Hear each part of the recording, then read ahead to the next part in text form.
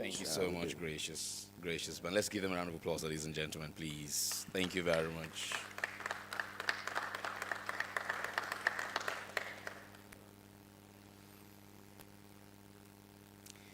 Make me want to activate my singing skills. But we'll leave it. Let's stay with the speaking. All right. So welcome to day 2 of the PSRG-RICHARDSON Oil and Gas HSSE Forum. Yesterday was quite an interesting one. We were taking on that long journey and learning about mental health, or the importance of mental wealth, on how we should change, or how we look at GDP, to turn it to gross mental health or wealth. And of course, the conversations that followed after around how we can save a life, the relevance of PPE, occupational health, what new technologies are happening there. I like the fact that Mr. Olaoye told us that PPEs are not just required for big productions in the oil and gas industry and their likes. Of course, these days where people like to make up and dress in some type of way, PPEs are to be worn every time, even at home where necessary. It's extremely important.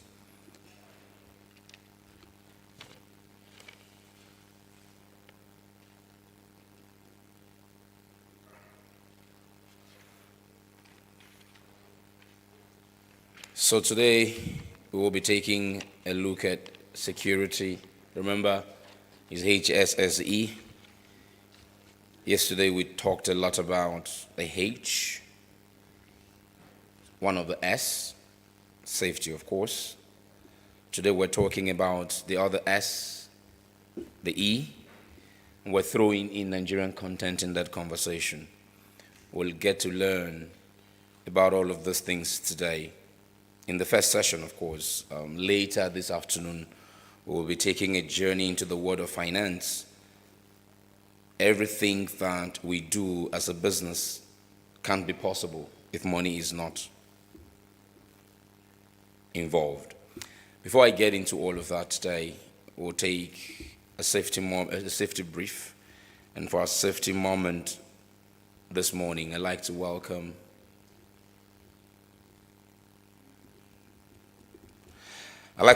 John Okorafor Jr. John, if you can please make your way forward and walk us through this safety brief. Can we give him a warm applause? Thank you. John. Good on. Some things have names written on it. Let's not be too doing it. You're welcome, John.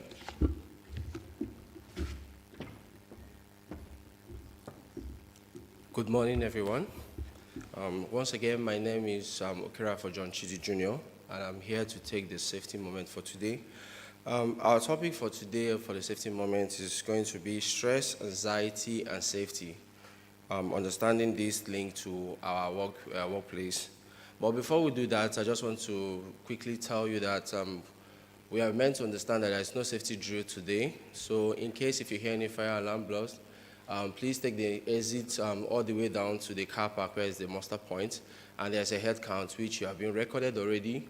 If you want to use the restroom, please, the restroom is take your left and your right, and you get to the restroom. Thank you. So back to what I was saying. Our safety moment today is on stress, anxiety, and safety.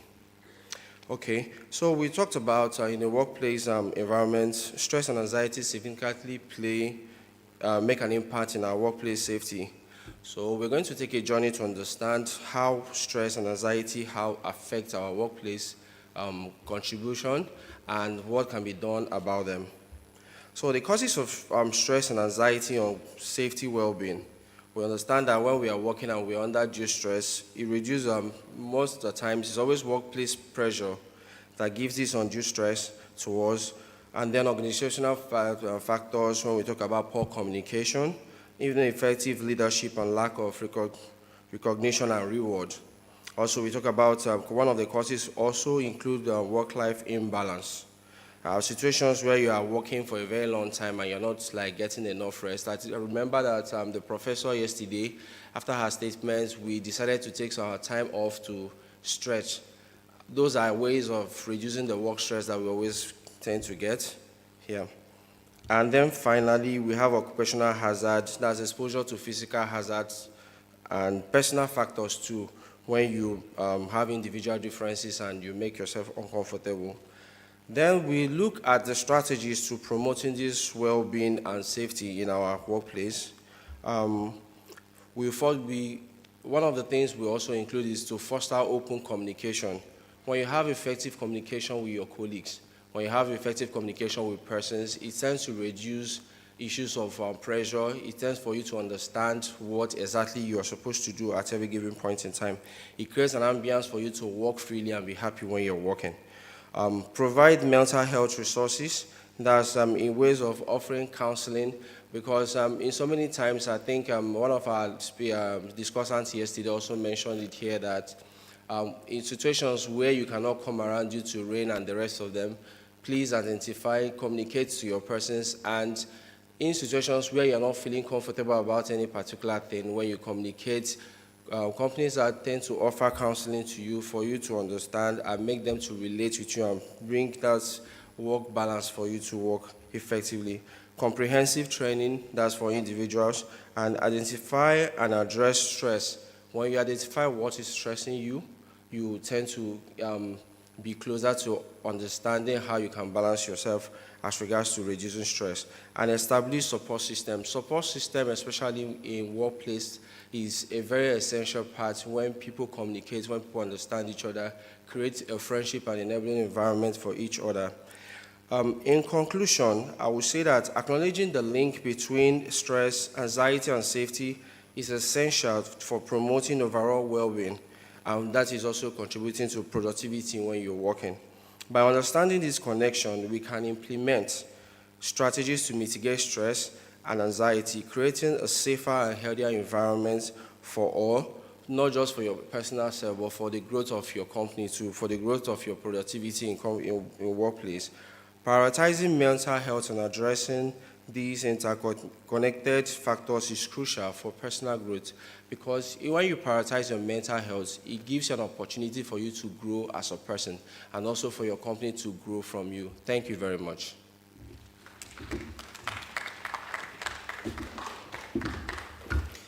Thank you, John. John Okorafor Jr., thank you very much.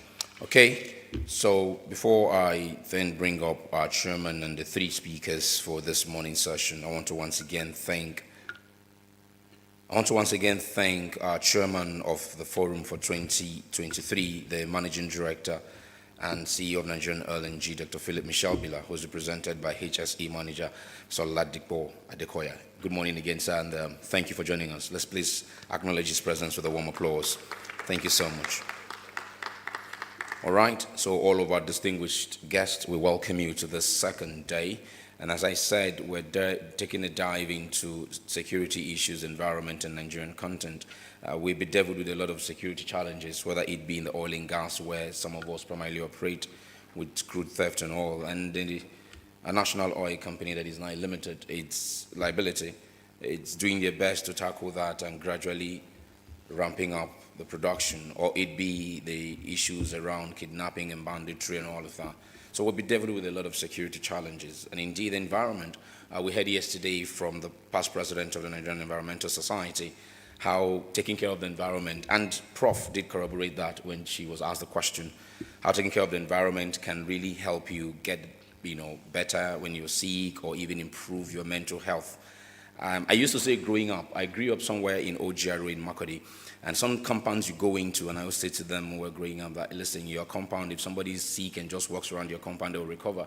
As a child, I used to say that a lot, and we all laughed about it. But growing up, I realized that it wasn't just the child's talk, it is reality. So today we'll talk about the environment a little bit, and we have a chairman who is also an environmentalist to drive the conversations for us. Nigerian content, what role is it playing? What developments are happening there?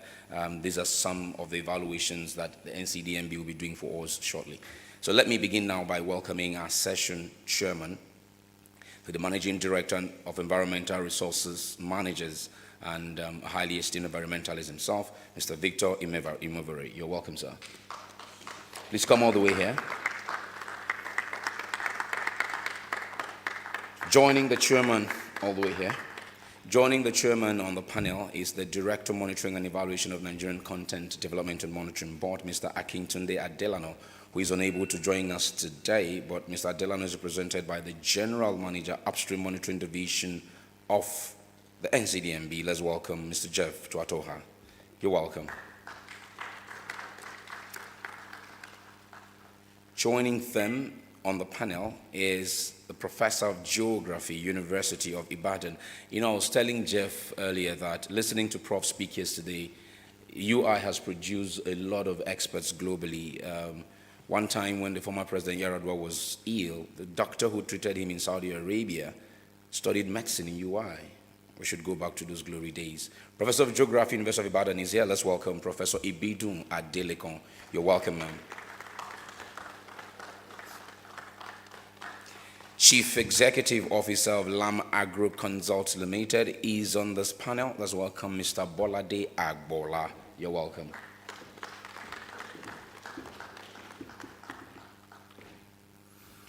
Okay. Please, I beg you, turn your phones to silence or vibrations at this time. We'll greatly appreciate it. Thank you very much. The hall is small. As you can see, any ringing out from your phones will cause great distraction. We thank you for understanding. Mr. Chair, sir, the stage is yours. You could speak with the mic you have there. If you want to speak from the lectern, it's all your choice. Thank you very much, MC. Good morning, ladies and gentlemen. Let me start congratulating Mr. Akin Oshitoki for keeping the flag flying.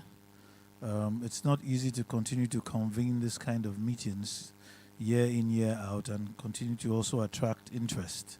So I say congratulations to you and your team. Yesterday's session was very interesting, and I do hope that at least we all went away with something. I insist that our leaders need to be examined very carefully, right? Because in my opinion, their leadership approach calls for a serious examination of whether or not they are stable. Anyway, that's not for today. So I welcome the speakers for today. I'm going to just try to make a few remarks on my own. I know that each one of you is going to delve deeper into the topics for the day.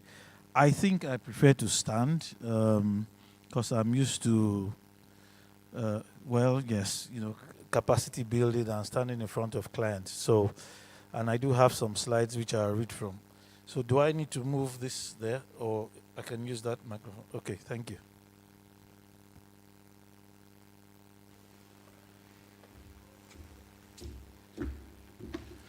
Can we have the slides up? So today's session, I understand, is, next slide, on Nigerian content, extreme weather events, food security. Those three things. The interesting thing is that they are all interrelated. Next slide. So I will start with extreme weather events. The truth is that it's all tied to climate change. I don't know, is there still anybody here who does not believe that there's climate change and that they are just deceiving us? I ask that question because in certain parts of the world, even where you have evidence in abundance, there's still some that think that it's one of those geological events that happen every 50 years or 100 years, that it's a natural phenomenon. The bottom line is this: the data is unassailable. We have so much information that makes it clear that climate change is induced by human activity and that we need to do something about it. I can't see my slides, though. Thank you. So it's basically a shift in climate and weather patterns over the long term. And we have evidence over the world, like I said, typically melting ice, melting snow cover, disappearing glaciers. The glaciers one is particularly, what will I call it, it's a bit saddening. if you follow the story of the glaciers. In fact, in Iceland, they carried out an obituary, right, for one particular glacier because they realized that, you know what, it was gone. In Iceland, they've named a number of their glaciers, right, but this particular one, they realized it was gone. And many things are happening. What is worse, with this disappearance of the glaciers, they are creating channels, areas where we had ice all year round and vessels couldn't pass. Human beings are very wise now. They've decided that they are going to create channels so ships can go to those places. So you can imagine what will happen to the other glaciers. Of course, with the melting of the glaciers, you have serious environmental issues, right? There's loss of biodiversity and all that. Sea level rise is happening quite a bit all over the place. Ocean acidification is happening. And of course, we have extreme weather events, which we'll talk about a bit.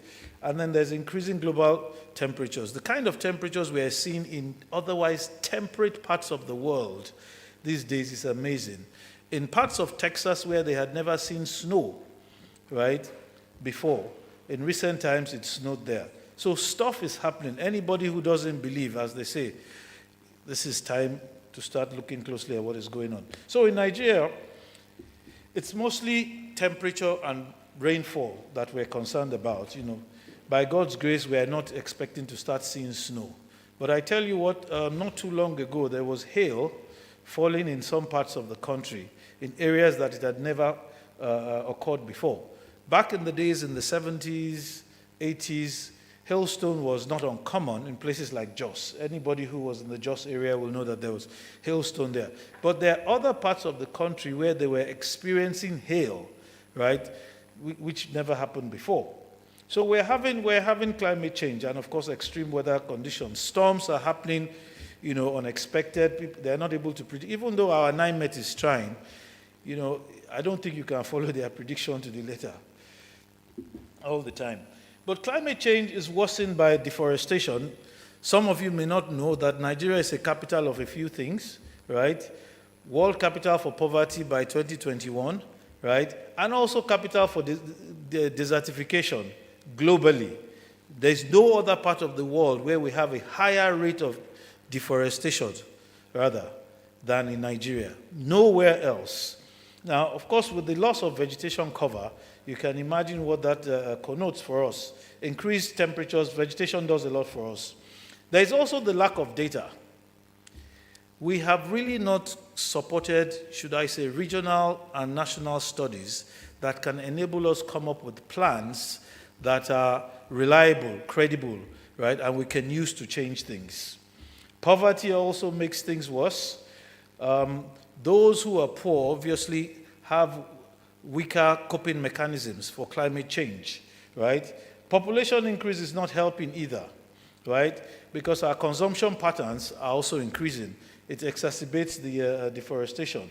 And guess what? All these issues are mutually reinforcing. Next slide. So these are just some pieces of information. You know, southern Nigeria has been warming, some studies between 1972 and 2012, right? Between August and September 2013, we had serious rainfall in northern and southwestern Nigeria that destroyed property. We do know that last year and earlier this year, we also had serious floods, right? In April 2022, temperatures were recorded to have increased significantly. Temperatures of 43 degrees Celsius is not normal. And these are serious temperatures that can affect human health, you know, and productivity. We've had deadly floods across the country. Next slide. So what is the implication of climate change and extreme weather? Loss of lives, that happens, especially during floods, and in fact, severe droughts. Coastal erosion is another problem. So, you know, interestingly, we look at the Lekki axis. Everybody is flooding to the Lekki axis. Everybody lives here right now. They are putting a number of developments on the peninsula, right? Nobody is paying sufficient attention to the sea level rise and the eroding shorelines. I can assure you, and this is from statistics, a number of the developments that have been put on our outer coastline in this Lekki axis are causing coastal erosion problems, right? I keep telling people that those who are approved developments, right, infrastructure plants and so on and so forth, should pay attention to the functionality of the wetlands, right, which is being destroyed. Wetlands have natural functions, in the environment. They are basically water pooling areas. When you take over the water pooling areas, they become water shedding areas. That water must go somewhere, ultimately. And if we don't pay attention to the way that the shoreline is being managed, one day we're all going to wake up and God help us all. So there's going to be loss of property in some of the coastal areas. If you go to Alpha Beach as an example, you will notice that where the shoreline used to be several years ago is now all water. In fact, there's some buildings, right, which had to be evacuated because the sea has gotten to that place. There is a road that leads from Oniru to further into the Lekki area, right? If you people know Landmark Center, if you go past Landmark and you go beyond Oniru, if you follow that road, right, the road is almost being lost to the ocean. Again, nobody is paying serious attention to these issues. We also have loss of farmlands, right? We know that agriculture is very important to Nigeria's GDP. At the end of the day, how are people going to be able to feed themselves? We are already impoverished in many ways. What is going to happen? Manufacturing plants are also threatened. We know there was flooding in the Bonny Island area. Some of the plants that are being designed, the oil and gas facilities that are being designed, some of the manufacturing facilities, have they taken climate change issues into consideration? Have they examined the data to see what it says about flooding that may come over the years? Then there's food insecurity. If we cannot farm, if we cannot do the agriculture which we have done traditionally, what's going to happen? Right? Increased drought is also happening. We do know that the desert has encroached significantly, right? And in fact, climate change, if you ask me, is one of the main reasons we have the conflicts between the herdsmen, right, and the farmers. The man with his cows will move traditionally to where his cows can get grass to graze or vegetation. It's a natural thing for him. And if where they used to graze before is now bereft of grazing lands, he moves to where it is. So you find out that the area that is suffering from desertification has increased over time. It's climate change. Then we have new disease trends, which are associated with changing temperatures, changing environment, changing animal behavior, changing plant cycles, and so on and so forth. The natural cycles are being disrupted. Climate change is real. Next slide. So, some recommendations. I insist we need to revisit and implement our population policy. We cannot continue like this. We cannot continue like this. A country with this kind of land space, where you have 4 or 5, one family having 5, 6, 7, 8 children, it's not sustainable. The consumption patterns associated with the population trend is just not sustainable. The reality is this: the Earth has its own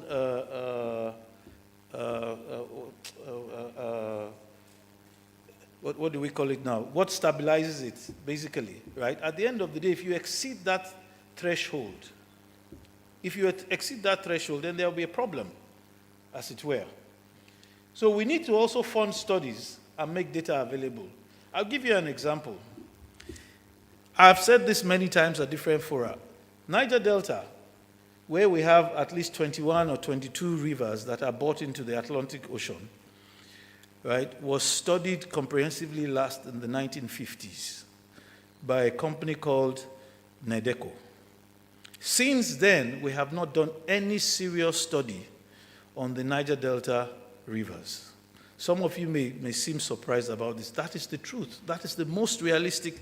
And the Niger Delta, right, is so important for many, many reasons. Apart from the oil and gas industry that it supports agriculture, supports, the livelihoods of people that are fishing, and so on and so forth. And of course, it determines what also happens in the ocean. It hasn't been studied. And if you go and check, you find out that getting data on different environmental issues, right, is very difficult in this country. We don't have a national repository, unlike in other countries. Internationally, they expect that anybody that is putting an oil and gas facility in the ocean, as an example, will be able to tell the world where around their facility you have sensitive resources. But in Nigeria, Total cannot tell you. Shell cannot tell you. Chevron cannot tell you. Why? Because in general, this kind of studies are supposed to be carried out for the region and not on a project-by-project basis, but they have not been done. Next slide. Oh, sorry. Let me just go through the recommendations before you change slide. Let's go back to this. Please, can you keep the slides on? We need to tackle poverty, definitely. Like I said earlier on, those that are poor are disproportionately vulnerable to the effects of climate change. Basically, they have very, very few, if at all, coping mechanisms. Many of them do not have savings. There is no plan B for many of them. They do not have anywhere to store food. So as an example, if their source of food for the day is wiped out by flood or something, they're in dire straits. We need to tackle poverty. We also need to design for resilience. Going forward, I think that any government agency that approves manufacturing plants or oil and gas production facilities, any major facility, including buildings, right, should ask that they present how they have factored in climate change vulnerabilities into the design. We need to incorporate climate studies into environmental assessments going forward. It needs to be part of it. In the international community, it's a standard requirement. We also need to increase awareness and let people understand that climate change is real, and let them also appreciate what they can do to be able to cope with the effects of climate change. One key message I will make sure that I leave you all with is reforestation and afforestation. We need to continue planting. I live in an estate where there are greens. One day I woke up and I realized that my neighbor was concreting the whole place. And I said to myself, how do I go and explain to this person now that it's not okay? It's not my money. They have used their own money to buy the plot of land, but the whole place as we speak today is all concreted. And as far as they are concerned, you know what? We don't want all this grass. We don't want all this mud here, you know. So, but we have a lot of people like that. So we need to increase awareness. In addition to that, I believe that estates need to come up with bylaws that prohibit those kind of things and make it, you know, difficult for anybody to just put concrete in the place. Everywhere is a concrete jungle.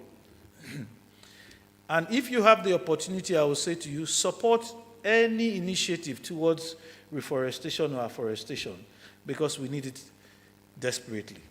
Next slide. Food security and insecurity.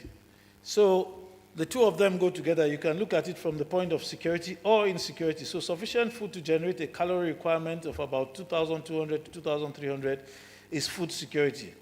And we have food security numbers different for females compared to males.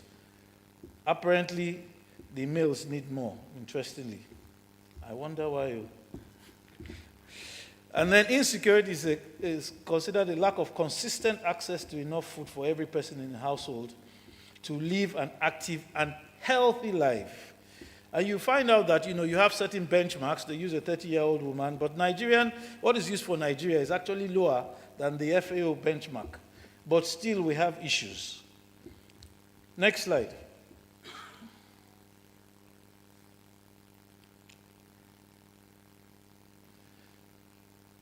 So, what is the Nigerian situation as far as food security is concerned? Agriculture is a key contributor to our GDP. I've mentioned that, but we're having challenges. Food insecurity is elevated in Nigeria as of today due to increased costs and poverty, right? So food is becoming more expensive, but people are getting poorer. Food security in Nigeria is also worse than in countries that you can compare us to. Our peers, you know, they're there. Ethiopia, a number of other countries, Chad and all that. But when you look at those countries that you compare to Nigeria, it's getting worse in this country. Food inflation rose by 23% in 2022. So there are a lot more people that are going hungry. And you know what? It is worse in large families. In fact, I remember this saying, in a family of, say, 8 or 10, they don't ask the child whether they have eaten. It's not you don't chop, food reach your hand. That is what they ask them. So a balanced diet is not important to them. Just to make sure that you've gotten something to survive is what is important. It's also different in different parts of the country. You can see a map there, right? With the areas with the red, we have serious problem of food. Of course, these are areas that are also conflict prone, as it were, right? And it's worse in the rural areas compared to the urban areas. When I was growing up, I don't think this was the case. I believe that in the rural areas, no matter what happened, you will always be able to eat. You can go to the farm, you will always find something to eat. You'll be able to get fish. You'll be able to get chicken. You'll be able to get goat that is reared, right? There will always be something. But as it is now, that is no longer the case. And like I said, it's worsened by poverty, banditry, insecurity, and the conflicts that we're seeing. Next slide. So you can see the food insecurity coincides with the poverty. The area where you have whites, there's no data on. But if you look at the poverty map of Nigeria, you can see that there is alignment, right? There's coincidence between this and the areas where you have significant food insecurity. The northern part of the country is worse. The northern part of the country is where you have severe poverty. The northern part of the country is where you have significant conflict sustained over many years. The northern part of the country is where they are also lacking significantly in education. Next slide. This is just a global hunger index.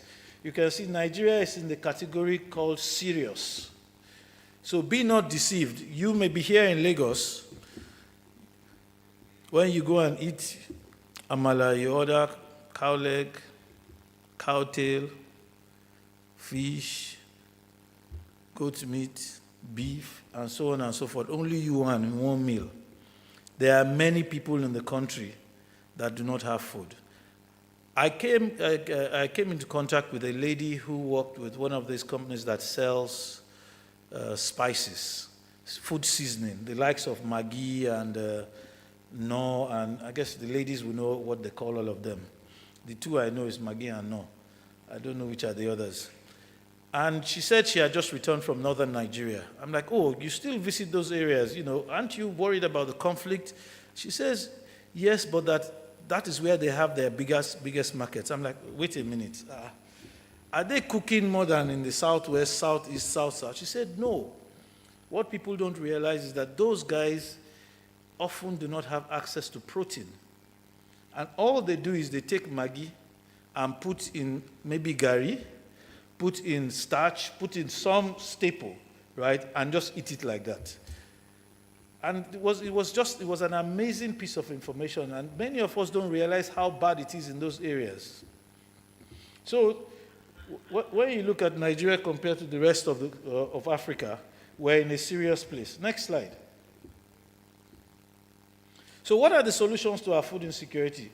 We need improved yield through fertilizers. I will argue that we should spend a lot more effort in trying to convert a lot of our perishable wastes into fertilizers, as opposed to emphasizing the use of chemical fertilizers, because as we know, chemical fertilizers also have their issues. But the truth is that we need to improve yield. Back in the days, those who were involved in agriculture know that they used to do what is called rotational farming. So when you farm in this place and you have basically depleted the nutrients in this area, you move to another place and allow it to fallow for a while, right, so that the nutrients can come back. But there's a lot of intensive farming that is going on now, but I think that we can do a lot of that with organic fertilizers as opposed to chemical fertilizers. There are also modern irrigation methods that can be used and mechanization. We cannot achieve our food security with the subsistence farming that is going on. We also need to find a way to reduce our reliance on imports. If there's a concerted effort by our government, right, to try and reduce reliance on imports, make sure that there's a lot more production in country. Nigeria is big on palm oil, but we still import a lot of palm oil. A lot of people don't realize that. We still import wheat. We import a lot of rice. There are many food products that we import. We import turkey. We import so many things. But I know that these things can all be farmed in country. Of course, insecurity is an issue. I read in the papers yesterday that some women in Delta State said they've had enough. They can no longer go to farms because of issues with herdsmen, right? Not only are their cassava plants being fed to the cows, right? They are being harassed, so they don't farm. In fact, their men have run away from the farms because they kill them. And this is happening in several parts of the country, particularly in the area that they call the food basket of the nation. We have to do something about it if we want to achieve food security. Then we need improved food quality per capita. Maggi and rice on a constant basis is equal to kwashiorkor without any protein. So it's important, and I think one of the things that needs to be communicated also is that you don't need to have a very large family to be relevant. You don't need to have a very large family to achieve your options in life. What you need to do is to have optimal size family, and you feed them and let them achieve what God has attained for them to achieve. Education, capacity building, and retaining talent are also key, right? If our best brains in whatever sphere, including agriculture, are all jackpying, as they say, taking off from the country, then we have a problem, a major, major problem. I'm not sure how much research is still being done. I know that the Ibadan area, for instance, had a number of research institutes, plenty, those days.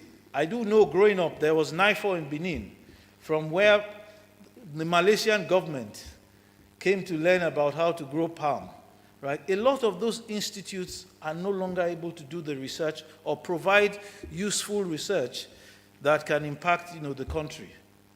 We cannot continue that way. We have to find a way to retain our talents, right? We have to educate people. There's also what we call traditional ecological knowledge, right, which we can pass on to the local people, the rural people, to improve yields, right, and to improve their food security.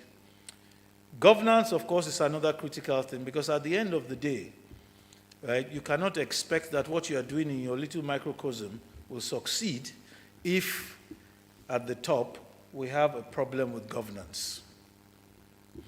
Nigerian content. I'm not going to say too much about this because I'm sure they are here to present their scorecard. This is an act which is specifically for the oil and gas industry. It's been there since 2010, and the monitoring board was established about that time. Its responsibilities are clear, but what I found out in recent times is that there are many operators in the country who do not have a full appreciation of the requirements of the Nigerian Content Act. Am I correct? But I say to people always, ignorance of the law is not an excuse. I stole from that supermarket because I didn't know it's a crime. Well, you will explain to the judge or when you are in court. So the Nigerian Content Act, if you're in the oil and gas space, it's very, very important that you fully understand their requirements and some of the things that they do. They check the plans of operators to make sure that at least they are helping Nigerians to be more and more involved in the oil and gas industry. It's a noble act. The whole idea behind the Nigerian Content Act is noble, right? But we'll look at how it has performed. They also have guidelines, for minimum content levels for various projects. They support indigenous capacity buildings across the value chain, right? They manage the NCDMB fund. Many of you may not know that Nigerian Content has a fund, though. Maybe you will tell us the size of that fund today. It is growing by the day, and is basically to support, indigenous participation in the oil and gas industry. They also issue certificates, they monitor compliance, right? And they support studies and research that are related to their activities. It's an important regulatory authority for the oil and gas industry. If you don't know before, you should know now, because the day they sanction you, that's when you understand that there's a problem. But let's look at their performance. First of all, they've had significant achievements. They've increased contracts to Nigerians. I dare say some of the big contracts that used to be hitherto given purely to international, they've come on. that used to be given purely to international companies, a number of Nigerians have been able to get some of those contracts. And to the credit of Nigerian Content, they insisted that it should be given to them. In fact, one of the key criteria, right, for evaluating bids for major contracts is the local content submission, right? So they've supported many Nigerian companies. They've also been monitoring compliance, and they've grown the fund. I think they should be congratulated to date. But there are areas for improvement. And these areas of improvement that I want to speak about are based on experience, what we've seen, and some of the interactions that we've had, you know, from the point of view of auditing oil and gas companies' activities. Next slide. We have created billionaires in this country, but I do not know that we have created sufficient establishments. There are many Nigerians that have benefited from the oil and gas industry, that have made money, that have gotten huge contracts. Unfortunately, what we find out is private jets, several luxury cars, home in America, home in the UK, and all that. There's nothing wrong with those things. But more importantly, build establishments. Build the likes of Schlumberger. Even if it's not as big as Schlumberger, at least something that can be like Schlumberger, right? And the key issues you find out with these beneficiaries of Nigerian content, enforcement, is they lack corporate governance, and they do not comply with global standards. Their primary objective is just to, as they say, make the bread and move on. So the establishments do not endure. We are moving on. Thank you. Another very important route that I would like to recommend strongly for the NCDMB to consider is the mentoring route. The mentoring route is one where you have an established firm work with maybe a new firm or a smaller firm and bring them up. There's a target, there's a focus. You want to guide them, you want to develop them, you want to train them such that they're able to achieve the delivery of certain services to a certain standard. And so what you have is at the beginning of the mentorship arrangement, the mentor is carrying out a certain quantum of services, but that quantum of services reduces over time, and the mentee begins to take on more and more. It's a typical mentorship look. Like we look at plumbers, we look at vulcanizers, right? The day the boy vulcanizer is introduced to his master, as they call him, right? All he's doing is watching. After some time, they tell him that go and loosen the tire. Go and do this. It's the same way in the oil and gas industry. And I want to strongly recommend this process. That way you'll be able to ensure that the technology is passed, the training is achieved, right? And the standards to which the international companies are operating, right, are now imbibed by the mentee company. Capacity building is another major thing. This I want to flag because back in the days, Shell used to have what they call, is it SITP? Is there any ex-Shell person here? Or serving Shell person? That's strange. Because Shell trained the whole oil and gas industry in Nigeria, let's face it, right? So they used to have this SITP or STIP as it was called, SITP. And the SITP essentially took graduates who they were going to give jobs, but made sure that they were taught certain basic skills, built their capacity so that they could serve the industry. You see, the thing about the oil and gas industry is it's not one of those where you can manage. You can manage in other industries, but the oil and gas industry is an international industry. The standards are international, right? So unfortunately, we can't afford to be managing there. If you manage, lives will be lost. If you manage, property will be destroyed. And we're beginning to see that. If you x-ray the industry, in 2018, we carried out a survey and we realized that a number of indigenous oil and gas companies in Nigeria fell short in terms of compliance with health, safety, and environment standards when we compared them to the international oil companies. It should not be the case. because it's some of the Nigerians that are still in the IOCs that move to these companies. Capacity building is key. And I'm saying that the industry needs to do something about it very quickly. The current crop of professionals in NMPC, for instance, after the next batch of leaders leave, the people that are coming up, I dare say, do not have the same type of training that their leaders had. It's a problem. Go to all the independent companies today, independent oil and gas companies in Nigeria today. The leaders are those who were in Shell, Chevron, or Mobil. When those guys leave, then what? So this is something that will encourage NCDMB to look into. Then there's the issue of effective monitoring. I know you are monitoring. I'm aware, for instance, you find people training and so on and so forth. But I'll tell you this. There are several companies operating in Nigeria that we know. They have so many foreign nationals that are doing jobs of welders, small jobs here and there. So we wonder what is happening with the monitoring. They bring in rigs. They bring in other equipment into the country. And those equipment are all run by foreigners.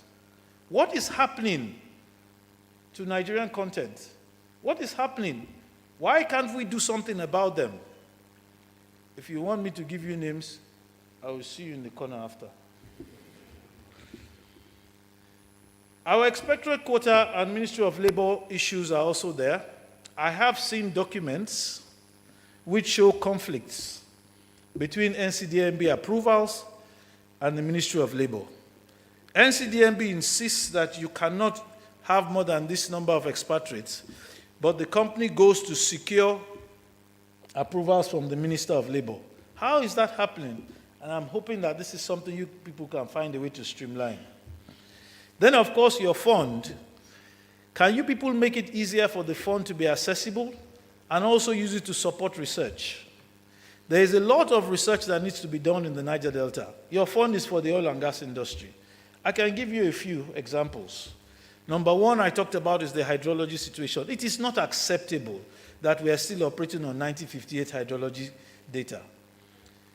We need to fund environmental assessment. We need to understand the baseline situation in the offshore environment of Nigeria. This has been muted years ago. Once it was sent to NMPC, the contract was issued to a contractor who did not know what was to be done, and before you know what's happening, it's not there. If you don't understand the baseline conditions, you cannot set standards. So what is happening today is, and Dr. Bassi is here, you have a number of standards that have been set, and the oil companies will tell you, we cannot meet the standard. What is the basis of this, your standard? They are challenging it because we don't have the studies, or the studies that we have are aged. We need to sponsor some of those things. Air quality is another area. What is going on in the Niger Delta? Air quality is one of the things that you need to study over extended periods to understand the trends and where the issues are. There have been initiatives out there, but it's also a study that requires a joint effort, right? And it should be industry-wide. As you know, when the breeze is blowing, it doesn't stop here and say, that is Mr. So's house. I will not go there. Similarly, it doesn't stop at some concession. So some of those things require funding and support. Then we also have the whole issues of the aging reservoirs in the Niger Delta and how to handle them. We need some region-wide studies on all these things. So please, NCDMB, help people in the oil and gas industry to understand how they can access your funds. Last slide. Thank you for listening.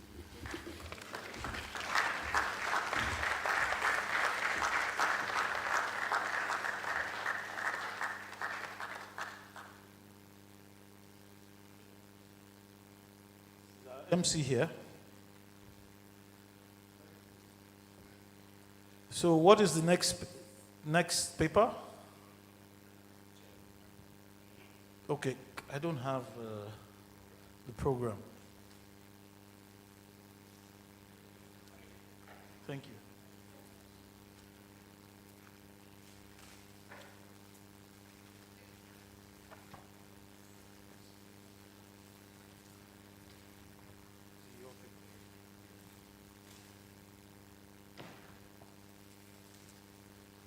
Okay. The next paper is on Nigerian content. I don't know whether we should take this first or take it last. Because there's fund there, I'm sure people will stay to hear. But okay, it's my pleasure to introduce or to call on Mr. Akintunde Adelano. That's the name, right? Yeah. Director Monitoring and Evaluation, Nigerian Content Development Monitoring Board. You have about 10 minutes. Wow. 10 minutes to speak on Nigerian content is never enough. I'm sure. Okay. Thank you, Mr. Chairman. So, Mr. Chairman of the Forum, Dr. Philip Shelia, CEO of Nigeria LNG, here represented by Mr. Ladipo, Chairman of our panel, Mr.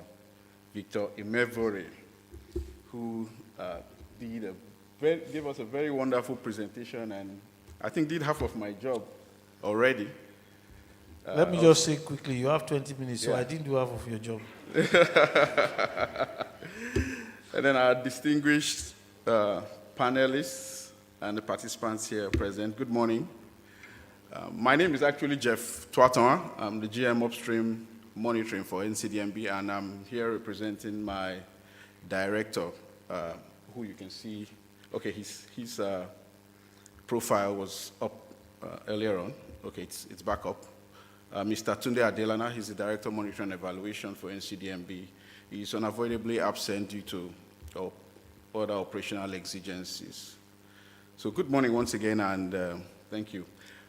Today, my presentation, can we have the slides up?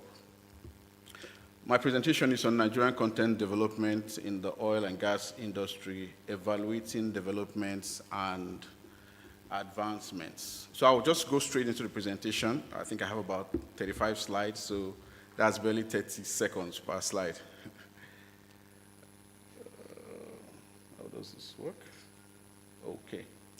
So just to give you an idea of the presentation, the key objectives, the overview, we'll start with just a presentation on how our journey to the Nigerian Oil and Gas Industry Content Development Act, that's the NOGIC Act, and the establishment of NCDMB. And then, sorry, am I controlling this or is someone else doing that? Please.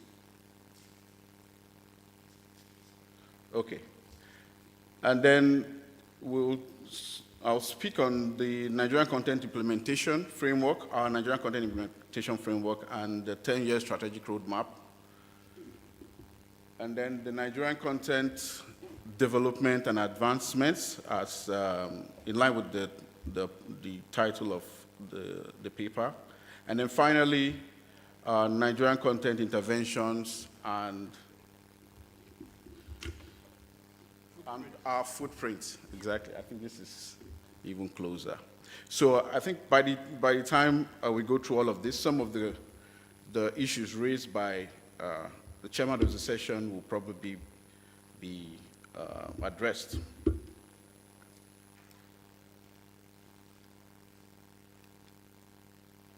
Okay.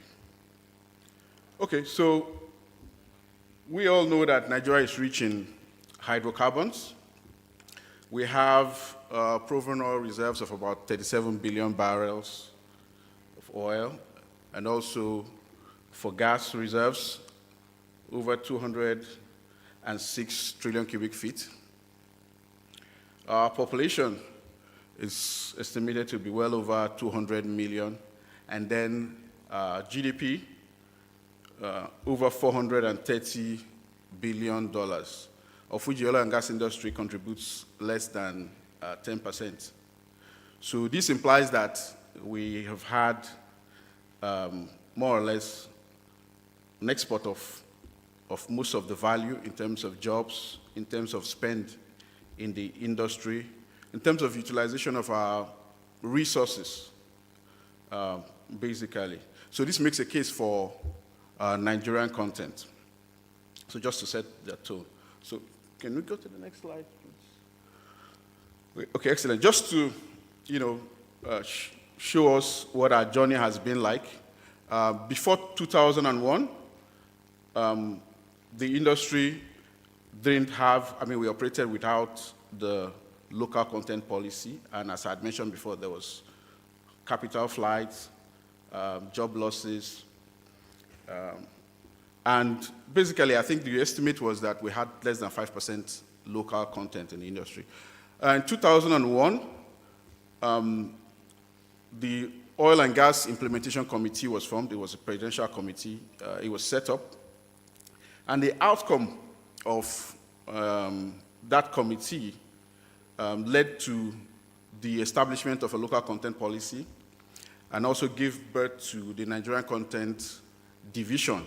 It was set up in NNPC to drive the implementation of that local content policy. So that policy was further updated to the 23 presidential directives, which actually drove local content implementation up to 2010, when the Nigerian Oil and Gas Industry Content Development Act was passed into law. So can we go to the next slide?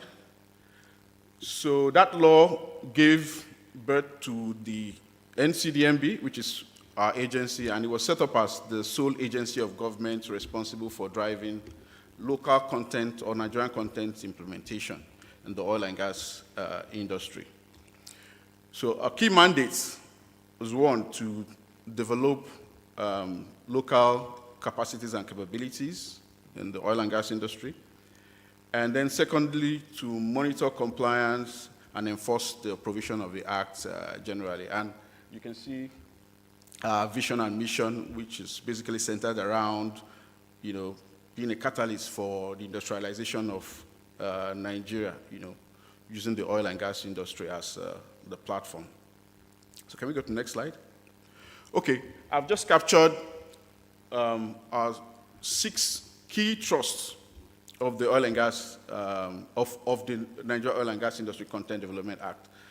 The first will be to integrate the oil and gas producing communities into the oil and gas value chain, that's get them involved. Second is to maximize the participation of Nigerians in the oil and gas industry. And then the third will be with respect to utilization of Nigerian resources, goods, in terms of goods, materials that we are able to, produce locally. And then for the fourth will be to attract investments to the industry to help, build capacity. And then the fifth key thrust will be to link the oil and gas industry, all of these activities, to other sectors or linkage sectors of the economy, like transportation. Our chairman had spoken about agriculture being one of the key contributors to the GDP. So, the idea is to link the oil and gas industry to all of those other sectors. And I think during the presentation, we'll see how we have achieved that. And then finally, to foster institutional collaboration with other agencies of government, collaboration with key stakeholders in the oil and gas industries, with communities, and the likes. And as you can see on the slide, the key focus is this key focus is not Nigerianization, rather, but it's domiciliation and domestication of value-adding activities. So the idea is to add value in whatever, add value locally in whatever we are doing. So just to give you a picture of where we are located as the NCDMB, our head office is in Bayelsa State, Yenagoa. So what we have here on the slide is our 17-story building, which houses the Nigerian Content Development and Monitoring Board. So as you can see, as part of the facilities, we have a 1,000-seater auditorium where we hold, please can you go back to that slide? Yeah. Where we hold our flagship forums like the Nigeria Oil and Gas Opportunities Fair, the Practical Nigerian Content Conference, which is coming up in December. We also have a Nigerian Research and Development Fair, too, which we normally hold on a yearly basis, and several other capacity building events. It's actually also open to partnerships where we are able to host some events with other agencies. We also have the 400 level car park, which you can see towards the right side of the building, multi-level car park. We have a full-fledged firefighting station equipped with fire trucks and the right personnel and all that. For power, we also have a 10 megawatt gas plant, which supplies power to our head office and some of our other platforms or some capacity that we have developed. I think during my presentation, you will see some of that. Okay, we can go to the next slide. So aside from our head office, we also have 5 zonal offices in Ondo State, Delta State, Imo, Eket in Akwa Ibom, and also Rivers State. And then we have 2 liaison offices in Abuja and Lagos. So this just helps give us access to various communities, various stakeholders around the country. Can we go to the next slide? So to the functions of the NCDMB, our chairman had actually listed out these key functions. I mean, on section 70 of our act, there are about 15 line items, but just to zero in on some of the key functions.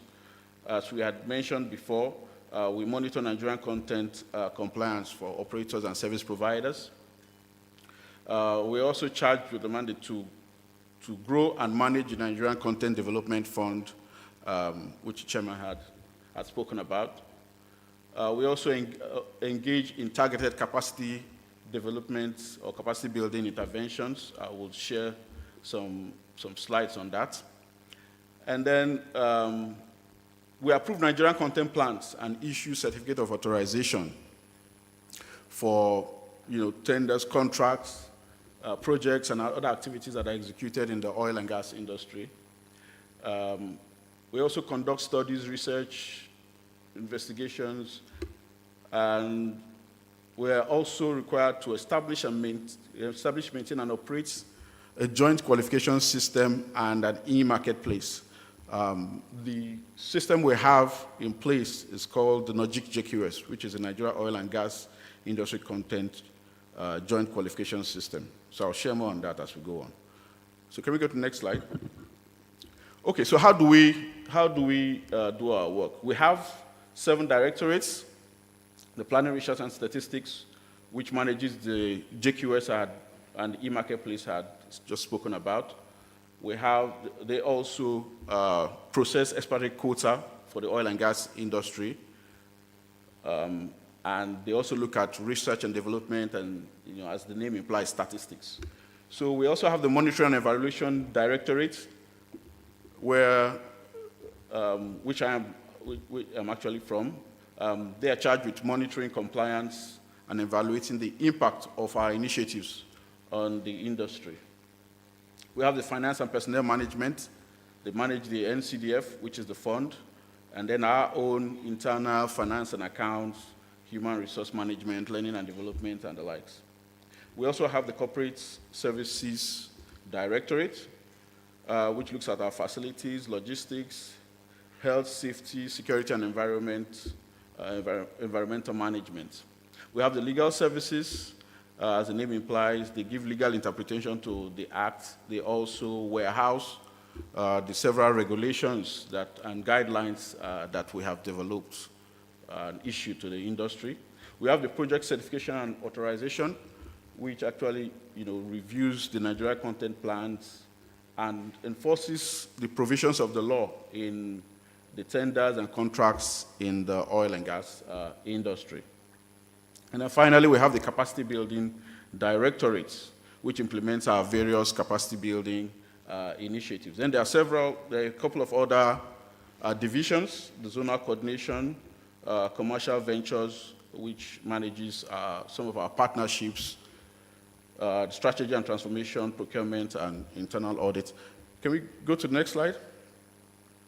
So with respect to our implementation, since the enactment of the NOJIC Act, we've basically had 3 horizons between 2010 and 2012 when we were setting up our organizational capabilities, our organizational structures, transitioning from NNPC to the NCDMB.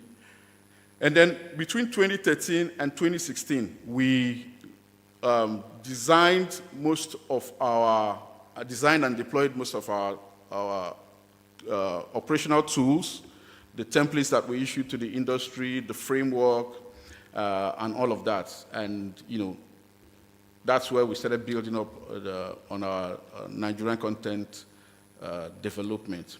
And then the third horizon, or the third phase, which we are in now, where we started to consolidate on all of those activities at the earlier stages.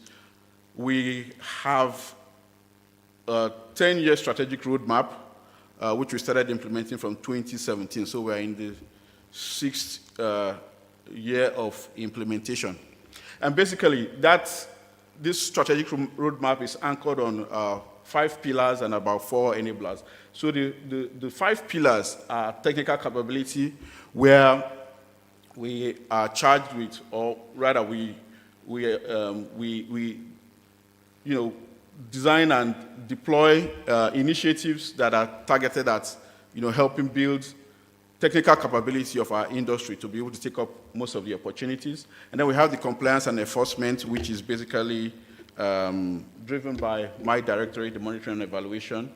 We have enabling business environment, where we try to set up, in partnership with stakeholders in the industry, we try to set up infrastructure facilities that can help enable the business environment. We also collaborate with several other agencies to ensure that we are able to enable businesses in the oil and gas industry.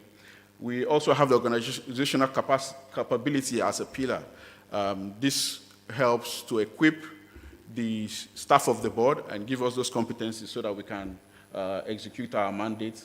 And then finally, we have the sectorial and regional market linkages. I've spoken about linkages to the other sectors of the economy, and also some of our regional collaborations with other countries, especially in Africa with respect to oil and gas development. So the enablers are funding, regulatory environment, which the Act gives us, collaboration with stakeholders, and also R&D, which the chairman had also mentioned. Okay, can we go to the next slide? So just to give us a picture of where we are, so based on the tools that we have deployed and our assessment of the impact in the industry, our current Nigerian content level, our estimation of our current Nigerian content level, at least at the end of 2022, beginning of 2023, was 54%. And then we'll see how we come about this estimation. Can we go to the next slide? So basically, some of our tools, I'd mentioned the NOJIC JQS system, which currently captures data or information on about 108 operating companies. That's the international oil companies and several other, the marginal field producers, independent producers, and the likes. We also have registered on that database about over 10,000 service companies. And that platform also issues several, we issue some of our approvals on that platform. We have an individual competency module where we capture capabilities of Nigerians who are either already in the playing in the oil and gas industry or intend to or have an interest in the oil and gas industry. It's open for registration to the public. We have close to 300,000 individuals registered and have their information there. We also have some other records, for example, our marine vessels categorization. We have the Nigerian Content Equipment Certification System where companies, Okay, 5 minutes. Like I said, it's kind of difficult talking about Nigerian content. So we have the Nigerian 20 now. Yeah, okay. So we have the NCC. We talked about expatriate quota administration and all. So let's go to the next slide quickly. Now, the fund. So we have the Nigerian Content Development Fund. It's actually the Section 104 of the Act mandates the industry to contribute 1% of every contract that is awarded in the upstream sector of the oil and gas industry, to contribute that into this fund. Currently, we have partnerships for using this fund. Using this fund for the Nigerian Content Development. We have the Nigerian Content Intervention Fund with Bank of Industry, where it's more or less like counterpart funding. We have contributed $300 million, and Bank of Industry also matches that with their funds, and they're able to give low-interest loans and facility to companies, businesses that are interested in doing oil and gas business. We also have a partnership with Nexim Bank. This is more targeted towards manufacturing and procurement. It's where we're contributing about $100 million. We also have the Nigeria Oil and Gas Parks Manufacturing Fund. The size is about $50 million. We'll see some of what we have used that fund for. We've established some facilities where we hope to have service providers who are looking for a space to do business at, to support them with that capacity. We also have the Nigerian Content R&D Fund. It also has a size of about $50 million. This fund is used to support R&D, research and development activities in the industry. Can we go to the next slide? Okay, now going into the meat of the presentation, can we just go to the next slide? This is just a snapshot of some of the impact that we have had, based on some of our implementation of some of the policies with respect to the oil and gas industry. You can see a list of companies on the left of the slides. Up there, we have several fabrication companies that have increased their capacity based on the opportunities from Nigerian content. We have cable manufacturers like Coleman and Nexans, who are actually manufacturing low voltage and high voltage cables for the industry today based on our interventions. We have two line pipe mills. Line pipes, or steel and line pipes, is one of the major inputs from the oil and gas industry.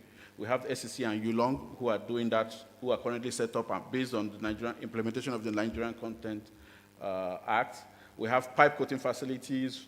We have subsea companies, international subsea companies set up doing work in Nigeria, like the FMC, Baker Hughes, GE, and a couple of others. We have engineering companies. We have companies set up to do, who are producing PPE, like Future Concerns, and a couple of others. We have Bayrites manufacturing companies, today paint manufacturing companies like PCMN and Sigma Carlon, and a couple of other capacity that has been built in the industry. Because of time, I think I won't go further. Let's go to the next slide. So with respect to some of the partnerships we have had towards, deepening Nigerian content value, especially in the gas value chain, this is just giving us a picture. These are actual companies that have set up. We're in partnership with them. We've contributed equity. For example, the Nedo Gas, they're doing an 80 million scope gas processing facility. We have a partnership with Ron Gas for producing composite LPG cylinders in Bayelsa and Lagos. We are putting up a 24 megawatt power plant at Ladol. We have partnerships with Butane Energy. This is all on the back of the Nigerian Content Development Fund. There's the Transiel, there's the Brass Fertilizer Company, where we are setting up a 10,000 tons per day methanol production facility. Amal, which is doing gas smoke detector alarm devices, and a couple of others. This list is not exhaustive. Can we go to the next one? Yeah, so we're also working with NLNG on initiative to set up a shipyard in Brass. To date, we've completed the feasibility studies and some other studies like geotechnical survey. The site has been selected, and then we are engaging shipyards towards constructing that, setting up that shipbuilding facility in 2 phases. Can we go to the next one? So to the NOGAPs, this is very important. I think this is one of the things that we would like to share so that we have a picture of what's going on. Let's go to the next slide. This is what the NOGAPs, which is the Nigeria Oil and Gas Parks Scheme, looks like. Basically, the idea is to have an oil and gas park, a park that gives us all of services, for businesses that would want somewhere to easily set up and build capacity. So in the park, we will have shared services like power, water, there will be accommodation, security, sewage, fire stations, maintenance, clinics, and all of that. So it gives interested companies the opportunity to set up their business, if it's a manufacturing, if it's warehousing, processing, whatever kind of, at a very low, or would I call it very, very competitive rates. We have some of similar parks in Nigeria that are privately managed, but some of them, you set up there for an arm and a leg. So this is supposed to provide such facilities at a very low cost to Nigerian businesses. So can we go to the next slide? Now, for these parks, the intention is to build about 6 of them in Bayelsa State, Cross Rivers, Akwa Ibom, Imo, Delta, and Ondo. We've split this into 3 because they are in different stages of development. So in Bayelsa and Cross River State, the construction is very advanced. I will show you a picture of what it looks like currently. For Akwa Ibom and Imo, we've started some early works. The site has been acquired, and then some of the sand filling, perimeter fencing, and all of that is under tender and should commence shortly. Delta and Ondo, the planning is in progress. So can we go to the next slide? So just to give you a picture of what the Bayelsa Park looks like, this is it. As you can see, we have several buildings. You probably can't see all of them towards the right of the slide. The admin building, center for training, accommodation, and some other services. You can see some of the manufacturing shop floors are already up. And then a lot of work is still going on. I believe this was earlier this year. This was probably taken earlier on this year. Then can we go to the next slide? For the park in Odukpani, which is Cross Rivers, is sited more or less next to an independent power plant.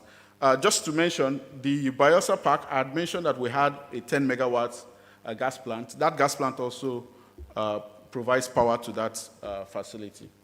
So this is what the Calabar Park is like at this stage.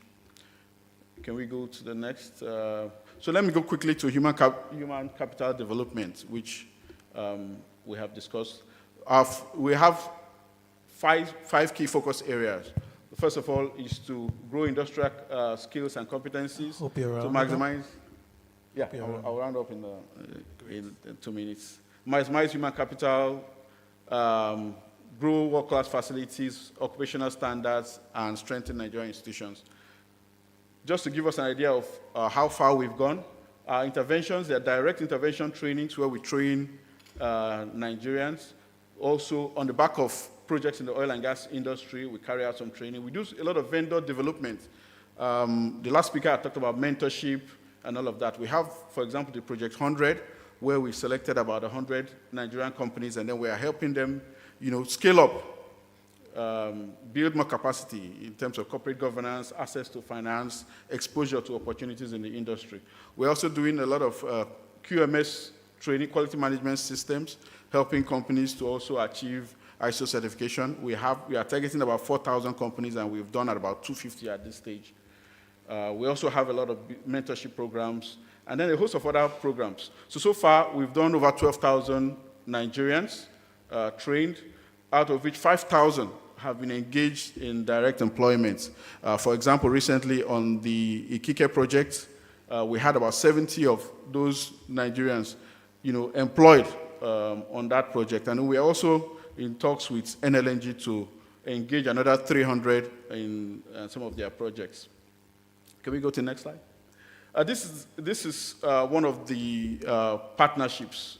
I just decided to put this up here with PTDF, which we are engaged. We're collaborating with PTDF and also the ANO gas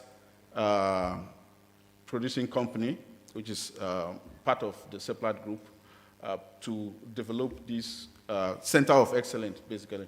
Let's go to the next slide.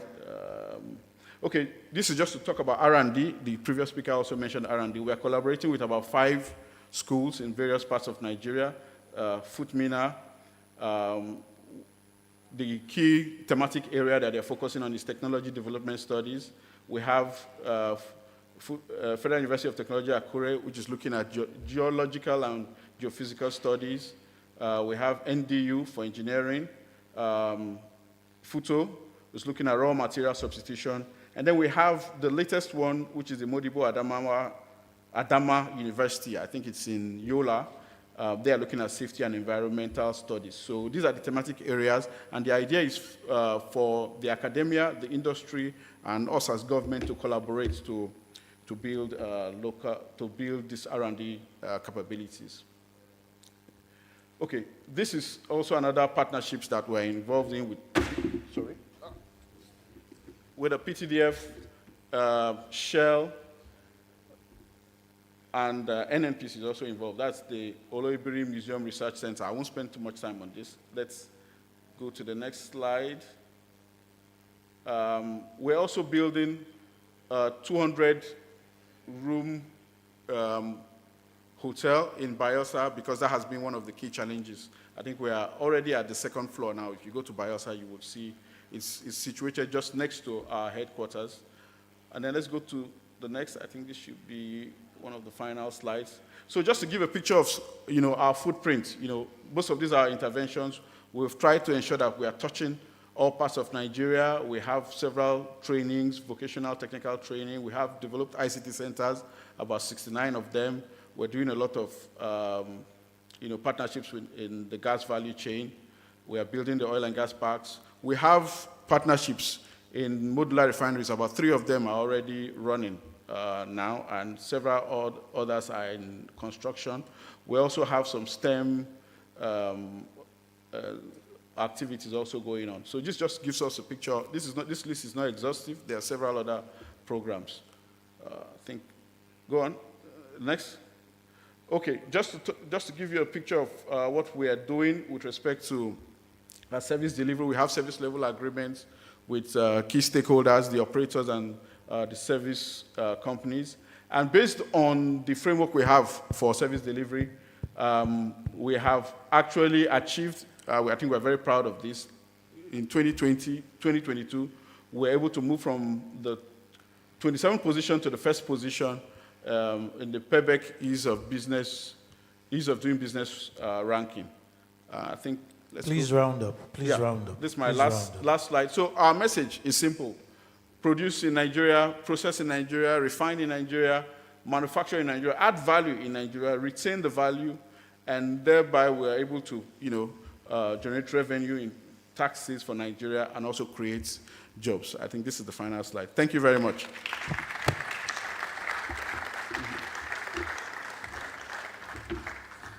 Thank you very much, Mr. Jeff. I don't want to, destroy your last name, so let me just use the first one.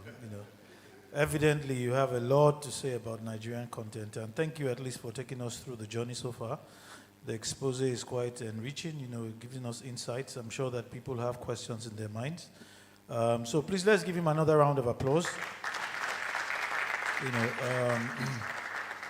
Are there questions for him? I'm not going to take them now, but I'll note them. We'll take them. Okay, we have one there. Just hold it there. Another one. So 3 questions so far. So we'll take the other presentations, and then we'll come back to the questions. So let me invite at this time Professor Ibidun Adelekon, did I get that right? To come and teach us about extreme weather events. I'm sure I hardly touched the surface when I give my opening remarks. You know, she's a professor, so you need to get ready to be taught. You know, we had one professor yesterday. So, Madam, you're most welcome. The podium is yours.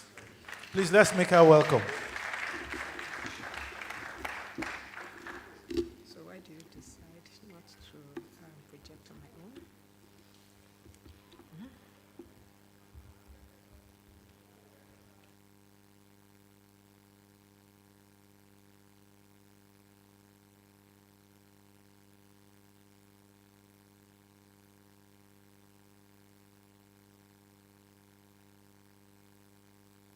Madam, I'm sure you are used to 20 minutes.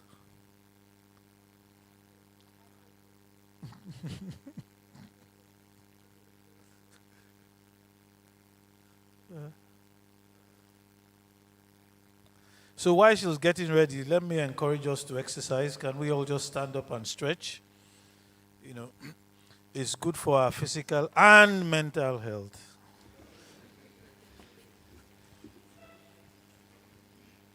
Just one minute stretch.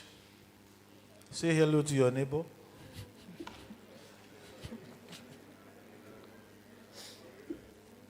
Good morning, madam.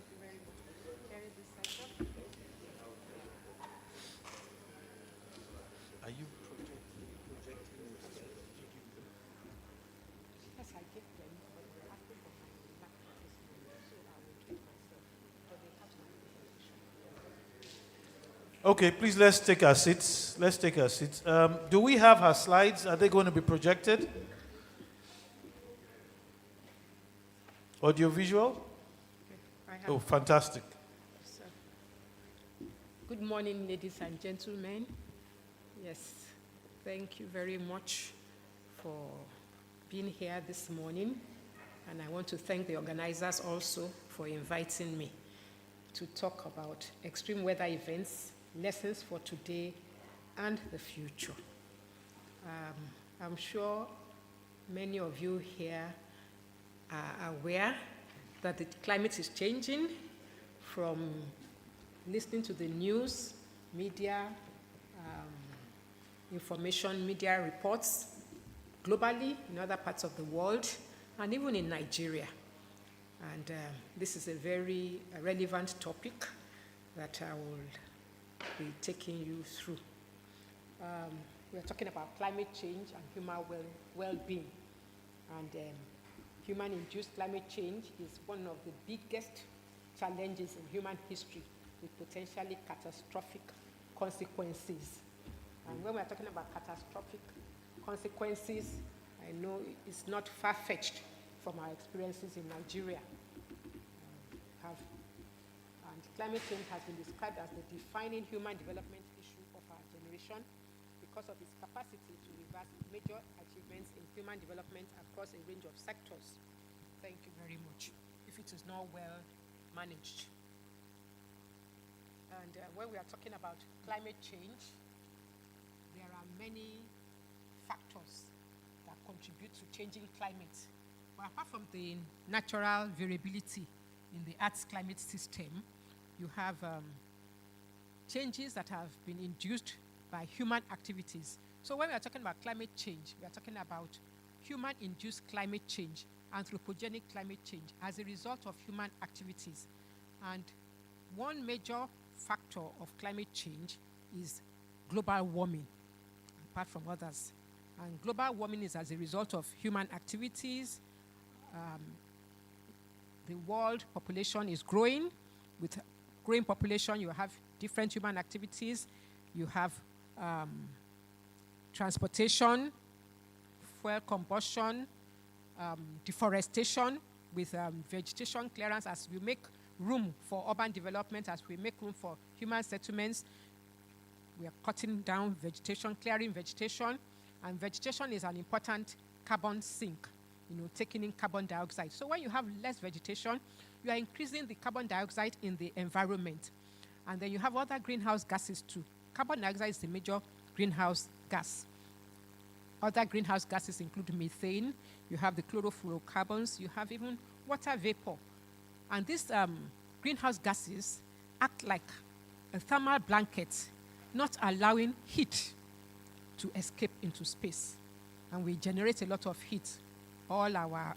Even just think about lack of electricity supply or irregular electricity supply, all your generators bringing out heat. So with that, you have, as you can see, the average global temperatures, especially since the Industrial Revolution globally, has been increasing. And the increase in global temperature is the same pattern as increasing carbon dioxide emissions. So you have that.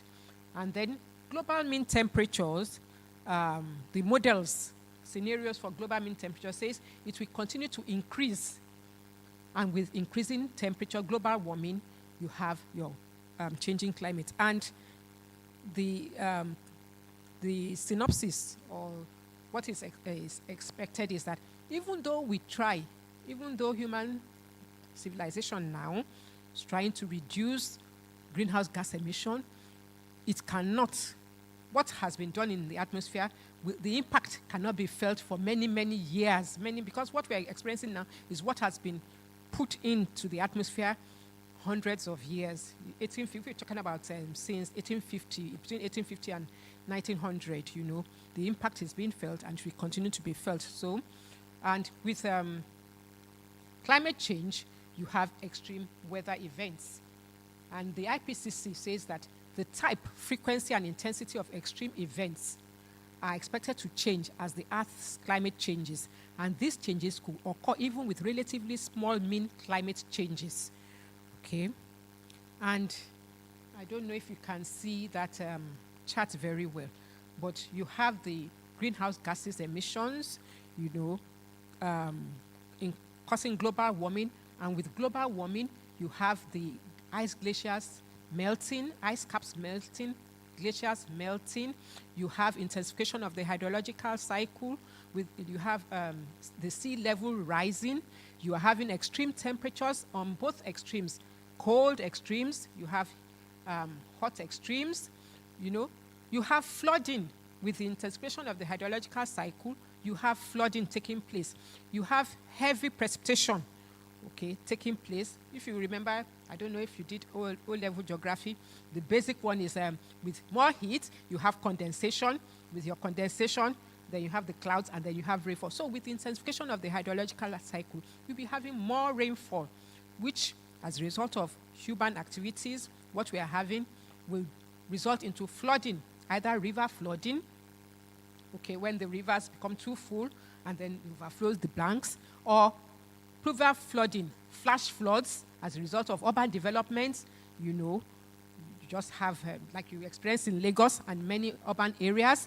Then you have coastal flooding from sea level rise, and then the temperatures, increased temperatures also. So you have your storm surges, and then overflow of this water into coastal areas, like you have Alpha Beach and some other coastal areas. And this causes a lot of adverse consequences. So, climate change is altering the frequency and intensity of extreme weather and climatic events, with some regions experiencing increase in floods, droughts, windstorms, tropical storms like your tropical cyclones, your hurricanes, your tornadoes, and extremes of temperatures, especially heat waves. And these extreme weather events may result into disasters. When you have disasters, that is, situations where the capacity of the communities, the governments, exceeds their, the ability to cope with what is being experienced. Like you have the 2012 flood disaster in Nigeria. 2022 also we had flood disasters. And you have disasters in different parts of the world too. You talk about Somalia, you have in drought, you have, and so on. So disaster events arising from extreme weather events are increasing, and extreme weather events can have severe or catastrophic impacts on the built and natural environment. When you're talking about the built environment, our cities, our urban areas, you are talking about natural environment, you're talking about the rivers, for example, overflowing, if you look at Niger and Benue rivers, as a result of the heavy rainfall that occurred in 2012 and 2022, you have the overflowing of the rivers, the discharge level was high, and you have these areas particularly being affected. Then you have high social and economic costs arising from extreme weather events and disasters. And then you have a wide range of human health impacts, arising from extreme weather events like heat exhaustion, injuries as a result of flooding, drowning, deaths from floods, windstorms. When you have windstorms, sometimes strong winds, you have trees being uprooted, okay? And with these trees being uprooted, collapsing on infrastructure, affecting people, and so on. And then you have severe storms and respiratory illnesses from moles due to floods, and long-term mental health issues are being reported. Now, risks from climate and extreme weather events. When we are talking about risk is the potential for adverse consequences for humans or ecological systems, recognizing the diversity of values and objectives associated with such systems. And in the context of climate change, risk can arise from potential impacts of climate change as well as human responses to climate change, okay? And in the context of climate change, risk can arise from the dynamic interactions among climate hazards, the exposure, and vulnerability. Now, this is very important, and I would like you to note very well that we are having climate change, you are having extreme weather events, but then the risks are not equal, or you don't experience the risk equally. It depends on your society, what you have put in place, your capacity, your vulnerability. So it's not just exposure. You can have the same amount of heavy rainfall in a particular area and another area, the same amount of heavy rainfall, but the impact or the effect in a particular area, it can result into disaster because they don't have the capacity, they have not put in place what they're supposed to put in place in terms of preparedness, in terms of response, in terms of coping, and then also the adaptive capacity may not be good enough. When you're talking about adaptive capacity, the governments, the institutions that are supposed to respond or to help the citizens, to be able to cope or to have reduced impacts. For example, we are talking about adaptive capacity. If the government or the planning, people in charge of planning, they enforce regulations, then people will not live on floodplains. So when the river overflows its bank, there'll be nobody to be affected. If the responsible agency ensures that people do not live too close to the coast, for example, then when you have storm surges, they will not be affected. These are just examples, or that people build according to building codes and regulations. So you have there the risk framework, you have the hazards, you have the vulnerabilities, and you have the exposures. So before extreme weather events can result into risk, you have to think about the vulnerabilities. How vulnerable are the people? Okay. And then in terms of vulnerability too, I'll give you an example. When it rains heavily and it results into flooding, farmers are more vulnerable than civil servants. Civil servants, we get their salaries at the end of the month, whether it floods or not, whether they're even able to go to work or not, if the roads are flooded. But the farmer that is affected, his farmland is washed off, his investment destroyed, he is more vulnerable. He will experience more impact, adverse impact, than the civil servant. Similarly, in our own environment, we have more people in the informal sector, small and medium scale enterprises and so on, daily wage earners. So when you have extreme weather events like flooding, I'm using flooding example because that is what is more you can relate with, okay, in our own environment. So when you have the woman that is maybe a hawker, is hawking, will not be able to hawk, or the person that has a shop in front of her house and the whole environment is flooded will not be able to sell. So these are examples of, the factors that affect the risk your exposure. Exposure will be uniform, but then, the exposure, apart from the hazard, the exposure may be uniform, but the vulnerabilities differ. And vulnerability is a function of your sensitivity or susceptibility and your adaptive capacity. And here, exposure of people, infrastructure, and assets to climate hazards and extreme weather events is increasing with rapid urbanization. With rapid urbanization, for example, we're talking about flood risk. You have more concrete surfaces, you have more artificial surfaces, replacing natural surfaces, replacing swampy areas being filled up. Swamps, wetlands are buffers for flood. They act like natural sponges. So when people, 5 more minutes, okay. So Africa's rapidly growing cities will be hotspots of risk from climate change and climate-induced migration. Okay, and the health of several millions of Nigerians is at risk through exposure to extreme weather events and transmission of infectious diseases.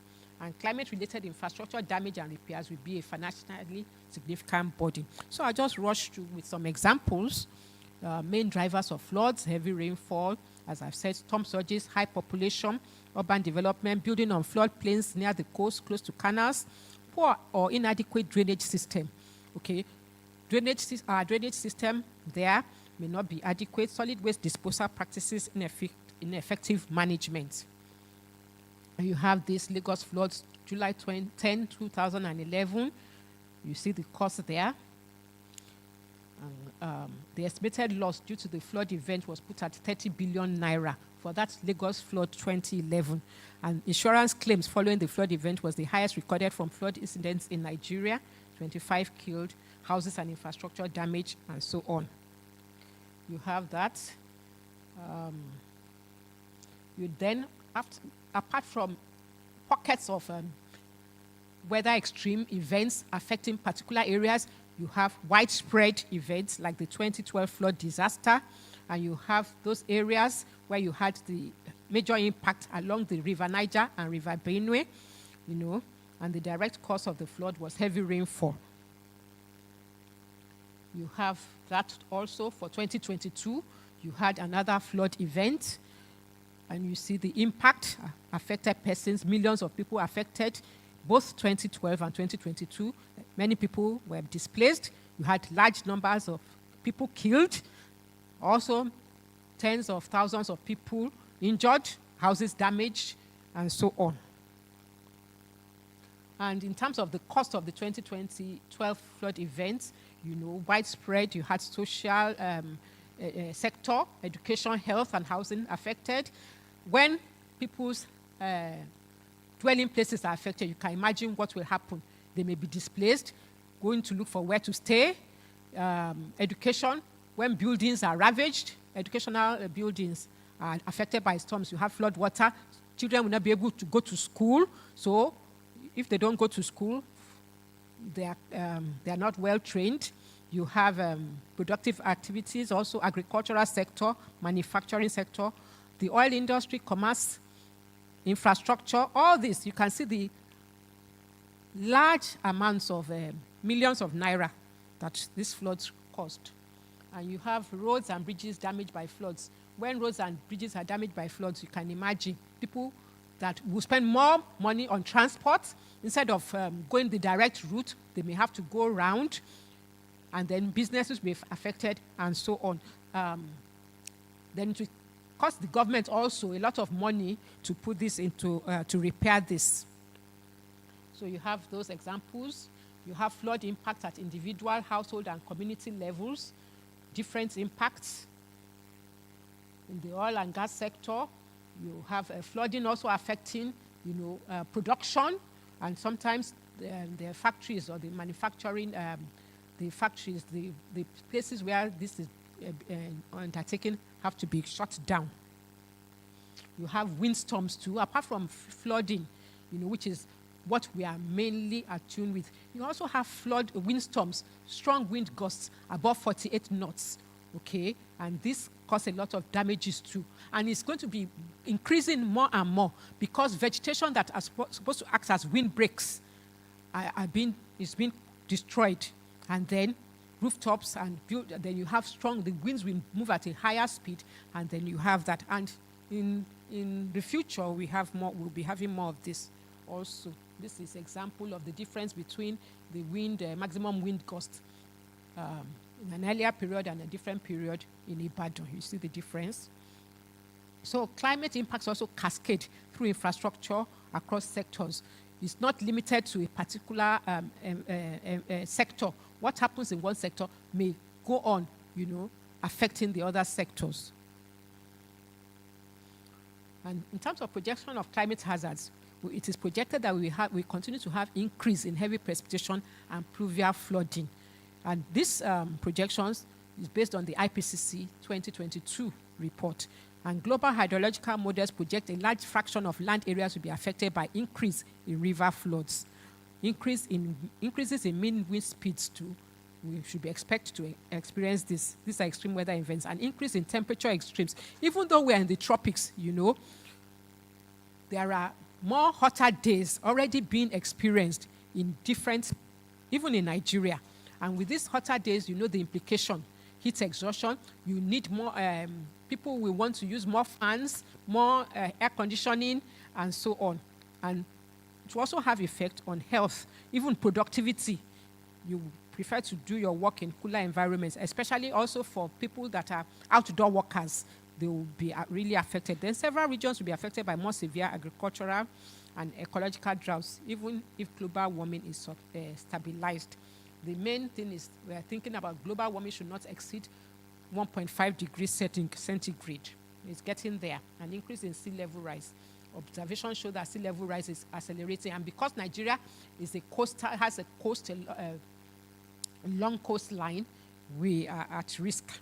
Okay. So what's the implication of this? We should be thinking about climate resilient development. Mainstreaming climate into all our development activities. So to move towards goals of human well-being and ecosystem health leading to overall climate resilient development, system transitions are needed, of which the urban, rural, and infrastructure systems transition is vital. And key enablers for climate adaptation and climate resilient development include inclusive governance. Appropriate governance is important. We cannot, overlook that. And institutional capacity. Then we also have to allocate adequate financing for this, monitoring and evaluation, technology and innovation, lifestyle and behavior change. Lifestyle and behavior change comes by people being appropriately educated, raising awareness, being informed, so that they can do. It's just when we're talking about flood risk, for example now. It's not only the heavy rainfall. When people throw their garbage, inside drainage channels, then the capacity of drainages, gutters, to carry away stormwater is reduced. So the little water stormwater that goes into the drainages will eventually overflow. And so, but when people do what is right, then, you will not be at the risk or the receiving end. So managing risk from extreme weather events need mainstreaming of risk knowledge in urban and rural development. The chairman already talked about that. The collection and sharing of hazard-related information will benefit programs for risk reduction, preparedness, response, and recovery, and the formulation of programs. We need informed decision-making, not our planners just planning, but planning according to appropriate data and knowledge. Climate data, what will it be like in terms of rainfall in years to come, 50 years to come, 100 years? We can't be planning based on short term, but long term, so that when you are building your drainage channels now in the city, it won't be something small, and then in later years, when the rainfall is heavier, you are building it for what you know now, instead of what you anticipate it to be in the future. And this includes information about how hazards are projected to change, possible future exposures of people, where will people be living, where will they be moving to, their vulnerabilities. Vulnerability assessment is needed, and development of resilient infrastructure, including our buildings. Risk, and then let me just go back to the final, let me just jump and talk about nature-based solutions. It's not only great infrastructure, like we want to be doing. Our governments want to build sea walls and so on. But let us incorporate nature into our solutions, and then we'll be better for it. I think that is where I stop. Thank you for your listening.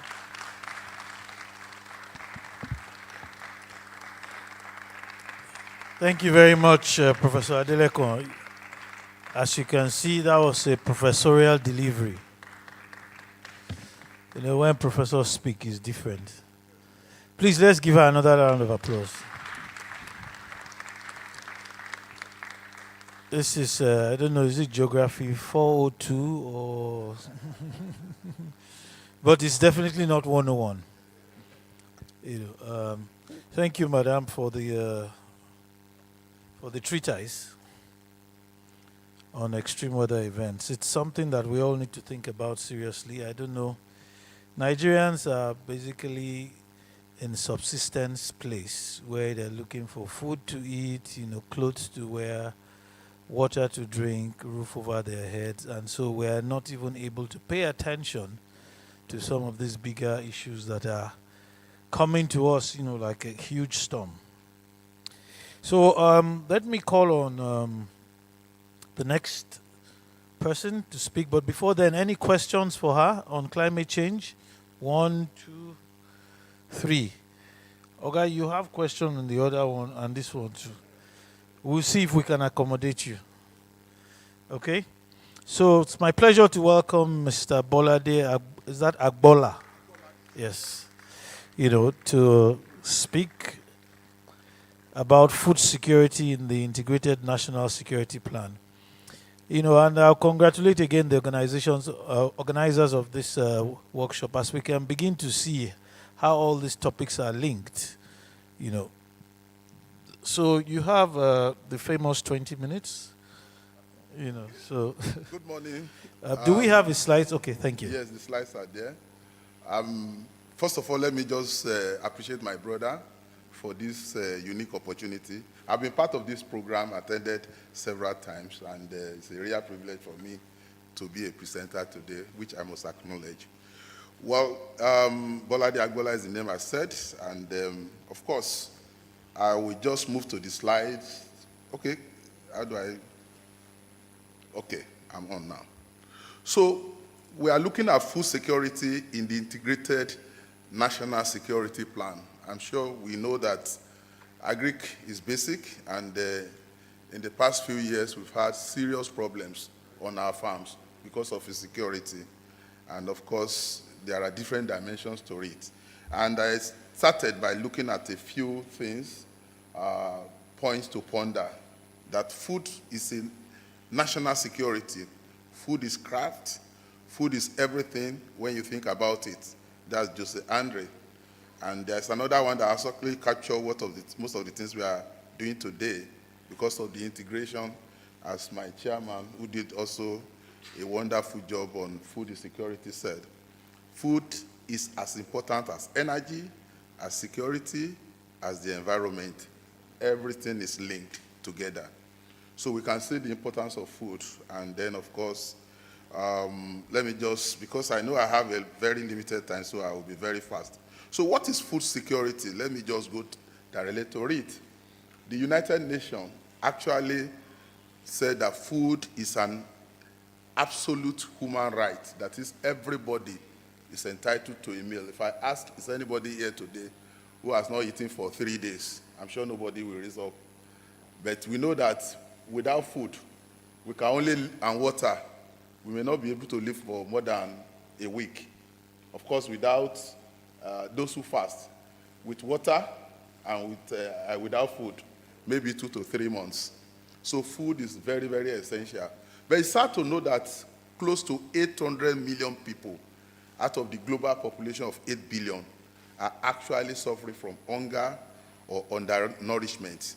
And that's FAO statistics, which also define food as when all people, and food security as when all people at all times have physical and economic access to sufficient, we should take note of that, sufficient, safe, and nutritious food that meets their dietary needs and food preference for an active and healthy life. So it's all encompassing, and that is captured in 3 main pillars. the pillar of affordability, the pillar of availability, the pillar of quality and safety, and that of sustainability. Of course, when you are looking at affordability, which is the first one, it borders on economic resilience. I mean, food, is it available? You can see the food in the market, but you may not be able to afford it. And of course, it has national dimension.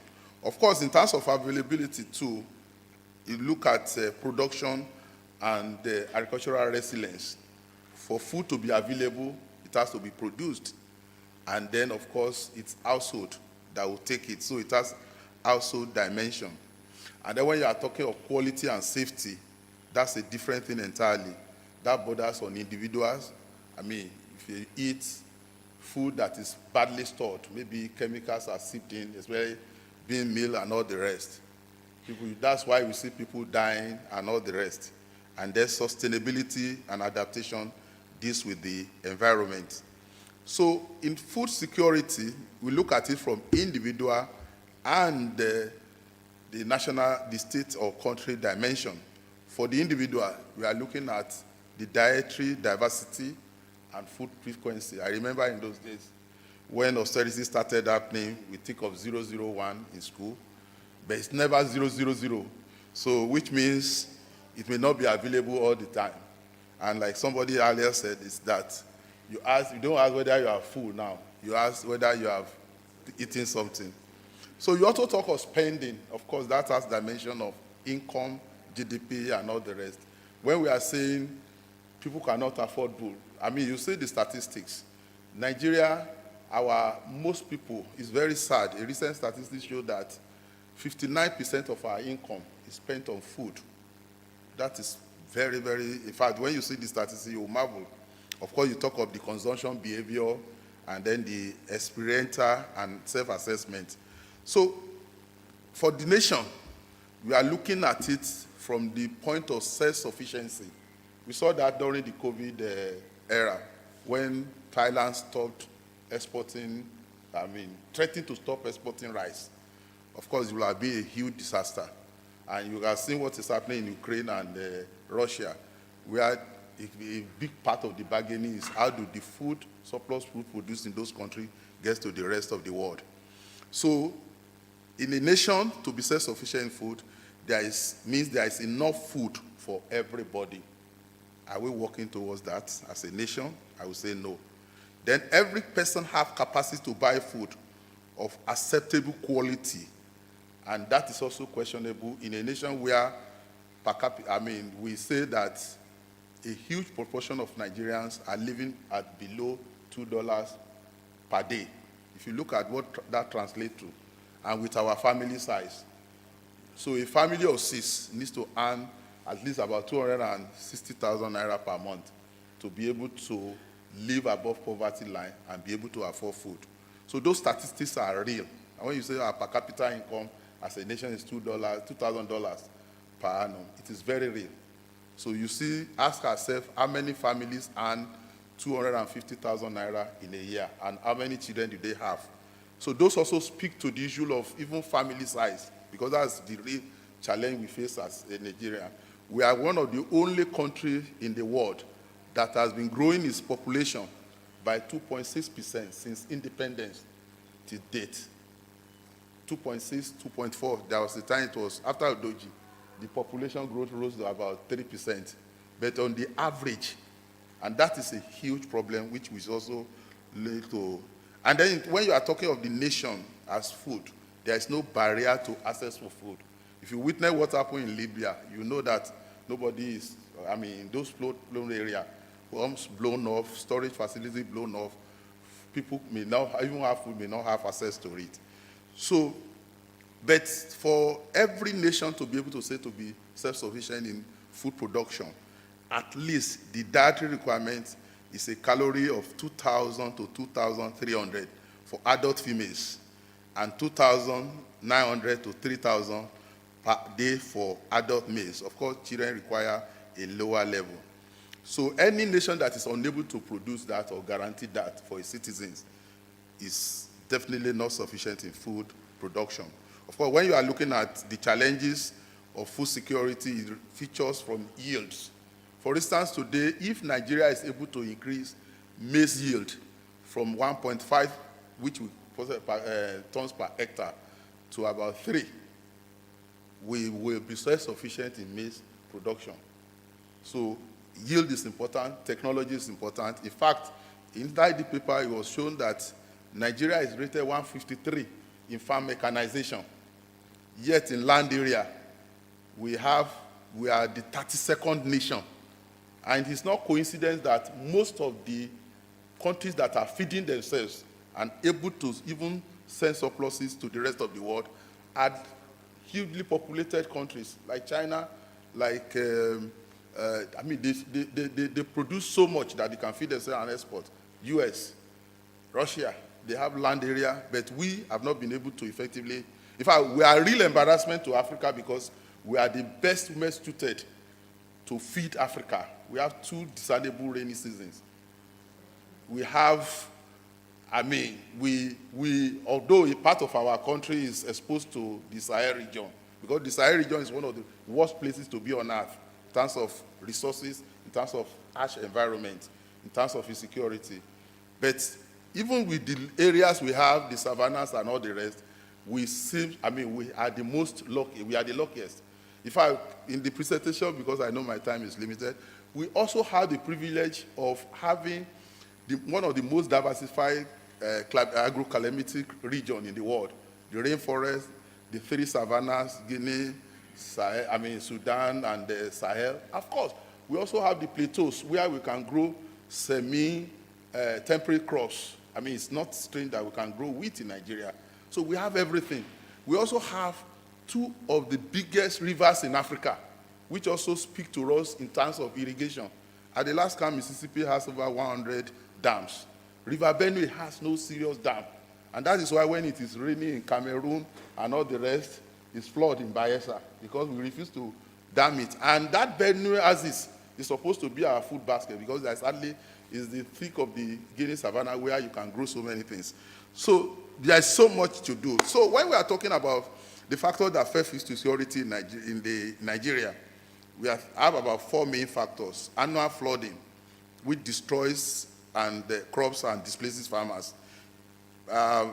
Last year's flood, we lost about 676,000 hectares of farmland, which diminishes harvest and, of course, increased risk of food insecurity. In terms of food deflation, it's also significant because we import most of our food. You'll be surprised that even while inflation is going at 24.08%, food inflation is going at 26.98%, and it's going to get worse. In fact, based on the last projection, it was expected that June, August is going to be a very terrific year for us in terms of food security, but I don't know how we manage to escape it. Then we have insecurity too, which threatens lives and livelihood of farmers. Of course, we have the Boko Haram in the northeast of Borno, Adamawa, Yobe. Thank God it's subdued or significantly. Then we have the perennial and historical pastoralist farmers crisis in the Plateau, Benue, Kwara, Oyo states, and armed banditry and kidnapping, virtually every part of Nigeria.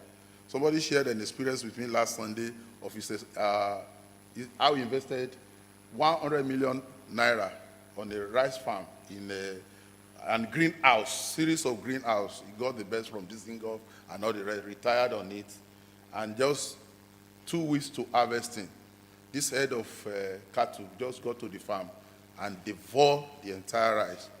And of course, he abandoned the project. I also know some young men who put money together to put funding to establish a farm in Shaki. We have an irrigation facility there that nobody is using. They went, got the land, invested over close to $1 million, put together through so many resources. Of course, the pastoralists, the herders made it impossible for them, so they had to liquidate the farm and move on. So this is a map of our security test location across the country, and I think the next one tells more of the specific, the Boko Haram, the kidnapping, the cultists, the last incident was a old cultist hitting a police officer and all the rest in the River State. So there is insecurity everywhere. If you want to set up a farm, the first thing you do, am I going to be safe? Will it be the end? Because if you have a farm and you cannot go there without being armed and all the rest, then it's a big problem. So I'm sure we'll get this slide, we'll look at it. So let's speak to us, some facts of Nigerian agriculture which should also help us. We know that agriculture engages over 70% of our population, directly or indirectly, and just our oil industry is just 0.03% that are in our oil sector. So we can see where the challenges are, why the incomes are so badly distributed. 5 minutes, okay. And we know that, so I think you can get all those facts. But some of the things that should speak to us is the fact that average of 1.4% of our national budget was devoted to agriculture in the last 10 years. Last year was the most dismal, 1.0% was 1.05% of the 21 trillion was devoted to agriculture. And that speaks to funding the key responsibility of government, which is the upstream segment of the agricultural value chain, in terms of research station, funding them. Somebody spoke about NIFOR. I was in NIFOR to do my industrial attachment. The story I heard about the place is unbelievable. To even pay salary is a problem, not to talk of funding research, not to talk of even doing seed multiplication. The governor recently had to go and import oil palm seedlings from Malaysia just to give to his people and empower them. So we also find out that our spending to agriculture is so dismal. And we were part of the Malabo Agreement. We started, I would say, African nations, for them to grow the agriculture at about 6% and feed Africa, not only the nation. We need to devote 10% of our budget for agriculture. But what are we doing? We are not serious with it. Many African countries who have no option, and I tell about oil, we have oil, basically, but when we relate some other countries that have oil, I think I must say that, because I know my time is limited, we need to realize that we have a 250 million population producing just a paltry 1.5 million barrels per day. Britain is producing 700,000 barrels of oil per day, and its population of 67 million people. They are not saying they are all rich. Even Egypt is doing 680,000 barrels per day with half of our population. They have natural tourism potential. They have dam River Nile. They are able to feed themselves. They are not kinds that they are oil rich and doing all the mess we are doing in Nigeria and forgetting that we have a huge population, a massive country to take care of in terms of infrastructure. And we are doing all the things we are doing. So we have a lot of problems. Of course, I've spoken about land area, we know that. So in terms of food security, this table shows us we rank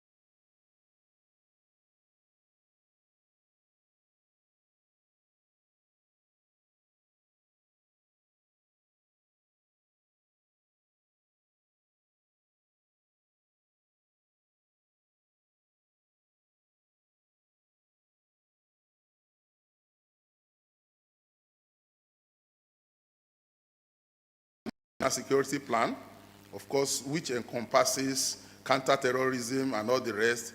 But the major plank is also has shifted to facing, instead of the state, which used to be the paramount thing, now to individuals. So, but the strategy is to attend the security is based on kinetic and non-kinetic warfare solutions. And of course, we are also finding out that the nexus between national security and food security, we know that food security and food insecurity is dynamic. You can be food secure today and not secure tomorrow. So you need storage system and all the rest. It's also time dependent. And then we also know that in Nigeria today, a major threat to food security is this issue of internally displaced people, either because of the war or because of flood or because of one disaster or the other. That is a problem. Of course, we also know that it's weak nations with poor governance that suffers serious security issue and that dovetail into agriculture. Then we are a tropical country, and the first tropical country to even be self-sufficient in food production, Brazil in 2010, they celebrated it, but they made deliberate effort. A large part of their land is uncultivatable because it's too acidic. The state spent money and used it to actually lime the land and make it suitable for agriculture. Even Egypt of recent did one thing for their fish production. Their fish demand was 2.4 million metric tons per annum. A single project, Al Farouk Fish Farm, they spent $200 million on it, and that produces 150,000 metric tons. Move them to self-sufficiency in fish production. So there's so much to be done, and to me, in terms of security, we need to intensify the kinetic warfare. In terms of non-kinetic one, we need to engage our religious leaders to have peace in those areas. And then, of course, we need to use technology to leverage on this warfare, drones for security, surveillances. If you have a farm now, you must have CCTV there so that you can be secure. So even as states, Kano State, one of the things they used to drive away the insurgents from Kano State was use of CCTV in certain locations. Even for our cattle that is causing a problem for us, there's a global solution. It's only in Africa, it's only in sub-Saharan Africa that cattle are not tagged. And you cannot trace your cattle from when it is a calf to when it is slaughtered. Every other part of the world, animals don't move around. Why can't we do it? And we have the resources to do it, and we needed to do it for Africa. Then for our agriculture to be transformed, there are globally tested models that have worked. Because of my limited time, you must create a new generation of educated farmers who college trained, just like America did after the Great Depression. We must fund our research stations. We must develop our extension service. Those ones don't exist. When even the Oga does not have motor to go to office, vehicle, not to talk of a vehicle or go and do demonstration to farmers and do all sorts of things. These things are basic tenets that we must do. We must provide farm support. In terms of credit, the government must spend money to provide what we call agricultural infrastructure, irrigation facilities. There are so many. I stumbled a young man in Kano recently, in Kura, Kano, because he had access to an irrigated farm in Kano. A student of Bay UK, he was able to farm rice 3 times in a year, pay his own school fees, send his own children to school, his own brothers to school, based on what they are realizing, and he just got a loan from Jaiz Bank to do it. So these things are possible, but you must create the enabling environment. So to me, thank God, we spoke about fertilizer. Fertilizer utilization is improving. It used to be like 20 kg. 8 kg per hectare. It's about 20 now. We are still not doing enough. So we must create access of our farmers to farm produce. We must also, part of the infrastructure is even a rail system that connects the critical aspect of our country. A Lagos-Kano-Jigwa rail, where 60% of our trade pass through. We make life easier for everybody. When Kenya did his own rail from Mombasa to Nairobi, their GDP rose by 2%. Inflation dropped by 2.something%. These are things we can do, and this is why there is food insecurity. Because if you take what it takes to take goods from those areas down to Lagos, or even finished goods to all the parts of the country, the transportation inflation is unbelievable. So there's so much to be done. And in conclusion, the reason for food insecurity are many and diverse. We must get our agricultural rights, apart from the imperative to deal decisively with insecurities in our farmlands. That's the only way to attract new investment to the sector. We must transform our farm finance. Of course, we are one of the most ridiculous farm finance in this country. Our Bank of Agric is as moribund as non-existent. If you want to go to the worst banking office in this country, just go to BO, Bank of Agric in Ikeja. They can't even flood the surrounding. I was shocked. I was close to tears when I saw it. And what has countries like Thailand did? They transformed their Bank of Agri. We inherited the same structure and made it a rural and agric bank, collecting deposits from rural area and lending to farmers at even a better rate. It's a case study that we all read. But what are we doing in Nigeria? We are paying politics with our Bank of Agric. It's either with Ministry of Agri today or Ministry of Finance tomorrow. It's poorly capitalized. Please round up. Thank Please you very round much. up. So we must also work on farm mechanization. We are one of the worst farm mechanization in the world. Is in the paper. We must work on our extension services. We must train our manpower. One of the shock is that we don't even have manpower on our farm. Nobody is ready to go to poultry. Most of the labor, high-skilled labor, are from outside the country, our neighboring countries, because the vocational training since we don't have it. So these are some of the things we need to do. We need to generate a new set of farmers so that we can work at various sectors of the agricultural value chain. We must de-risk and at the same time incentivize investment in agriculture so that good money being made in our private sector, especially in telecoms and oil and gas, can also find their way into our agricultural value chain for sustainable national food security. So thank you very much. I wish I had 1 hour.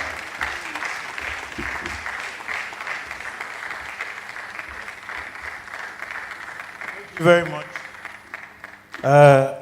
I like your enthusiasm, your passion, your commitment, to feeding Nigeria. I think we need people like this to make sure that we don't go on 01001, and some people on 000, as the case may be. Thank you very much, for your expose on food insecurity. As you can see, all these topics are tied together, and please give him a round of applause one more time. We have exceeded our time, right, for this session. I think it's been a very interesting session for us also. We're not going to be able to take many questions, right? Are there questions for him, or we are full up already? So I'm going to have one question per speaker. So let's take it from the last speaker. Who has a question for the last speaker? Make up your mind. Okay, and then for the second to the last speaker. Wow, this on climate change. And then for the one before them, the Nigerian content man. Okay, one. So let's start with the question for the Nigerian content man. Please tell us your name and affiliation. Who has the mic?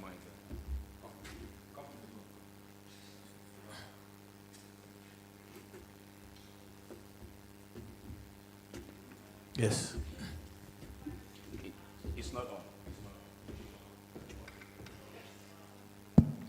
Thank you very much, Chairman of the session, speakers, participants. My name is Dorothy Bassi. I'm a Health, Safety and Environment consultant, retired from the oil and gas sector.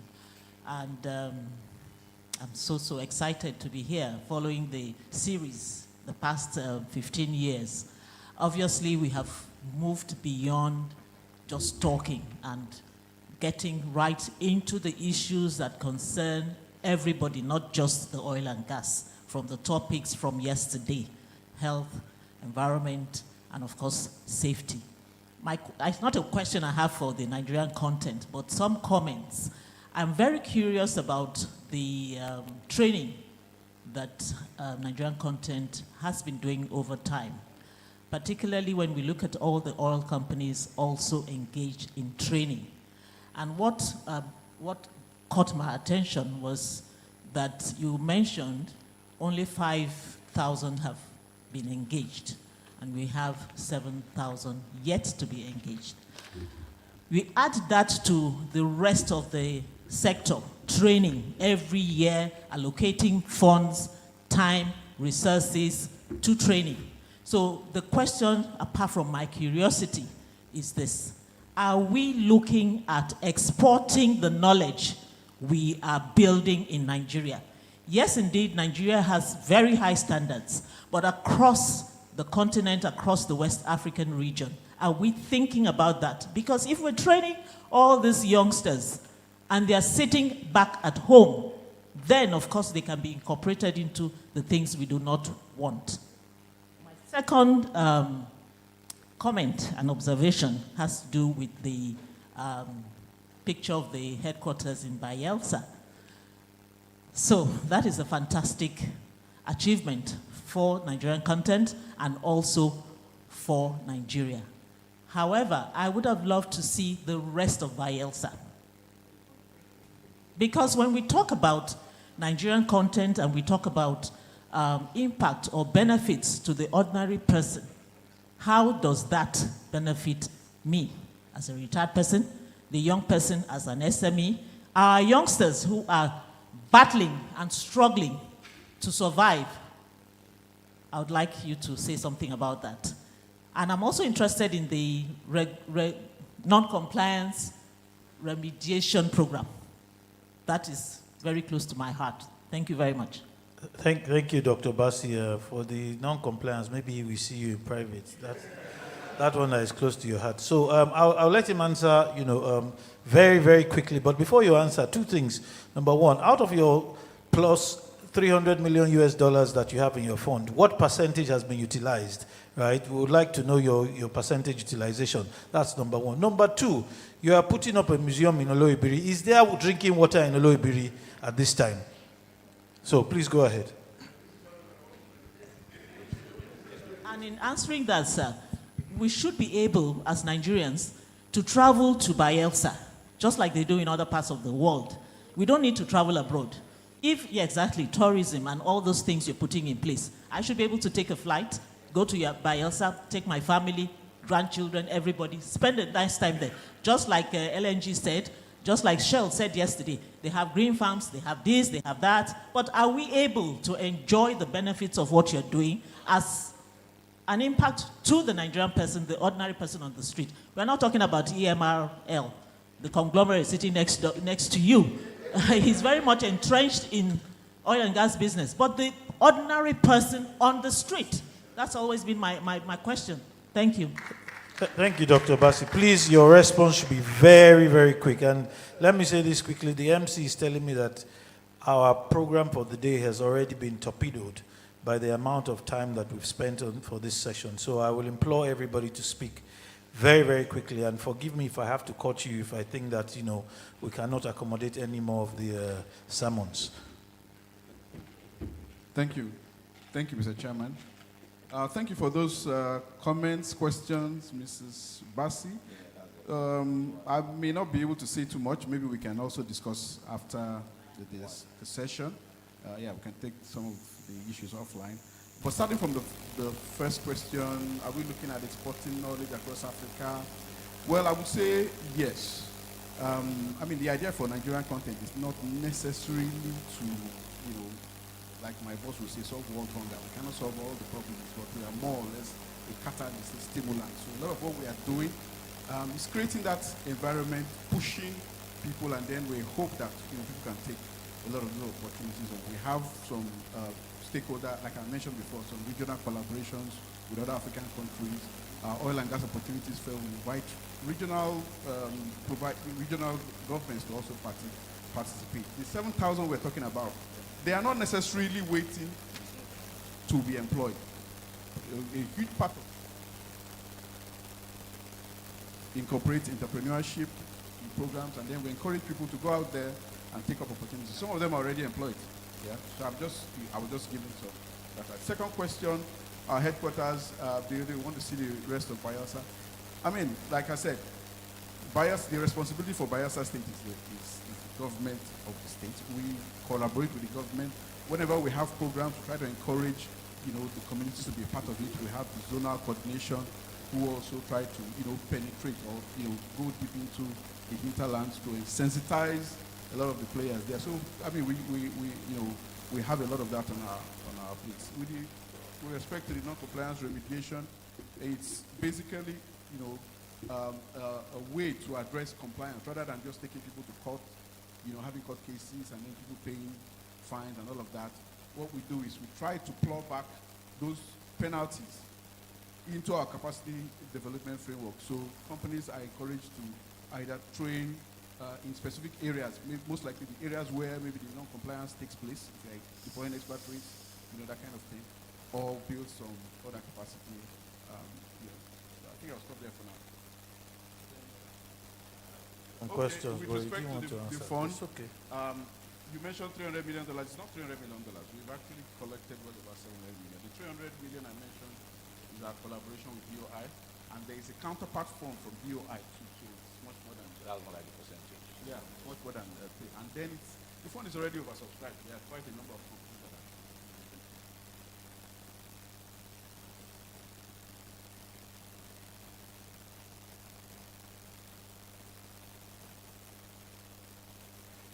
No, he was last.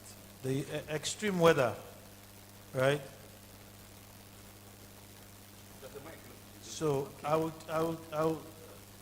take two. Go ahead, Okay, so good madam. afternoon, everybody. My name is Nora. I'm a pediatrician in one of the Chevron hospitals. My question is for Prof. Your topic was extreme weather events, lessons for today and the future. As a pediatrician, I see the children as the future. So if nothing is done about the extreme weather events now, in the next 10, 20 years, the impact will be felt with our children. He talked about it having catastrophic consequences. And when the chairman was making his presentation, in my mind, I thought that, we should be looking at our children doing the environmental sciences. So kudos to content development that you're involved with training people in the environmental sciences. But to Prof, are you seeing more people or more students coming to the environmental sciences, and is it worth their while in Nigeria? There's a mic next to you. Please turn it on.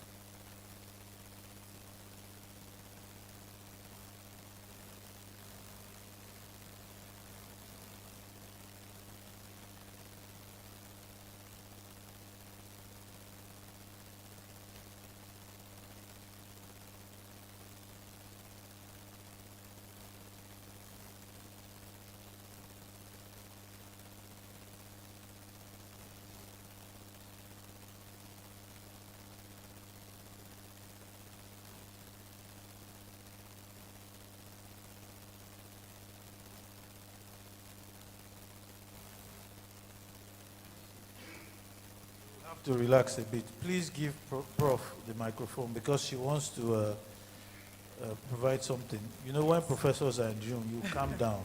Actually, we have a Bachelor of Science in Environmental Health Sciences in the College of Medicine, University of Ibadan. It's one of our bachelor programs. But what I notice is that people are not aware. And they want to come to medicine. They get very upset. And with due respect, I find it's those the much lower scorers, who don't have an option that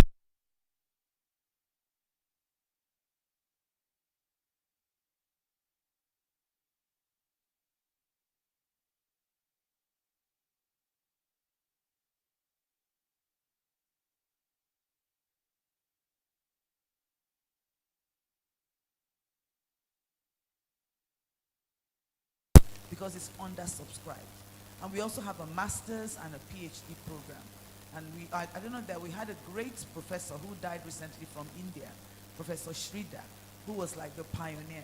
So I think it's something we need awareness. Just wanted to mention that. And thank you so much for that question. Okay, so we're going to take the last question on food. Who has Okay, your hands have been up. To be very, very unfair of me not to at least take one question from you, lest you will let me. Okay. Thank you very much. My name is Otuaba Second Team Lead News for ProShare. So for the food security, this current administration has an 8-point agenda, which has food security in place. So I'd like to ask you, what are your top priorities for the Minister of Agriculture, Senator Gwakake? What should be his KPIs by which it can be assessed to deepen food security? And lastly, we have the commodity exchanges, FX, First Private Sector Commodity Exchange, and also the Lagos Commodity and Futures Exchange. They're playing some key role in financing agriculture, price discovery, and helping smallholder farmers. What would you like to see them do more to deepen access to finance?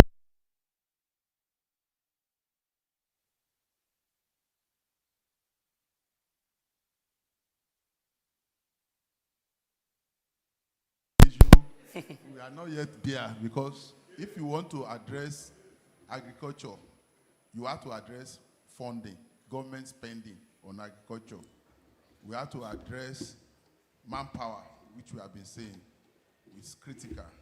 We have to attend research, we have to attend extension. So this needs really sitting down and deploying resources and personnel to get. Then we have to be intentional. There are certain projects we need to do to make sure that.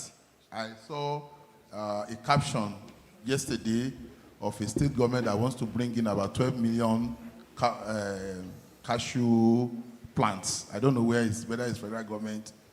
We need some real Marshall plants. There we say, we want to do this, we want oil palm, how many seedlings do we want to plant?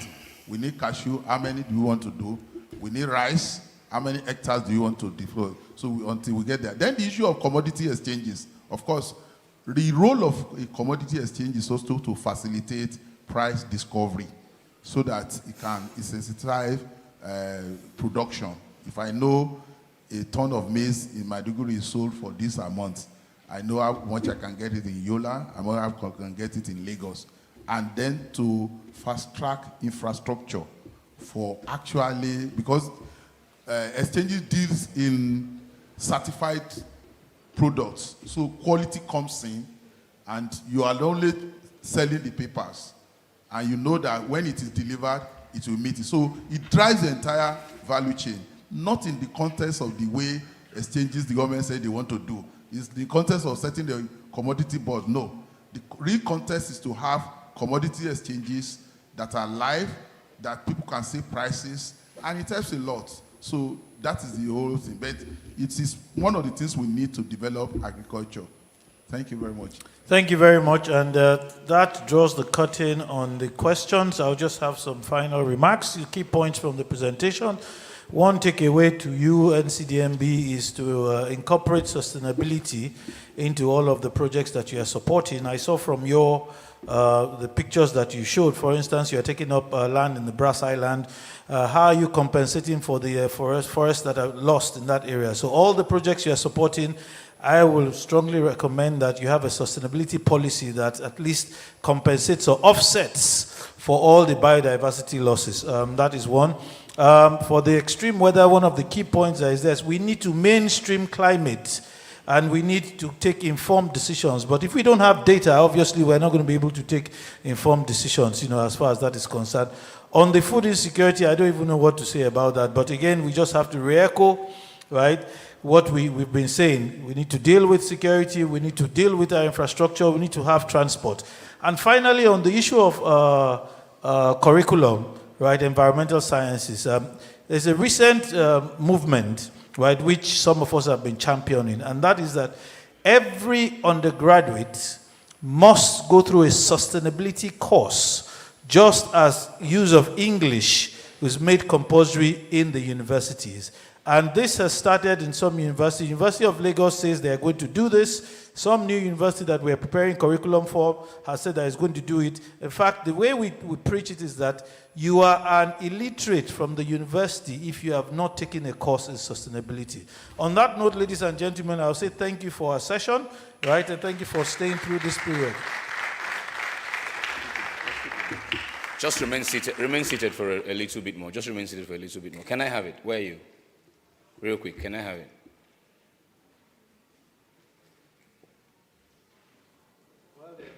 Let me seize this opportunity again to thank the speakers, who have given us Stop with him.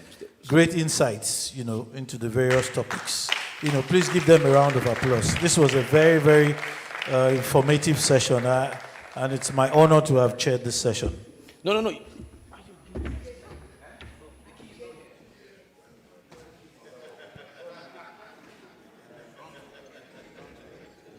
Palliatives, that's what's been happening with palliatives. Well, the Minister of Agriculture is not here, so I don't really see this, or the Minister of Interior either. Yeah, the I one don't holding think this is the palliative. Yeah, the one holding the palliative is you. No, it's not, if this is palliative, then I'm rich, because they keep palliative in stores after the need is passed. Anyway, story for another day. So thank you again. Apologies that we're behind time again today. I'm apologizing on behalf of those who came on time, because if we did come on time, we'll start on time. But I want to appeal to those on the next panel, the speakers. There are just 4 of you. If you can do us well, this particular session went over time for a bit. If you can do us well to keep it within the time, we'll appreciate it. Once I'm done with this, we had promised we're going to do this before the break. Once I'm done with this, we'll quickly just do a cut of the cake. It's a ceremonial significance that we do here. We celebrate every year at this event by cutting an anniversary cake. 15 years is something worthy of celebration. If a child is 15, that child is a teenager, perhaps in the university or about getting to the university, and that child will definitely be studying sustainability so they don't come out as dullards, as someone has suggested this morning. So please indulge us for the next few minutes. Once the keys here, we'll get this open. Before that it's done, can I have this cake moved? Can I have this cake moved real quick? Let me sort out the cake. Let me have the cake moved real quick. And to cut the cake will be those on the podium. It will be Madam Oshuntoki, Mr. Oshuntoki himself, Prof. will join us, our chairman will join us, our chairman, of course, of the forum, the Nigerian LNG HSE manager representing his principal, will be joining us to cut the cake as well. We would have Mr. Delo Laoye joining us. He's been here since inception of 2009, and we should have him represent everyone who was here from the very beginning, apart from the organizer himself. Just hold on to this. I'm going to come back to you shortly. Can I get the cake moved real quick? I want the cake moved in a direction. Perhaps I should bring the cake up and stay. Where's my photographer? If I put the cake in front of the screen, will you see the screen in the picture of the cake cutting? If you will, you won't. You're certain. You're positive. Don't go and do, to say no. I don't want to hear that, yeah? Okay, so can you just pick 4 of those for me real quick, sir, while the cake is making its movement towards us? Just pick 4. I need another usher on stage now, real quick. I need one more usher on stage. Madam, please pick 4. I need another usher on stage. Thank you. Madam, pick 4. Jeff, please pick 4. Please, when you come, collect the 4 with our Greek expert. Let me have that. Thank you very much. Get the 4 from Madam as well. And then once Jeff picks, let's have Jeff's 4, and then Victor picks as well. We'll have Victor's 4.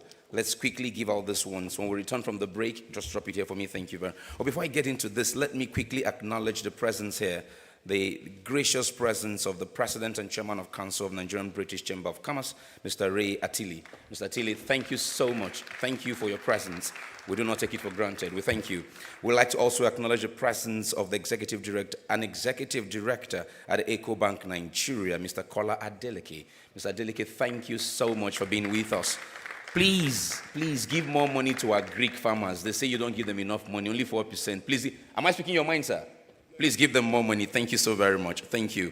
We trust EcoBank. You're the Pan-African bank, and definitely you're doing that already. Okay, real quick, if you have your tickets, I'm going to skip all the zero business, right, because of time. So your ticket is 2562. Funny enough, I picked this thing yesterday and picked it again today. But yesterday was the one we picked and they didn't give out. So I said, let them return it to the kind permission of Oga King. Let me see. 25. I need to have that. Just bring it out. Bring it out. Let me have it. Give me the ticket. No, not your, just the ticket. I want the ticket, not your badge. The ticket.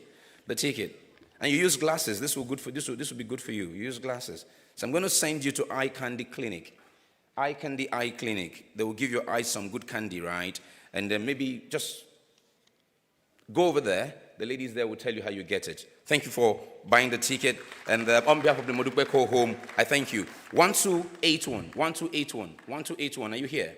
1281. Please check your raffle tickets. Now, for those who are attending for the first time, this is not like child's play. This is not Richardson trying to make money from your distinguished selves. This is Richardson giving you an opportunity to sow into the lives of the children of Modupe Cole Memorial Home for challenged children, right? So they were going to add their money to all that we generate here as proceeds and ship it to those children. So, very well, if 1281 is not here, we'll make progress. Not here, I make progress. There's no time. Do I have 0434? 0434, are you here? 04, please check your tickets. You bought them. 0434, you're not here, I make progress. I'd like to have 3138. 3138. 3138 is not here as well. Is here? Not here. Please make your way forward. Please, real quick. 3138, I need to be sure. Hey, if you're going to clap, you clap. It doesn't hurt. Okay, so if you are 3138, as I suppose you are, I'm going to give you a pack of that delicious custard called Checkers. Please proceed and help yourself to a pack of those. My team members will give that to you. If you are here, step forward. 0458. 0458. 0458. You're not here? 0458. If you're yet to buy, please buy. I told you what this is for. 0458 is not here. We'll make progress. Okay. You're here. It's my chairman. Nice. And my chairman gets something. All right, chairman, I'm going to give you a standing fan. Please. Can I see that, chairman? Can I see that? Let me have that, my chairman. That's my chairman. Thank you so much. Thank you so much. Just in case you don't need a standing fan, you can send it back to the home. That's for my chairman. Please give my chairman a round of applause. Thank you, my chairman. All right. 2557. 2557. Are you here? 2557. 2557. Please step forward. You again. You see, when they do the promos of tickets, they say, the more you buy, the more your chances of, you know the drill, right? Let's see, 2557. Correct, that's you. And I'm giving you, oh my goodness, are you married? You're not married. Why am I giving you a set of port? Do you like cooking? That's what I'm giving you. Proceed. Grab yourself a set of port. Congratulations. Food security, Mr. Mebori. Thank you so much. 1775. 1775. Are you in the room or you're not? 1775. That's my Greek man. Let's see what he gets. That's the man. Okay, we're going to give you Checkers custard. We hope that helps. Let me see. Thank you very much. So we hope that helps in fighting food insecurity and hunger. Please. Let that help as much as it can. Thank you very much. All right, please give him a Checkers custard real quick. Thank you all for playing along. The children at the Memorial Cole Home will be very, very excited you did. Okay, 2078. 2078. Are you here? 2078. Not here. 2078. If you can hear me in the exhibition room and I call your number, please make your way in. 2078 is not here. 1774. Going. 1774. Going number 1. Going number 2. Gone. All right. If I called your number and you were here, and I can look at it and we'll give it to you later. I'm just speeding because of time. 0435. Going number 1. Going number 2. Going gone. Not here. 0435. A lady is smiling over there. Is she the one? She's just smiling because she wants to smile. All right. That's good. Okay. So if you are here, make your way forward. Let me see you. 1277. 1277. Going 1, going 2, going. You raised your hand. I thought it was you. All right. Gone. 0471. Going. Aha. Dr. Akiba. Let's see. Okay. You know, you talk about occupational health a lot, Dr. Akiba. I want to give you something that is good for dental health, a pack of toothpaste. Please proceed. Please present that to Dr. Akiba, a pack of toothpaste. That's for dental health. Who are you? 1277. I did call you, correct? Yes, I did. There you go. 1277. I called you. Where were you? Do you have a personal? Do you cut your hair yourself? No. You don't. You have a personal barber, do you? No. But you just go to any salon. Yeah. That's why you need a clipper. Go take one. You need a clipper. Go get one. Go get one. Anybody who just goes to any salon needs a clipper to go with him to any salon. Who is this? This is 2078. Did I call you? You know what? If I called you before, just hold on to it. When I'm done with this session, I'll come back to you, okay? Let me just quickly. If I called you before and you were here, just hold on to it. We'll address it when I get off stage during the break. We'll definitely address it, but we need to cut the cake, and I have like 4 in my hand to be done with. Thank you all so much. You've been fantastic audience. Great sport you are. 3638. 3638, you're here. 3638, you're here. 3638, you're here. Going number 1. 3638, going number 2. 3638, going number 3. 3638, going gone. 3148. 3148, going number 1. 3148, going number 2. 3148, going number 3. 3148, going gone. That's you. 3148, that's you. Please make your way forward real quick. Thank you very much. Let's see. 3148, I sure hope you like what I'm about to give you, because, yes, it is you. When was the last time you went to a cinema? I want to give you a movie ticket. How kind are we? Please proceed and grab a movie ticket. Go watch a movie, right? Watch a movie. Congratulations. Okay, next person. Next person will be 0436. 0436. 0436. Are you here? Going number 1. 0436. That's you. Oh my goodness. You are sure married, aren't you? You're married, right? He's not answering. You're not married. Why am I giving all the single men utensils in the kitchen? I don't get me today. Correct. Okay, go take a set of cutlery. I don't know why I'm giving you that. Proceed. You must like to eat a lot of food, but it's okay. We need food to stay alive and healthy. All right, 2 more to go for now. 1278. 1278. 1278. 1278. 1278. 1278 going number 1. 1278 going number 2. 1278 going number 3. 1278 going gone. 3133. 3133. 3133. 3133. 3133. Is that? Oh, fantastic. That's you. How nice. Very kind of you to play along. Thank you so much, ma'am. 3133 would be you. Okay. You know, yesterday I said, I'm not a big fan of custard, but trust me, Checkers is good. Grab yourself some Checkers custard. Congratulations. All right. Can I get my cake moved now? Who is moving my cake? Now, I don't want the cake in front of the screen. I want the cake. Who is moving my cake? Where's John and co? Guys, I need guys. Please don't make the ladies move the cake. Be gentlemen. I need guys to move the cake. I want it on stage, actually. And I would like Madam Titi to join us, Madam Titi Oshuntoki to join us, Mr. Akin Oshuntoki to join us, the president of MBCC, Mr. Atile, you will join us to cut this cake. I called your number. Let me see. Okay, you know what? Just hold on to it. When I get done, I'm going to go through this, and I'll give you something that is due you, okay? Just hold on to it. Thank you very much. I want it up on stage. Can I get it up in front of the television, actually? Be careful, ladies. Someone should have been up here. I don't know. I wanted them to be gentlemen. They just sat down and listened to me. Okay, Madam Titi, can you please make your... Oga King, please come. President, please come. Dele Olaoye, please come. Prof, Ma, please. You can come join us as well. Our lead speaker from yesterday. Ma'am, please, if you can join us to cut the cake as well. Thank you so much. Our chairman, of course, please join us. Dr. Basi, you've been a long-standing partner with us as well. 15 years is no joke. Dr. Akiba, please come. As many as we can get today, we will do this. Let's get Mr. Kola Adeleke as well to join us. We will do this as quickly as we can. You've all been partners in progress with Richardson and PSRG, and we thank you immensely. We thank you immensely. I need someone from Total, someone from Chevron to come on stage now. One from Total, one from Chevron. Who? That's Chevron, right? Please come. But is anybody from Total on this stage? I don't think so. Anybody from Total on this stage? Please, there's the staircase that way. Total is not here. But you are Total. If there's no Total, please come. I need you up. I need the Total up here, right? Shell. Is there any Shell? These are companies that have been here from the very get-go and have been supporting. Anyone from Shell here? Just one person from Shell. There's a staircase that way.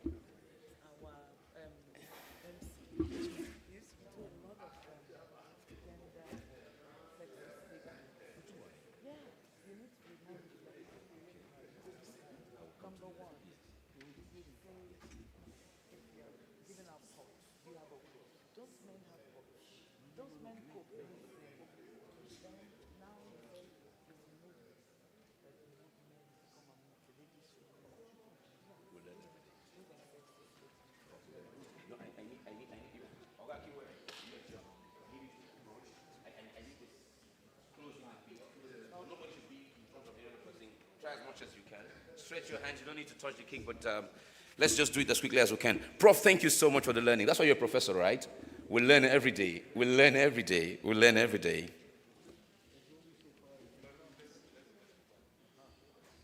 You're not seeing this point where I am, right? Good.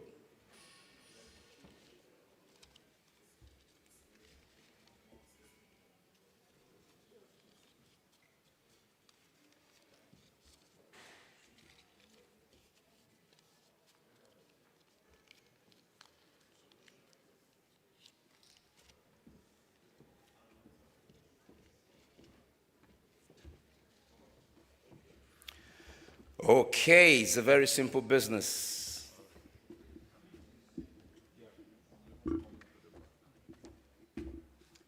So everybody's hand just stretched out in the direction of the cake. Whether you're seeing it or not. So we're just going 15 from 1, 5, 7, 10, 11, 12, and 15 long years. Congratulations to the PSRG-RICHARDSON Oil and Gas Forum. Thank you so very much. So we will officially go on a break. We will officially go on a break. It is, it is by my time now, 12:45. Please, let us come back at 1:15 to continue with the next session, all right? 1:15 to continue with the next session. Tea and coffee is served as it was yesterday. Enjoy. I'll see you at 1:15. Thank you so very much.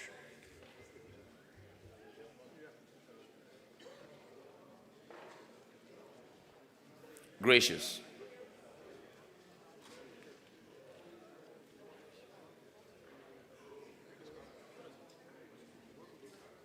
Please, let's reconvene at 1:15 for the continuation of day 2 of the forum.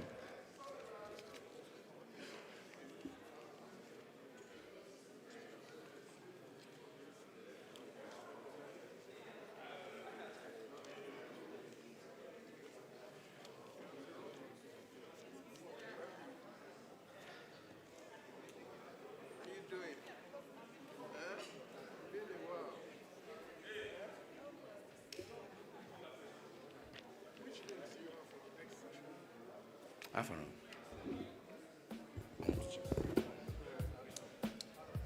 Okay, boss.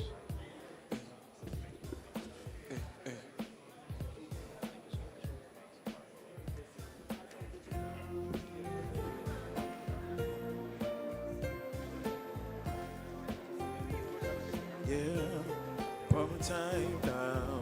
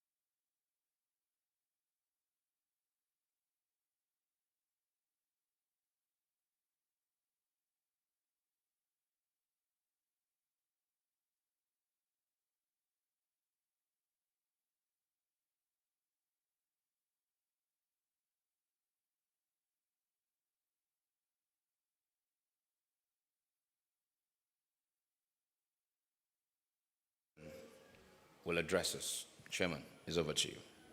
All right, thank you very much. Can you hear me? Yes, everybody can. All right, so nothing happens without money, right? Do we all agree? Absolutely. Nothing happens without money. So we've heard a lot of wonderful presentations throughout today. And rest assured, finance is number one. I'm in finance, so I'm biased. But I can tell you that nothing happens without us. As in, we need to, the money has to be there for something to happen. Some religious people tell me that money is the root of all evil. Is that true? Who says yes? Just shout out. Yes, no. This is going to be a very interactive session, by the way, everybody. We need to really interact. Yes? Do you agree? I think it depends on who is holding the money. Yes, who is holding that money? So finance is a very important thing, as in how do we finance things? And we live in Nigeria, we're 200 and something million people. We have to understand that we have very, very limited finance. When it comes to finance, we are like a baby, right? We're a toddler. In fact, we're just born, right? Maybe 1 year old, compared to other nations that are at 90. So just think about it as a toddler. We are toddlers when it comes to finance. And you'll see that in the statistics that we're going to reel out, and our very able presenters are going to present papers around how, when you see the numbers and you try and compare that to China, you try and compare it to India, try and compare it, don't compare it to the US yet, as the US is a bit too high, right? So you'd see that we have a long way to go, and we need money. So a lot of what we need to do, we do need money to finance, and we have two of the top financiers when it comes to industry here. Yeah, so we have our bankers, and then we have our Bank of Industry. So I'm not going to say it so much, but I would like to make it as interactive as possible. And so we can see how do we bridge this gap.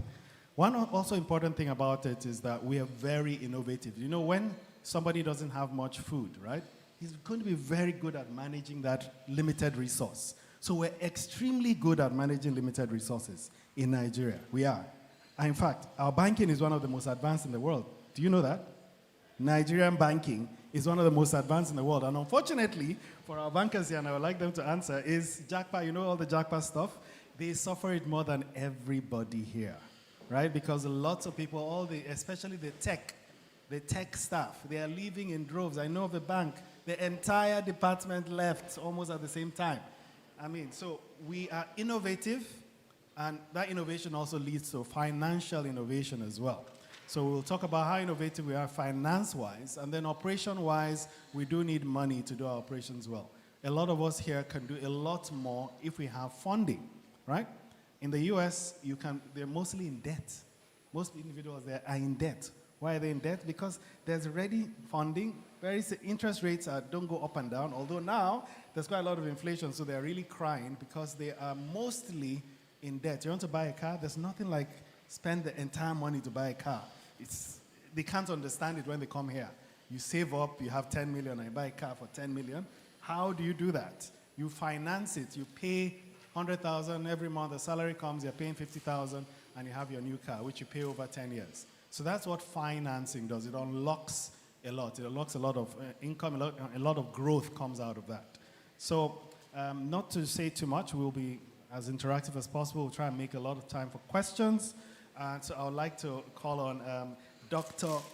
Omagu, who will go through his paper already prepared for us. Let's give a big hand, please, for Dr.